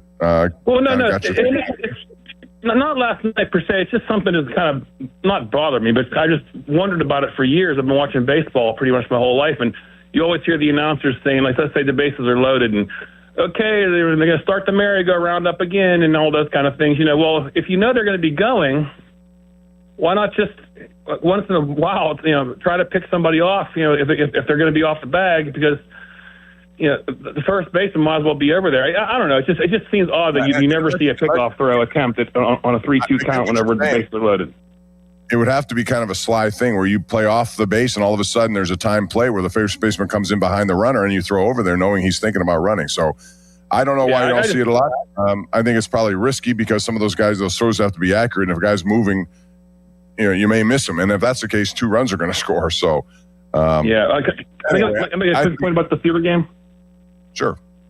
Yeah, real quick. To quote your wonderful colleague, Paul Alexander, preseason games mean nothing. So you're just simply evaluating individual players, one-on-one battles. The final score is not. I felt like giving McCarthy a gold star last night for not going for the field goal to avoid a shutout last night, which would have been beyond meaningless. But that's something I guarantee you Mike Tomlin. I agree with you, James, but the only reason he would have done it is because that game was designed out for Laith Marjam, the kicker they have, and it was going to be his game. Boswell wasn't going to play. If you're going to try to give him an opportunity to show what he can do so he can grab on with another team, that would be the only reason to do it. He had missed a field goal earlier of 44 yards, and that's not going to help his case. No, I agree with that. That aspect, yes, but Tomlin would have gone for it just because he didn't want to have the 0 on the board. James, thanks for the call, man. I appreciate it. I understand what you're saying. Thanks for the kind words. We're going out to Plum nearby here. Colin is on the line in Plum. Hey, Colin. Hey, how's it going? What's up, man? So I'm just calling in because I'm calling Henry Davis. I don't know how he's still a Pirate. When do you give up on him? I came back last night from the bar with my buddies. He came up. I'm not joking. I sobered up, went to bed. That's how bad he is. What do they keep him around? What do they keep him around for? For Paul Skeens? Is that it? I mean, it's a joke. They've used some other guys with Skeens recently, although Davis is still the guy. Listen, his thing is his accuracy, throwing guys out. He's one of the best. You got to hit. I totally agree with you, Colin. You cannot keep guys on your roster hit 170 and justify it by saying, well, he's good at what he does. They brought in Flores because he's more of an offensive guy at catcher. They have, Andy Rodriguez, who's more of an offensive guy at catcher. At some point, Davis has either got to get, that average up to 250 with some RBI potential or not. And if he doesn't, I don't know how much longer they can continue to do it. And I've been a Henry Davis defender. I like how he works. But, I mean, you knew going into that inning last night that they were going to walk Cruz if they had a chance to get to him because he was inserted late. And then the results have been the same, 6-4-3. Yeah, it's ridiculous. One last thing. I don't think you said you went out and didn't. You went to bed sober or not? Sober me up. Yeah, I hope you didn't drive. I hope you were. Somebody had your designated driver. We were back at our house by that point. All right, good choice. One last thing though. I don't know if you agree with this. I thought it was a horrible move at the deadline to ever buy. I think this team. I think Pirates fans were delusional. Got in ahead of GM even. To buy at the deadline. This team never had a chance of making playoffs with the injuries and stuff. I don't know what you think about that. Thanks, Colin, for the call. What I will say about that is it was too little too late. And look, at the deadline, they made several moves. They should have made one or two earlier. And I know people would always come on and say, well, you can't make that because you give up too much. You know what? You're in a situation where the goal was the playoffs. And this is May, June into July, and the bullpen was not very good. 20 blown saves tells you all you need to know about that. If you get half of those back, you're in a much better position and probably in the third wild card. They waited too long. They needed help there. I mean, they had guys who, when you set up bullpens, bullpens are probably the least expensive of all the areas you need. You need bats. You're going to pay for bats. Starting pitch, you're going to pay for that most likely. But bullpens, they had Santana, who's been DFA'd many times. And even though he was good last year and for really a year and a half, they trusted that. They had Justin Lawrence, another guy who, they had the DFA. Those two guys right there. Isaac Mattson took a step back. You can address this and saying, okay, they changed their pitching coach and they went from Oscar Marin to Bill Murphy. I don't know how much of that is traceable. It's on the players too. I'm sure it had something to do with it, but they misevaluated their bullpen based on what they saw last year. They had to have known a lot of these guys have been DFA'd before. I mean, that's just the nature of the beast, but you can still go out and get better guys in bullpens. It doesn't cost you all that much. They undervalued that position while they put a lot into hitting. Hitting has improved. Starting pitching has failed them generally. So there have been a lot of problems. And, now they put themselves in a situation here, Chris or Colin, where they're going to have to go 625 the rest of the way just to try to be in the picture. And that includes this road. I'm looking at 7-2 at this road trip. I thought that at the beginning they're 0-1. So that means 7-1, and they got some really good teams ahead of them coming up. Tony is in Greensburg. Tony, go right ahead. Welcome to the program. Hey, what's up, Paul? It's a little change of pace. I got a tee time at 1:48 today. I was just thinking Scotty Scheffler, Norvelt. Okay, good. Scotty Scheffler, what? So this guy is unbelievable, man. The consistency is just off the charts. I mean, you look at him, he's, a lot of top 15s, top 10s, but only one win on the season. And then when it counts most in the playoffs, he comes here last week in the first playoff event and then blows the field away by 8 strokes. It's just, it's unbelievable. But my thing was, he's got 112 weeks consecutive left to break Tiger's record of 282. I mean, he's got like a 300 250-plus point lead on McIlroy in the world golf rankings. I think he's got a legitimate shot to break the record. You're talking about most consecutive weeks ranked number one in the world. Yep, with Tiger's record's 282, and he's at 170 consecutive weeks right now. I'm going to tell you right now that he's going to fall off. I don't think he'll get there. I think that's a hard thing to do, and what I'm going to cite for you is the young guys on this tour who keep coming up. We saw that with Koivu at the 3M when Scotty Scheffler was putting pressure on him, chasing him. He's a 21-year-old kid, third PGA Tour event, and he withheld. He stood tall and won that event despite that pressure. I mean, there's so many good young players. I look at this week at the BMW, you have Wyndham Clark, who has been really good, and he's 12 under leading. Woodland's a guy who chipped in, made a nice shot yesterday, part of his 11 under score. JJ Spawn, who won here at Oakmont, is right in the thick of things. I just think there's so much talent on this tour. I think it's very difficult to remain there. Now, he has a big lead, as you said. But I think some of these young guys coming up may have an opportunity to get there. I don't know who it would be. Rory, I don't think is going to be that guy. But it will take Scheffler going into somewhat of a slump. And I don't know if you're right. He's the most consistent guy on tour, for sure. Yeah, I just think, with his consistency, then you have the off season coming up where you got 6 to 8 weeks. He might not play right away. I just think possibly an injury is what's going to have to hold him back from chasing it down. You obviously got some guys with Liv kind of folding right now, some top guys from there coming back over, maybe tinkers that a little, but I just don't see it. And then, the purses too, it's amazing. Like, that was the big effect with Liv, is creating these bigger purses on tour for the tournaments. Like, Scheffler is probably going to break Tiger's total earnings record maybe by the end of the year if he continues to play well in the playoffs. And it's just amazing, like, what Tony, Tiger's total number could have been. Yeah, well, again, depending on what area you play in, you think Arnold Palmer would have had more winnings that he had played now, and Jack Nicklaus. Oh, my goodness, yeah. It's about eras and how money changes. But thanks for the call, and enjoy your round of games. It's going to be a beautiful day out there at Norvelt. So that's Tony in Greensburg. We're going to take one more call here, but I don't know that record is going to be broken. That's such a hard record, and it takes into account everything. Scheffler's been great. He has to stay injury-free. He can't fall off. It's a long time to do it.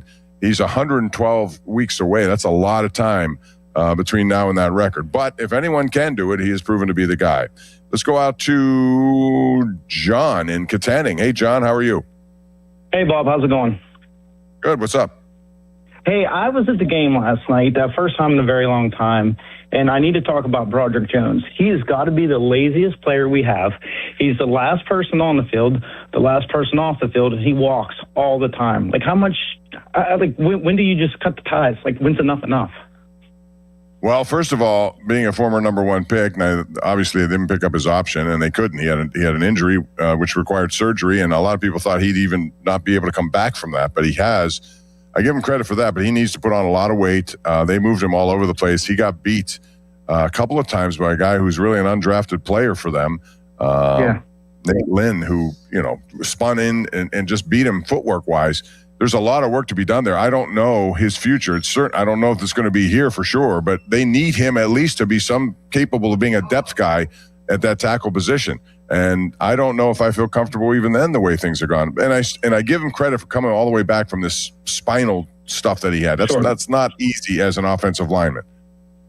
Sure. But a little hustle goes a long way.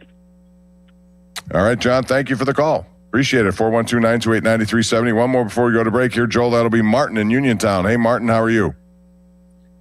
Oh, Martin's no longer there. All right, that's fine. And so we still have a lot to get into and another hour to go. We're here live at number one Cochran Toyota in North Huntington. Come on down. It's car stock time of the season. Some great value here. And all you have to do is come down here, see us in person. We'll tell you more about that as we go along. But now it's time for the weather. And Fan Weather is brought to you by Secure Money Advisors.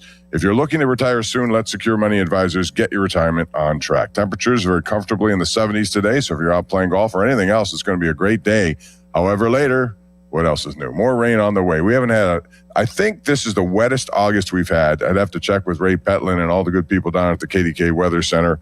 Mary Hours and Trey Fulbright, Ron Smiley. They do a good job tracking all this stuff, but I have to believe this is the wettest that we've had in August. At least it feels that way. So hopefully your plans will be uninterrupted today, but rain is expected later tonight. We'll come back with hour number 2. Joel Nelson will have a headline for you, and then more calls at 412-928-9370. Again, stop on by if you can. Number 1 Cochrane, Toyota, North Huntington, car stock time of the year. Some great value for you. There's free food out here. You got donuts. You got all sorts of grilling. Come on out. We'd love to see you in person. 93.7 The Fan. Sports Radio 93.7 The Fan. You listen to them every day. Now you can watch them too on the Fan Video Stream powered by Bowser. Catch your favorite 93.7 The Fan host live on the Fan Video Stream. Just hit up 937thefan.com. Sports Radio 93.7 The Fan. Now, Fan Headlines powered by Bowser Chevrolet. Steelers last night fell to the Jets 17-0. The Steelers go to the Buffalo Bills on Thursday night to close out their preseason.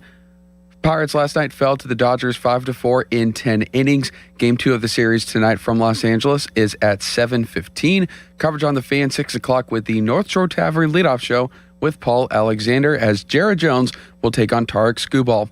More headlines at 937thefan.com. Fan headlines are powered by Bowser Chevrolet. Don't miss the Panthers Insider Show every Saturday morning from 8 to 9 with Pat Bostic. The best insight with the top guests and everything you need to know about Pitt. The Panther Insider Show is brought to you by Voss TV and Appliance, NSS Life, Joe Ball GMC, and PGT Trucking. Sports Radio 93.7 The Fan. Sports Radio 93.7 The Fan. Next to tee off. Swing for our local fire departments at the Local Fan 5 Alarm Classic on Friday, October 2nd at Moon Golf Club. Presented by First Specialty Vehicles and Equipment and powered by Bowser Chevrolet. To support local fire departments, join us for a 9 a.m. shotgun start and plenty of fun and entertainment. Brought to you by Boykin Family Wealth Management, Oakmont Bakery, and Conchos, Minjean, Killian, and Hassan Law. And in partnership with HM3 Partners Independence Fund. Just go to 937thefan.com and search the number 5 Alarm Classic, or check out 937thefan.com on Facebook, X, or Instagram to register your foursome. From Sports Radio 93.7 The Fan. Back to school starts now. Get long-lasting battery life on the Dell XPS laptop powered by Series 3 Intel Core so you can work from anywhere. Now starting at $699 with exclusive student pricing starting at $599. Complete your setup with savings on select monitors and must-have electronics and accessories. Limited time deals and free shipping on PCs and more await you at Dell.com/deals. That's Dell.com/deals. This is the story of the one. As a maintenance engineer at a beverage manufacturing plant, he starts his day knowing every line is ready to run because Grainger delivers the industrial-grade products he needs to keep mixers, conveyors, and packaging equipment moving. With Grainger's vast selection of bearings, belts, and motors, he keeps operations running smoothly, so nothing grinds to a halt. Call 1-800-GRAINGER, click Grainger.com, or just stop by. Grainger, for the ones who get it done. T-Mobile has an exclusive bundle for customers 55 and up. I'm Sarah Bowl. Yeah, I'm Frank Bowl. A reliable network is key for us. And with T-Mobile, it's been wonderful. And going to the 55 plus plan saved us so much money. A lot. And that's important, trying to keep costs down. The home internet's been perfect. It's fast, it's quick. The setup was so easy, it took less than 15 minutes. It was like, ta-da! If you want simplicity, coverage, reliability, you want the whole package, T-Mobile has it. Right now, T-Mobile customers 55 and up can get 2 phone lines on America's best network, plus America's fastest 5G home internet for just $30 each. $30 per month each line with autopay plus taxes and fees. Minimum age 55. Pricing for home internet rely on 2 lines of Essentials Choice 55. $35 connection charge per line required. Best mobile network and fastest 5G home internet based on analysis by Ookla of Speed Test Intelligence data 2H 2025. All rights reserved. Recently, our company softball team lost a big game by 1 run. Then Dale tried to console us with the quote, "Winning isn't everything." Dale's a loser. I play to win, like early payout from Bet365. If my team goes up big, I get paid out instantly, even if they blow the lead later. Sound familiar, Dale? Bet365. Winning is everything. Gambling problem? Call 1-800-GAMBLER. 21 plus only. Must be physically located in Pennsylvania. T&Cs apply. In-app only. Hey everyone, Bob Pompiani here. I want to take you on a trip that'll totally blow your mind. CarStock is back at number 1 Cochrane locations, where you're going to find peace, love, and pricing power. The markdowns on more than 1,500 pre-owned vehicles are out of sight, and the new car savings are totally boss. Get a minimum of $5,000 off overstock new inventory, plus the absolute lowest lease specials and APRs of the summer. CarStock, 35 locations, thousands of vehicles, far out price cuts. Take a trip to a number 1 Cochrane location near you or shop now at Cochrane.com. Limited time only. Featured savings may include manufacturer offers available to select customers only. Advertised new vehicle savings are in relation to MSRP, may not stack with other offers. In stock only while supplies last. See the dealer for details. Ends 8/31/26. On your job site, downtime isn't just an inconvenience, it's a deal breaker. You need equipment that works as hard as you do and a partner who has your back. Experience the new Case difference at Case Power and Equipment of Pennsylvania. Proudly named the 2025 Case Dealer of the Year.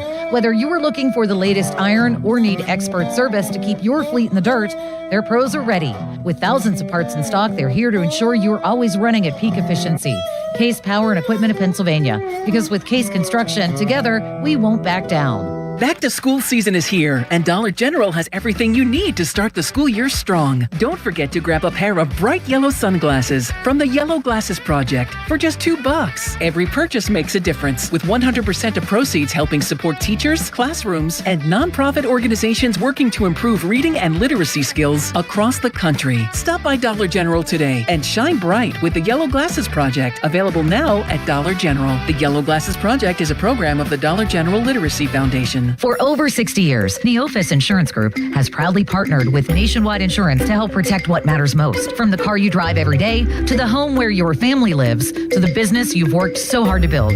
Neophis Insurance Group offers reliable coverage backed by the strength and stability of Nationwide. With local service and trusted protection, they're here when you need them most. Contact Neophis Insurance Group today and see how their experience can help protect your future. 412-364-3388 or neophisinsurance.com.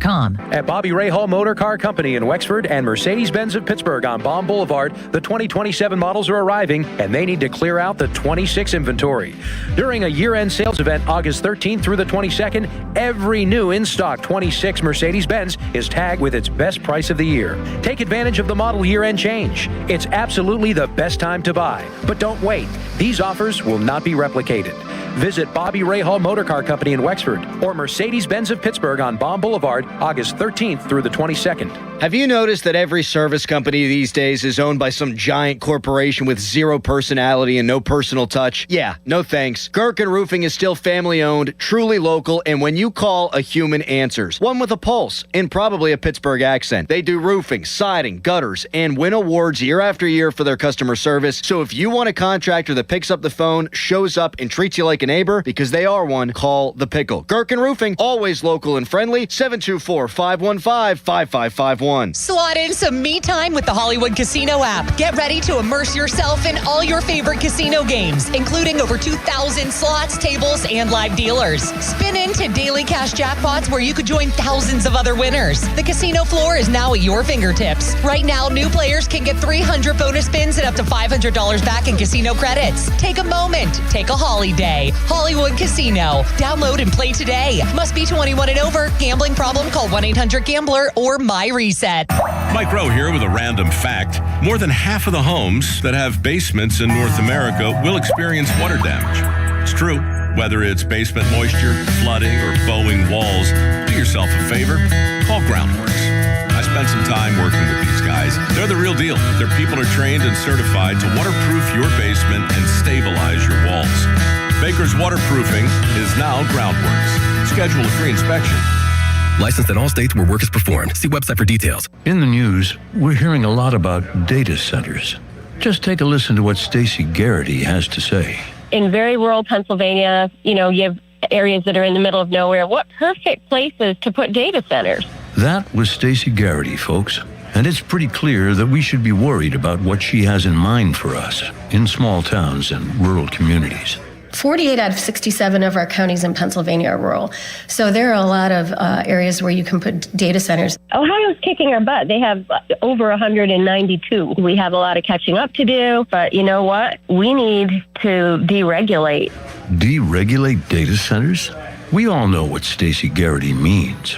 No local control, no regulations, higher electric bills. Go to this website, truthaboutgarrity.com, and see for yourself why we can never trust Stacey Garrity to look out for us. Paid for and authorized by Shapiro for Pennsylvania. For all station contest rules, go to 937thefan.com/rules. At jeepofpittsburgh.com, it's their declaration of deal sales event. Bring us your best offer on any Chrysler, Jeep, Dodge, or Ram truck, and we will beat it. No games, easy as that. Visit jeepofpittsburgh.com for all the details. We are Pittsburgh Jeep Store. 84 Lumber has partnered with Anderson Windows and Doors to bring a brand new showroom to Mount Lebanon. From homeowners to industry pros, everyone can see, touch, and interact with various series of Anderson windows and a wide variety of doors to make the most informed decision for their build. 84 Lumber experts are on site to demonstrate product features, answer your questions, and even schedule a visit to the job site for measuring and installation. Your budget matters and flexible financing options are available. Call today to schedule a personal consultation at 570-507-8015. Finding great candidates to hire can be like, well, trying to find a needle in a haystack, but not with ZipRecruiter. Its powerful technology actively finds and invites qualified candidates to apply to your job. So while other companies might deliver a lot of hay, ZipRecruiter finds you the needle in the haystack. See why 4 out of 5 employers who post a job on ZipRecruiter get a quality candidate within the first day. Try ZipRecruiter for free at ZipRecruiter.com/team. That's ZipRecruiter.com/team. ZipRecruiter. Did you know Skechers makes high-performance footwear for almost every sport you play? Here's what our athletes are saying. Hi, I'm pro basketball player OG Anunoby. I dominate in Skechers basketball. Skechers delivers championship-level performance. I'm WNBA star Jackie Young. Skechers keeps me quick, comfortable, and ready for anything. And you can get high-performance Skechers and hands-free slip-ins technology. Just step in and perform. I'm pro golfer Matt Fitzpatrick. I play in hands-free Skechers golf slip-ins. Find yours at a Skechers store, Skechers.com, or whatever high-performance sports shoes are sold. Text us on the Edgar Snyder and Associates text line at 412-928-9370. Edgar Snyder and Associates reminds you to text responsibly. PNC Bank, brilliantly boring since 1865. Your hometown building partner since 1956. 84 Lumber. Visit 84lumber.com. HD1 Pittsburgh, an Odyssey sports station. Live from the Jim Shorkey Mitsubishi.com studios, North Huntington and North Hills. Always live and free on the Odyssey app.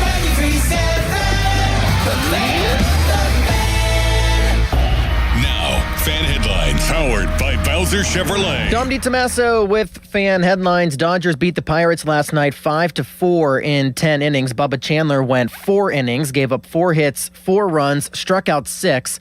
But the Buccos lose, and they now fall to 63 and 67. They're back at it with the Dodgers again tonight at 7:15, and you can listen right here on the Fan and the free Odyssey app. The North Shore Tavern leadoff show is at 6 o'clock. Fan headlines are powered by Bowser Chevrolet. For more, go to 937thefan.com. 93.7 The Fan is cleared by aquickdrain.com. Sports Radio 93.7 The Fan. It's time for the Bob Pompiani Show, an in-depth look at local sports with KDKA TV's own Bob Pompiani. Presented by Number One Cochrane, Shenderovich and Fishman, PNC Bank. See how PNC Bank can make a difference for you. The Bob Pompiani Show on Sports Radio 93.7 The Fan. It's a beautiful Saturday in Pittsburgh, Pennsylvania, specifically out here at Number One Cochrane Toyota North Huntington. If you're in the vicinity, stop on by. Got some goodies for you. Crumble cookies. They're always really good. And geez, Gabe, you're going to have to stop me. I don't want to go back over there, but those cookies are really delectable. We have those for you. They're grilling some hot dogs, all that. Part of Car Stock. I'll have more information as we go along, but I want to remind you about the Fan Text Line, which is brought to you by Edgar Snyder and Associates, a personal injury law firm where they always say there's never a fee unless they get money for you. Fan Twitter brought to you by South Hills Chrysler Dodge Jeep Ram, Route 19 in Peters Township. And as I said, we're here today at Number One Cochrane. And listen, they do this car stock, and it's very popular all throughout Number One Cochrane dealerships. And there are so many throughout Pennsylvania into Ohio. You name it, they're growing. Number One Cochrane has this annual Summers Fest, and this is what it is. It's called Car Stock. You come in here today, you get $500 off MSRP when you purchase a new in-stock Toyota or reserve one that's part of their incoming inventory. You can take advantage of the lowest APRs and lease specials of the summer. Get their best markdowns on more than 1,500 pre-owned vehicles. And remember, the Number One Cochrane can transfer any pre-owned vehicle from any store to Number One Cochrane Toyota so that you can test drive and purchase it here. Number One Cochrane Toyota is grilling out today. As I said, great food, special giveaways. Come on out. Check us out here in North Huntington. It's really an easy drive from Pittsburgh if you want to do that. We would certainly appreciate that. If Will Graves is listening from the Associated Press, I met Wanda today. Wanda drove here just to say hello. Wanda, if you watch our Number One Cochrane Sports Showdown, which we hope you do every Sunday night, 11:35, she's become quite a fixture, and she stopped here. So we'll expect a picture coming out. We have a lot of people driving around, too. Kathy's on her way to New York. So, Kathy, if you ever go to Nicholas's Coffee a long time, she was a tremendous down there and now at FedEx. So, Kathy, be safe driving. And that brings us to a man who's always on the road on I-80. He's giving us a call right now. It's Bob on I-80. What's going on, Bob? Thanks for calling. Hey, how's it going, everybody? All the Steelers fans out there, I'd just like to say Yahoo. Bob, you know, I've talked to you for quite some time on and off, just about every Saturday, but quickly. Not only am I Rob on I-80, but I have another handle, Surfer Rob. He's an avid surfer for years, still am, down in Ocean City, Maryland area. Oh, yeah. I hope you don't have me asking, what age are you? So, yeah, I can still hit those waves, trust me. What's your age? Anyhow, I got nothing today, Bob, except that. Okay. And I talked to one of the crews earlier in the week, this past week, early in the day, and I said something about the Steelers that I don't know how to really describe it other than I'm so upset with the organization. I'm always going to be a Steelers fan, but until they win a playoff game and beyond, I have retired all my signed game shirts, never to be worn again. And I've got 3 good ones. They are Jerome Bettis, Franco Harris, my favorite, and probably the hardest guy to ever get a signature out of, Jack Lambert. That's all. So why are you doing that, Bob? I mean, if you're a fan of the franchise, I mean, you know, they've been competitive every year. They've gotten in the playoffs. They haven't won. You're absolutely right about that, and that has to happen. But, I mean, this is not the time to jump off the bandwagon, so to speak. Oh, I mean, they're in a situation right now where they're trying to figure out who's going to be their next quarterback. They got issues. There's no question. But I think the journey is always worth going on, even if it results in the same thing. Yeah, you want to see that change. It has to change. That's what this organization wants more than anything. But, I mean, it's not easy to do. And a lot of teams are in the same predicament. I think the journey of watching what they do with decisions made, you know, it's all part of the fascination with sports. And I thought you were into that. Oh, I am. I'm still wearing a Steelers T-shirt right now. On game days, I will have it on. I will root for them. But my treasured game shirts, as a protest, they're going on the wall until they win one. It's like a challenge to everybody that I know. Like, Rob, where's your game shirt? Oh, it's on the wall. So, hey, just go Steelers. You're absolutely right, Bob, about what you just said. But still, there's probably a lot of guys out there like me that are thinking and feeling the same thing. Win one, will you?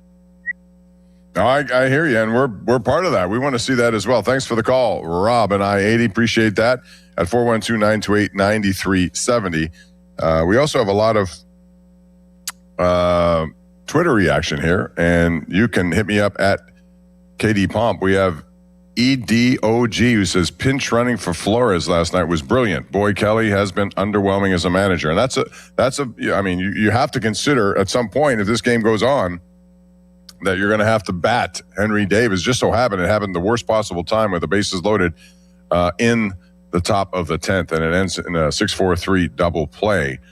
So that's one of those things. We have Pittsburgh Pirates Guru. He's always on social media at KD Pomp. You can hit me up. He says, to all the diehard Pirate fans, please let this sink in for a minute. Ben Cherington, 11 years, a major league manager, GM, only one winning season. And specifically here in Pittsburgh, I think he's done some good things over the last couple of years, drafting and certainly with some of the signings and some trades. Some haven't worked, but there have been some good ones. But the bottom line in a results-based business is you got to win. And if you don't win after 7 years, you're liable to lose your job. And this will be what's going to happen at the end of the season when they have a reflection of this, knowing that there may not be baseball next year. What do you do? I'm not sure of his contract status, but I mean, that pressure is there to win.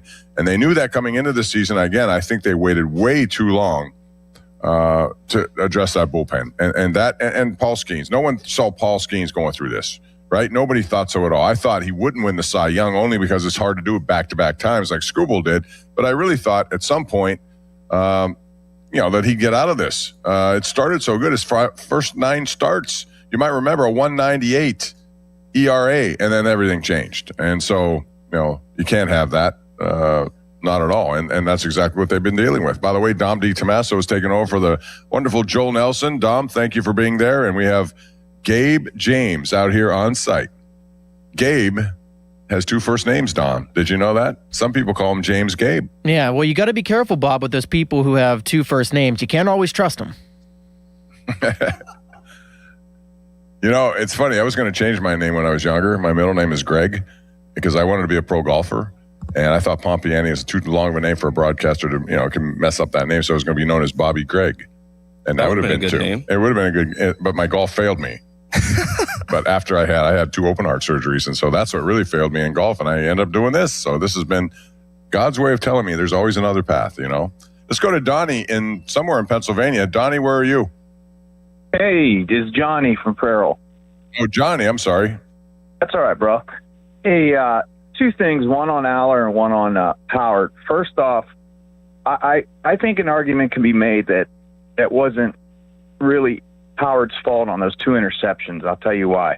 On both of those, the receiver was Wilson, right? Mm-hmm. He drifted on both of those. The first one he never came back for or made an effort for. He drifted towards the end stone. If he would have cut that across the 5-yard line, he would have caught that. And the second one, he drifted on that one again.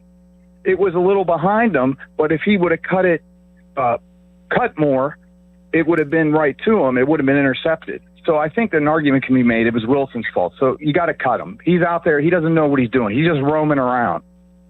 And the second is he may be a camp casualty here the way things are going. But then again, their depth of wide receiver after Pittman and Metcalf is not all that deep. Oh, I have faith in Bernard. I could see that he's got it. But on Aller, I do agree. I think there's something that Wilson could have done differently there. I do. But I think it's just a play that you can't afford to have 2 interceptions when you're driving into and approaching the red zone. No, but and with Aller, I'll tell you, he will be the next Steelers franchise quarterback, no doubt. I'm not a Penn State guy. I wasn't an Aller guy. These Pittsburgh fans seem to forget that Dan Marino had an almost worse senior year than Aller, and Aller had about as good as a career as I think Marino did in college. So remember that.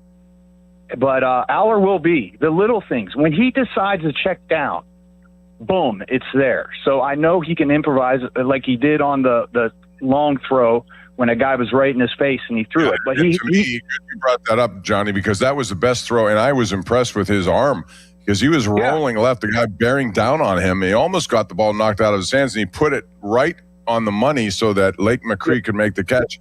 That was to me the most impressive play from him so far in this preseason.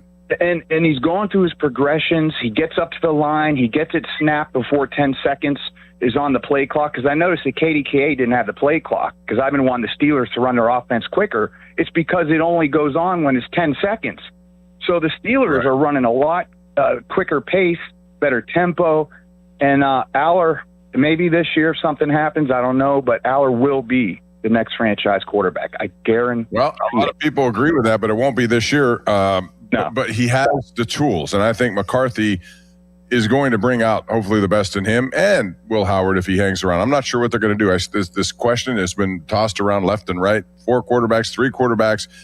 their depth problems are going to make it difficult, I think, for them to keep 4 quarterbacks now, even though I thought that would be the way they go. Who knows? We still have another game and then more time after that, and then all of a sudden we're going to find out. Thanks for the call, Johnny. Appreciate that. As we move along at 412-928-9370, Alice is in Shaler, and now she joins us here on The Fan. Hey, Alice. Hi, thanks for taking my call. I just wanted to say one thing about the Steeler fans. For anybody that's calling for Will Howard to already be traded after 2 preseason games, for either one of them, really, they can't go by preseason. Look at Kenny Pickett that year. Everybody thought he'd be our next franchise quarterback. Look how that turned out.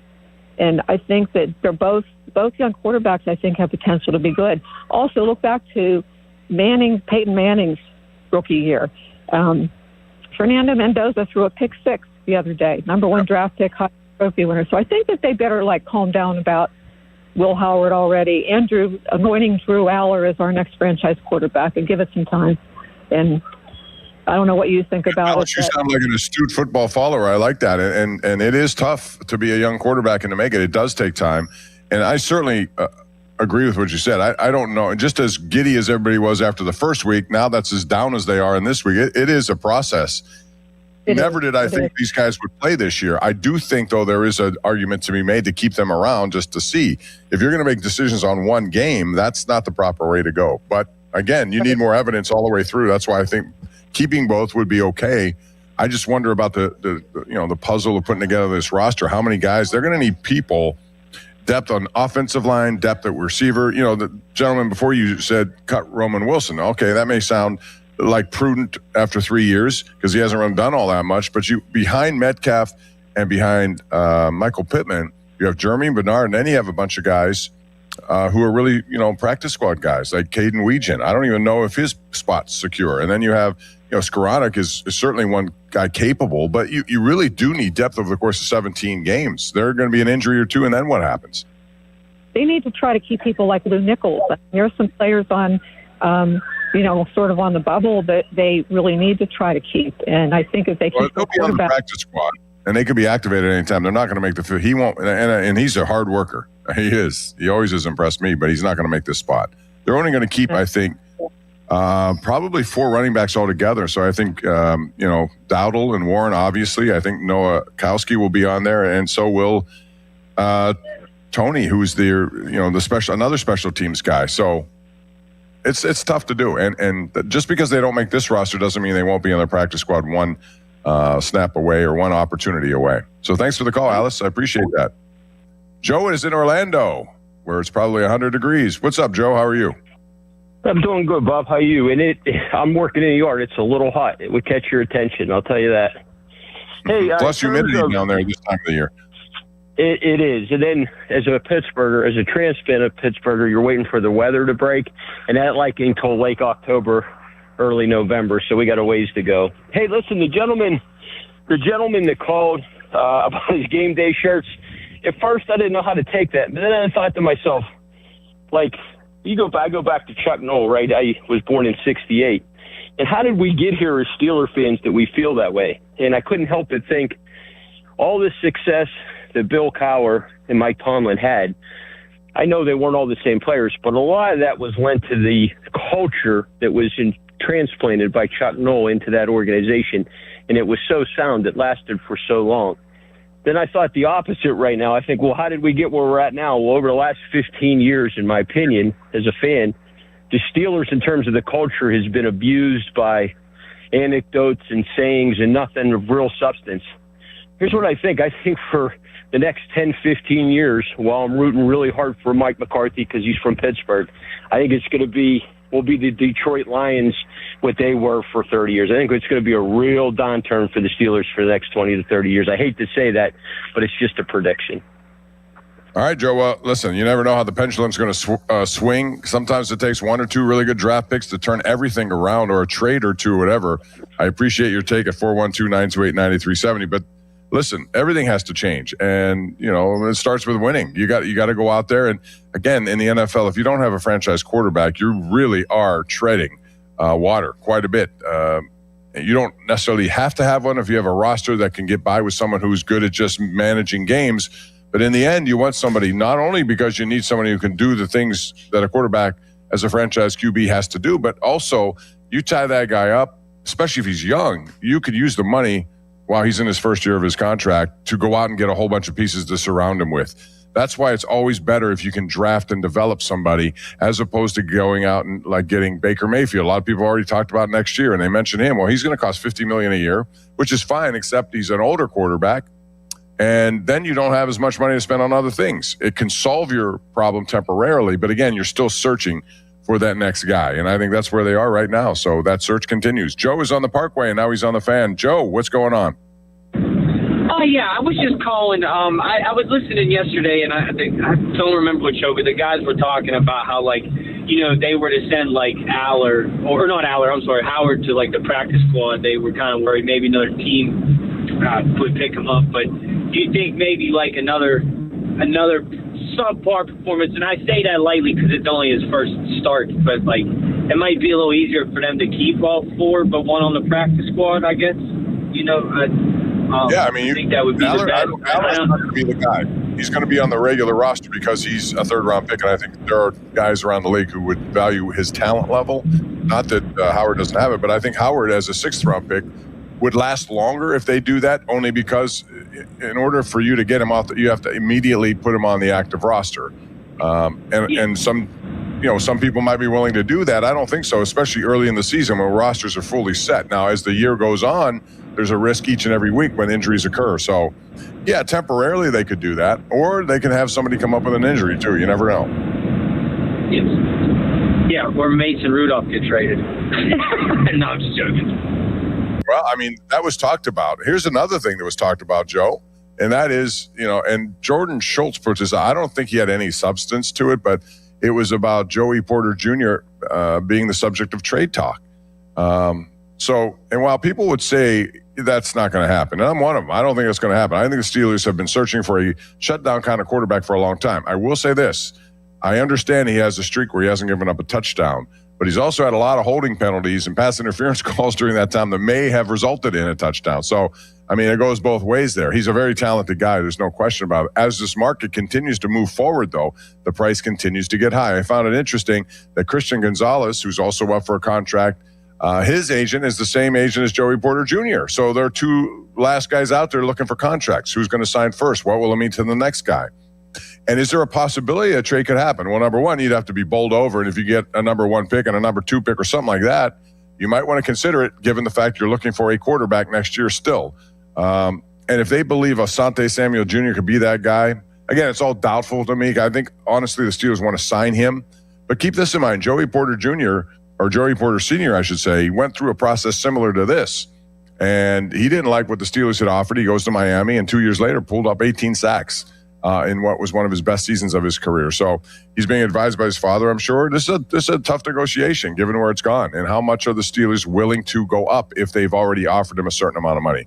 Something worth watching. I still, if I'm looking at this, I'm going to say it's going to happen before the start of the regular season, almost like the 11th hour kind of approach. Joe, thank you for the call. One more before you to break, Dom, and that's William, who joins us now in the state of Pennsylvania somewhere. Hey, William. Bill? Oh, he just dropped. I guess he waited too long. Sorry about that. I get paid by the word, they say, so why not? I'm going to talk. No, just kidding. I wish I did. That would be a nice little gig to have. 412-928-9370 is the number to call. We are live today, number one Cochran Toyota in North Huntington. There's a big car fox out here. If you drive by, you'll see it on Route 30. Come on out. They got some great things. Car Stock's a big popular promotion for number one Cochran. It ends on August the 31st. You're going to find some great deals out here, plus some free food as well. And you get a chance to come in here and talk to Gabe James. He's over to my left, guy with two first names. He runs the show here, so I appreciate that, James, at 412-928-9370. Before we go to break here, Dom, I want to tell you about West Shore Home. You know, they've been proud to call Pennsylvania home for 20 years. Founded right here by a Johnstown native. Their headquarters still are in state. And today, Pittsburgh area team, they have teams all over the state, but the Pittsburgh area team has grown to more than 70 local employees. They're dedicated to taking care of homeowners in this community. So 2 decades in, they've completed more than 25,000 projects right here in Pittsburgh. All sorts of projects, from beautiful full bathroom remodels to convenient tub to shower conversions. They have a perfect option for you no matter what it is. And their installs are backed by thousands of 5-star reviews. So getting started, if you'd like to do that, and I'd recommend it, it's simple. Just head on over to westshorehome.com/fan. Or you can call 1-800-WEST-SHORE to schedule a free, no-obligation design consultation. They come in, give you a design, you can work with them. And this week, on top of that, there's the summer sale, and that means big savings on your next project. You buy a full bath remodel, you get a second shower absolutely free. Plus, as a fan listener, you can unlock even more savings at westshorehome.com/fan. It's westshorehome.com/fan. Extra $500 off your project. 1-800-WEST-SHORE. They answer on Saturdays if you want to learn more. See the website for details. Now, fan headlines powered by Bowser Chevrolet.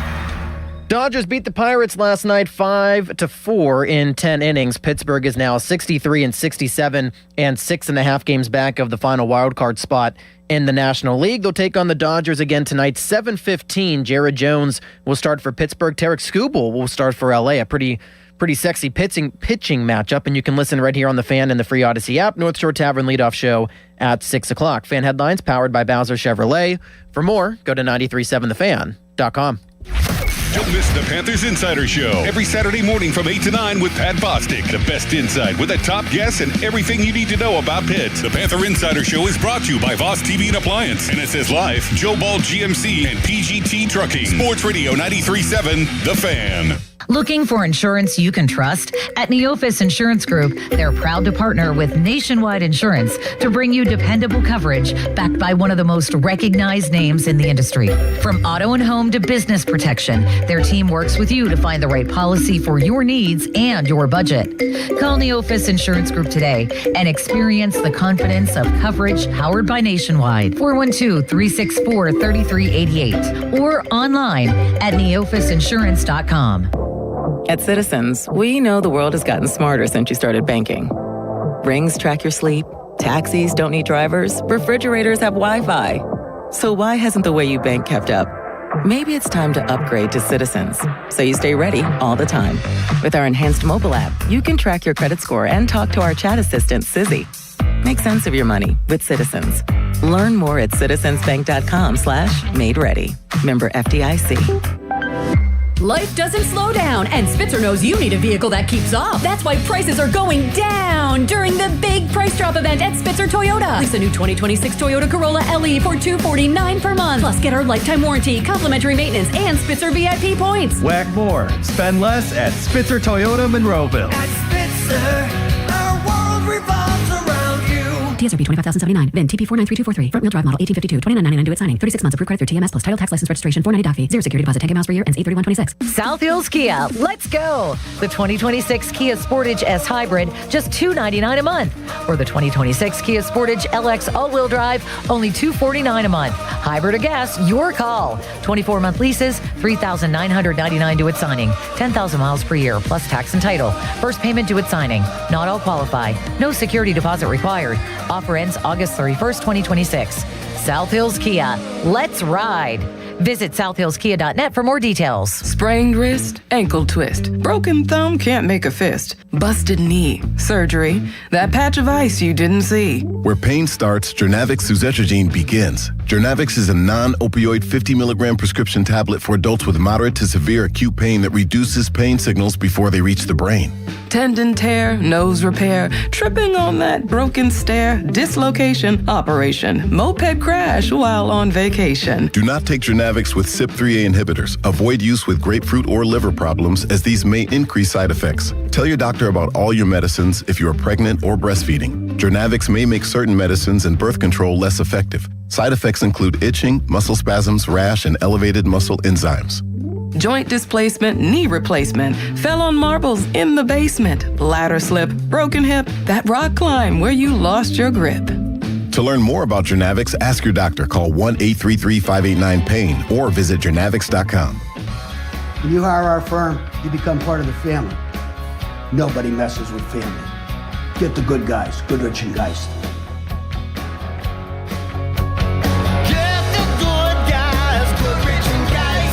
The electrifying fun of Lightning Link is now on DraftKings Casino. To celebrate the iconic slot, all players can play to win a share of 250 million spins on Lightning Link. So if you love Lightning Link, now's the time to play. Head to your promos page in the DraftKings Casino app and see how you can earn your share through daily rewards, bonuses, and more. Then spin Lightning Link high stakes right from your phone. The crown is yours in partnership with DraftKings Casino. Gambling problem? Call 1-800-GAMBLER. Must be 21 or older. Physically present in Pennsylvania only. Eligibility restrictions apply. Must complete play or claims requirements each day for rewards. Daily offers and requirements vary. May require minimum wager. Rewards issued as non-withdrawable flex spins for choice of select games and expire in 7 days. Reward amounts vary. Terms: casino.draftkings.com/promos. Ends August 23rd at 11:59 p.m. Eastern Time. SchultzFord.com. SchultzFord.com. SchultzFord.com. SchultzFord.com. In the 70s, a poet named Bob Pompiani took the movers and shakers of the sports world all around the world. Back with more of the Bob Pompiani Show on Sports Radio 93.7 The Fan. All right, we're rolling along right here at Sports Radio 93.7 The Fan. I want to remind you, you can swing for the local fire departments all over this area. They do such a great job. It's the Fan 5-Alarm Classic, Friday, October the 2nd. Moon Golf Club, presented by First Out Specialty Vehicles and Equipment, powered by Bowser Chevrolet to support local fire departments. You can join us for a 9 a.m. shotgun start. Plenty of fun and entertainment. Brought to you by Botkin Family Wealth Management, Oakmont Bakery, and Contos, Menjing, Kilian, and Hassan Law, in partnership with HM3 Partners Independence Fund. Search the number 5 Alarm Classic at 937thefan.com. Check out 937 The Fan on Facebook, X, or Instagram for registration details. So that's coming up. All the golfers, we have a lot of golfers at our station right now, and Joe Starkey's probably the most addicted of all the ones I see. But I am to blame for that. I got him out there now. He plays more than I do. He plays better than I do. And what are you going to do? I've taken a back seat. He needs to come and give me some tips now, as it turns out. 412-928-9370 is the number to call. Before I go back to the lines, once again, if you're in this vicinity, come out in North Huntington. It's number 1 Cochran Toyota. We are here, been here since early this morning, and a lot of people have come in and out, taking advantage of some of their summer savings at Car Stock. It's always a great situation. They do it every year. If you came in today, for example, you're going to get $500 off MSRP when you purchase a new in-stock Toyota or reserve one that's part of the incoming inventory, and they have a lot coming in. Take advantage of the lowest APRs and lease specials of the summer. You're going to get some of the best markdowns on more than 1,500 pre-owned vehicles. And remember, the number 1 Cochran can transfer any pre-owned vehicle from any store to number 1 Cochran Toyota so that you can test drive and purchase here. It's the number 1 Cochran Toyota Car Stock. There's grilling here. You got food, special giveaways. Come on in. It's a beautiful day. Why not? If you're driving by, check out their inventory and check us out here at 93.7 The Fan. We have a lot to still talk about until 1 o'clock. And, man, we've had a lot of very interesting people who've made some great points on both the Steelers, Pirates. Ron in Gibsonia is going to join that list of callers. He's on right now. Hey, Ron. Hi, Bob. I was at the game last night, and I watched it, and I made some observations. I'm looking, they want to go down the middle of the field, so they say throwing. But you got to block for the quarterback so he doesn't get chased out of the pocket like they got chased out of the pocket how many times, and we're on the run, and we don't want the quarterbacks running the ball. But I also noticed the offensive line, like with number 77, I'm not talking names, but they got to get with that guy, with somebody, maybe Max Starks, a big guy like he is, and teach him the footwork, teach him how to actually play the position, because I'm sorry, what's he in his 3rd year or something like that? He's just not getting it. He had a 5th-year option, which they were not going to pick up. He had the surgery last year, so that had a lot to do with this. But he's in there a lot. He got a lot of snaps again last night, which I did not see coming, but he is. And I think they're trying to figure out what he is before they, figure out if he can handle that job. He may be, with the Honechar out, I don't know who's going to be your starter at right tackle. I guess it's Dylan Cook for now, but they need the number 1 pick to get healthy soon. Yeah, I think what you're saying is they haven't given up on the number 1 pick yet. I get that, but I don't know how much more they're going to let go. And another thing no one has brought up yet, the lines were mishmashed. There's 2 guys here, 1 guy there. Offensive line has to gel together as a unit, and I didn't see that. But for both quarterbacks to be chased out of the pocket and the routes, somebody brought it up. they weren't as sharp as they could be, you know? Somebody says, well, he was running on, you know, he's throwing on a run. You're not going to be sharp either. I think both quarterbacks, people are overreacting. They're in there for a reason, see what they can do. And as good as they were last week, they were maybe as bad as they were this week. And nobody's giving the Jets any credit. They played a pretty stellar game, wouldn't you think? Oh, yeah, it takes two to tango there. But I do think that for the second game in a row, and thanks for the call. Appreciate that, Ron. The number one offensive line did not have good results. First two possessions last night, not good. A 3 and out. And then, you know, just not opening up enough holes. You have running backs who, you know, can make yards up the middle if you give them a lane. And I thought both Dowdle and Warren and anyone else, Caleb Johnson got in for 10 carries. They didn't have any running room. You know, anyone who was in there, they only averaged 3.8 yards per carry. So it's not just the pass game, but it's the run game as well. They need one to set up another. It all starts with the offensive line. They are the jumper cables of this car, since we're at a car dealership here at number one Cochrane. It's a good analogy. If you can't get the jumper cables going, the car doesn't start. So they have to do that and do it better than they've done. And they have a configuration of guys. Again, I'm fine with the left side of that. I think at center, Frazier is really good. I think McCormick is a 4th-round pick at left guard is good. They move those guys, he and Fatano, to left from right. The right has been the area of concern, and it still is a concern after 2 games. Tim is just outside of Pittsburgh, and he joins us now on the Fan. Hey, Tim, how are you? Good. How are you, Bob? Doing good, thanks. Beautiful day. It should be good. Yeah, I'm a first-time caller. 75-year-old man turned Monday. But anyway, my first remembrance of the Pirates was when I was 9 years old. I was on the porch listening to my dad's AM radio and listening to Maz's home run. And throughout the years, that was it. I was a Pirate fan. But after, you know, new management, I give them up. And then this year I got dragged back in, just like the Sopranos, you know. And anyway, I became a fan again. So I don't know. It's crazy, but you know, it's very frustrating being a Pirate fan. I thought that if I had told you at the beginning of the year they'd be one of the top run-producing teams in the game, given what you thought you had in the pitching, especially starting, you would have thought that's a good opportunity to get and end this playoff drought. Instead, with all this hitting, and yeah, it's been, you know, untimely at times, but generally they've given enough runs to score and win games. It's been the starting pitching with its inconsistencies led by Paul Skeens and the bullpen. Those are two things that really hurt them, and it's going to deny them a shot once again. And then at the end of this year, you're going to have to make even better decisions about who you keep, who wants, you know, they're going to lose Brandon Lau. He's been a big part of this with 27 or 8 home runs, whatever he has. But, you know, now with Skeens, though, it's a bottom line business. They got it. They have to adjust. Good. No, go ahead. I'm sorry. I talked too much. I'm sorry. I thought you were done. You're a first-time caller. I need to let you talk. Go ahead. Skeens being a first-time disappointment, and the major injuries they had this year, you know, I mean, that's a major part of it. But like you said, you know, they just didn't construct a club right. Yeah, if I had, and thanks for the call, Tim. Hope you're not a last-time caller. If you look at it, it's Paul Skeens number 1, bullpen number 2, and that's saying something because the bullpen has been number 1 all year for me, and they never addressed it early enough. They should have done it, and then there was a landslide of moves at the deadline. By then, it was too much of a deficit, and here they are treading water still at that same 6.5 games out, and you can't be 6.5 games out knowing you have to face these kinds of teams. You're going to have to go on a 640, 650 winning clip here and hope other teams go the other way. And that's too much to ask for at this juncture. The last night was a winnable game, and they left it out there. If you beat Yamamoto and the Dodgers in Game 1, you have a chance potentially of splitting these next 2, even though you're going against 2 Cy Young winners, and then go to San Diego and try to sweep them. That's the hope. And if you can't do that, you're just, you know, wasting time. It keeps ticking against you.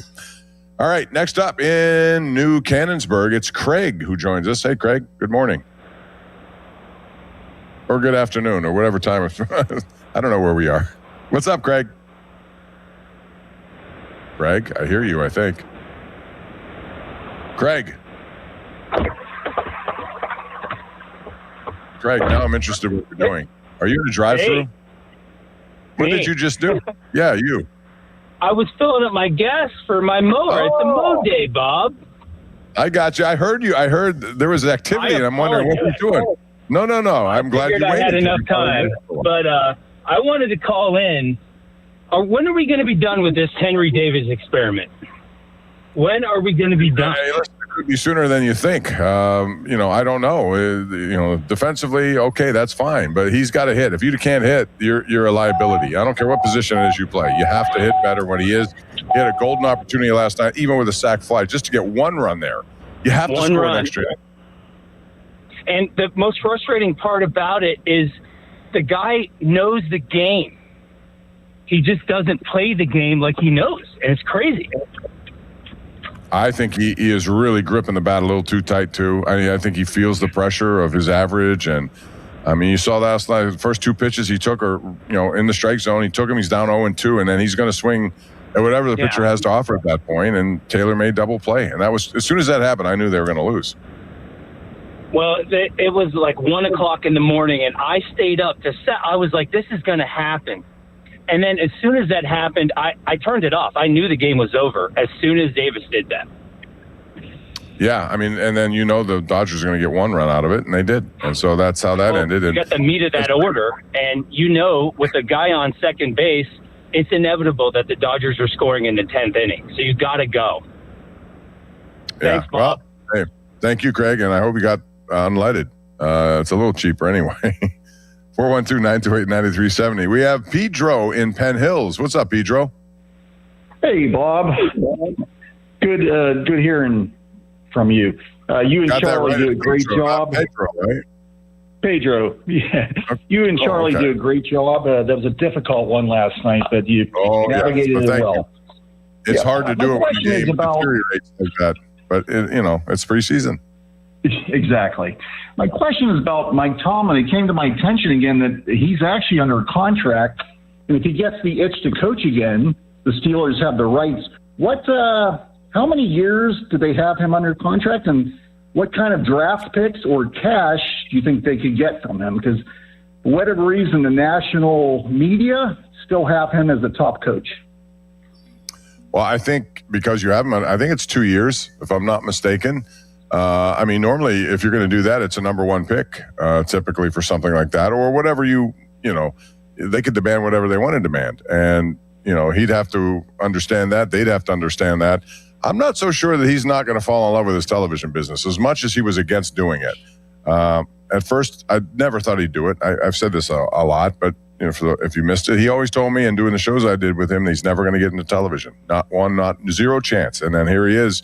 And he's good at it, and you may find out that, like Bill Cowher, it's too good to pass up. Cowher's done it for 20 years.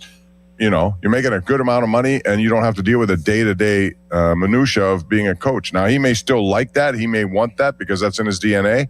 And if so, yeah, there'll be some compensation involved. Yeah, he's a good man. Really respect him. But good to have some fresh blood in the coaching. Oh, yeah. I think anytime you go that long, there's need for that. In any sport, the message dries up. So we'll see how it goes. He's going to have his first opportunity on Sunday night. He's going to be at location all the time, and he's a natural for that kind of thing, I think. So thank you for the call. Appreciate it. At 412-928-9370. Natrona Heights is next, and that means John is on the line. Hello, John. Hey, Bob. Thanks for taking the call. I love your show. Thank you. My topic is on the Steelers offensive line. I think they're completely overrated. I felt that for the last couple of years. They're not getting any type of a consistent surge. The quarterbacks are running from their lives, and I think that the running backs, I don't care who's back there, if they can't open holes, them running backs are stuffed up. I just wanted your opinion. Thank you. Yeah, thank you, John. You're absolutely right. It's a frustrating part of this. They put a lot of draft equity in this line. 3 number 1 picks at tackle over the last 4 years. You have a number 2 pick at center. And it's interesting to me that all their number 1 draft picks at tackle have been injured in their first year. You saw that with, Broderick Jones with his injury now. Hanachur is out. I don't know how long he's going to be, but Fatanu in his first season got injured, missed all of that. I'm confident Fatano is going to be good at left tackle. I think the left side of the line is fine, but you're right. They have to open up holes. They're going to be going against some really good teams defensively as the season moves on, especially. So the right side of the line is where I think you're going to see guys like Darnell Washington kind of support it and, be almost like a sixth offensive lineman. He's big enough to do that and likes doing it. But they're going to need some help there. The depth is not that deep. They got to find guys. Is Broderick Jones part of the swing tackle? If he is, he's got to do better than he did last night. And he's still working his way back. And I want to make sure people understand that. He's lost weight. He's trying to put it back on. There's a lot in this process. And hopefully he can get back to where they drafted him as 14th pick overall. I mean, they had high hopes for him and just not worked out. 412-928-9370 is that number to call, as we are live here at Car Stock at number 1 Cochran Toyota in North Huntington. Come on out. There's a lot of good stuff here going on. We're going out to Mike in the car right now. He joins us on the hotline. Hello, Mike. Bob, can you hear me? Yes, sir. What's up? Hi, Bob. Yeah, I love the show. You're a great mentor for us baby boomers. Thank you. But I want to say that my MVP for the Pirates this year, and we talk about contracts, let's see what we can do about signing Brandon Lau. Why not? He's a great man in what he does. He never complains. He's a part of everything that we do positive. He's a heck of a defensive player. Let's try to sign him. Why not? He's been a big piece to our team this year. I just wanted to get your thoughts on that, and I'm looking forward to seeing Pittman and Metcalf and Rogers together. I think once we get our big hitters out there, we're going to be okay. So just thank you. I enjoy the show, and have a nice weekend, Bob. Thank you. Yeah, thank you. Listen, I appreciate that. I don't know if Lau's a good defensive player. He's average to me. But what he is a left-handed stick who can hit 30 home runs, and that's the problem. The Pirates traded for him as part of a very good trade with Montgomery and Mangum. All three guys have had a role, but he is going to cost a lot. And I would be fine with it. I mean, I think if you're looking at $25 million a year, which is probably where he's going to look, 20 to 25, I would do that. At some point, you got to keep. He's 31, I think. Got a lively bat. I see no reason not to, except they won't, because it's going to be multi-years. It's going to be probably a term that they don't want to deal with, which could be 5 years, and maybe Brandon Lau's last opportunity to cash in here. So, the bottom line is you'd like to be able to say, yeah, we'll sign him and bring him back. Eventually, I think Gonzalez will end up at second base. You'll have Connor Griffin at shortstop, and I think they need to find a third baseman. It can't be Jared Triolo, who has a role to play, but it's not a role as a starter. So they'll have a lot of work to do there, but there is no way that I think they'd match the term of a contract there for Brandon Lau. Now, as far as the offensive line, a lot of people still have concerns. It started last night with Cook at right tackle, Anderson at right guard, Frazier center, McCormick and Fautanu left side. I think that's the way the season is going to open against Atlanta. And they have some studs on that Atlanta defense. Make no mistake about it. Their problems are on offense with who's going to be their quarterback and mistakes those quarterbacks can make. But this offensive line is going to be tested as it is that way. Ihanichar likely won't be there to start the season. I mean, I don't see a scenario where that can happen. If they do, they're going to throw him in without the benefit of really any game action in the preseason. But they may have to do that depending on how Cook does or how he's graded out right now. Broderick Jones moved around in the next series. They brought in Hoffman. They had Broderick Jones moving. He played both left tackle, right tackle. He was all over the place, and he was all over the place. They beat him. There were a lot of sacks in that game last night. Cook struggled a little bit still.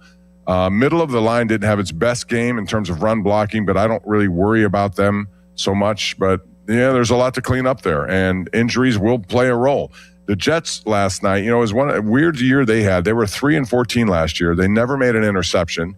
Last team in the league in terms of takeaways. They only had 4 of them, and none was an interception. But also the really crazy thing, as bad as their offense was, they went 17 straight games with playing the same 5 guys on their offensive line. That is a luxury that you don't often get. Depth is a thing they need. Every team needs it. And so the Steelers are still looking for some depth.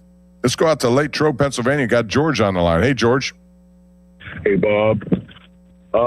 Just as you're finishing up, any thoughts? Are they even going to be playing baseball next year? With the contract coming up? So. I don't know what they're going to do. They're trying. They're negotiating far in advance than I thought. But there seems to be a real distance between owners and Players Association when it comes to this, salary cap or floor. I don't know if they'll ever get to that. There maybe have to be some concessions with local revenues and how that would help, lesser teams in terms of spreading out that wealth. I was optimistic. I always am that there could be a salary cap and floor. I think it's best for every team in the league. If you're going to operate with financial equity, it then improves the competitive equity. And if you don't have it, then, you're going to be referring to half the teams in the league as small market all the time. So I'll tell you what, one thing I've admired about the Milwaukee Brewers is their record year in and year out is unbelievable. I mean, if you look at their last 4 years, for example, you're going to see almost the same exact record this far into the season. Back in 2023, they're still looked at as a small market team. And keep in mind, they haven't won a championship in quite some time, but they were 80-63 at this point of the season.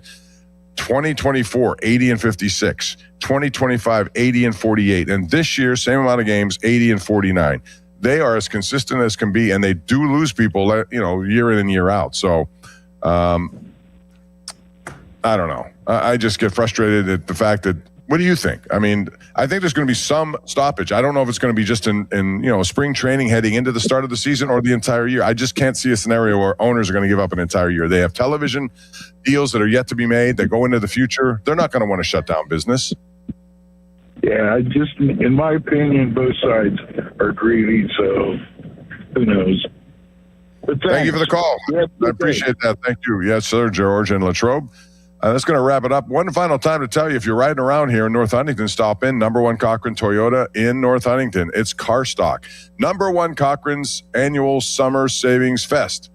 And you come in here and get $500 off MSRP when you purchase a new in-stock Toyota. Receive one of their incoming inventory. They have a lot of new cars coming, and you can even get one of those on an inventory project here that's coming in. Plus, you could take advantage of the lowest APRs, lease specials of the summer. You're going to get their best markdowns on more than 1,500 pre-owned vehicles. And remember, the Number One Cochran can transfer any pre-owned vehicle from any store. Number One Cochran, you can test drive it and purchase it here. Check it out, Number One Cochran Toyota in North Huntington. Dom, who's coming up next on the airwaves here? So we have the Schlereth show for an hour, and then Bechtold at 2 o'clock. All right, so we have Schlereth and Austin Bechtold who will be keeping you company all the way until tonight's Pirate game, which actually is a 4:15 start in L.A., which makes it 7:15 here. And so North Shore Tavern leadoff show, and they got to win these two games. I don't. The odds are not good. You got Jared Jones against Tarek Skubal, who's getting better in Los Angeles. So that's going to wrap it up for us. And before I go, I got to tell you about the weather, because that's always important. And, so far today, it's been a very nice day. And weather is brought to you by Secure Money Advisors. Looking to retire soon? Let Secure Money Advisors get your retirement on track.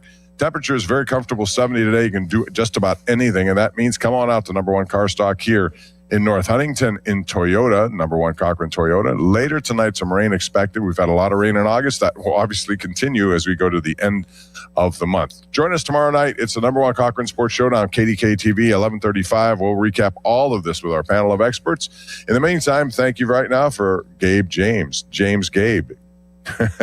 You can do it anyway. He'll respond. Dom DiTomaso back there. We appreciate it. Stick around. Schlereth is up next, followed by Austin Bechtold. I'm Bob Pompiani. Thank you for joining us here, and we'll do it again next Saturday. Sports Radio 93.7 The Fan. Now, Fan Headlines, powered by Bowser Chevrolet. All right, Dodgers beat the Pirates last night 5-4 in extra innings. They're back at it tonight, 7:15. Jared Jones for Pittsburgh, Tarek Skubal for L.A., and you can listen right here on The Fan and the free Odyssey app. North Shore Tavern leadoff show with Paul Alexander.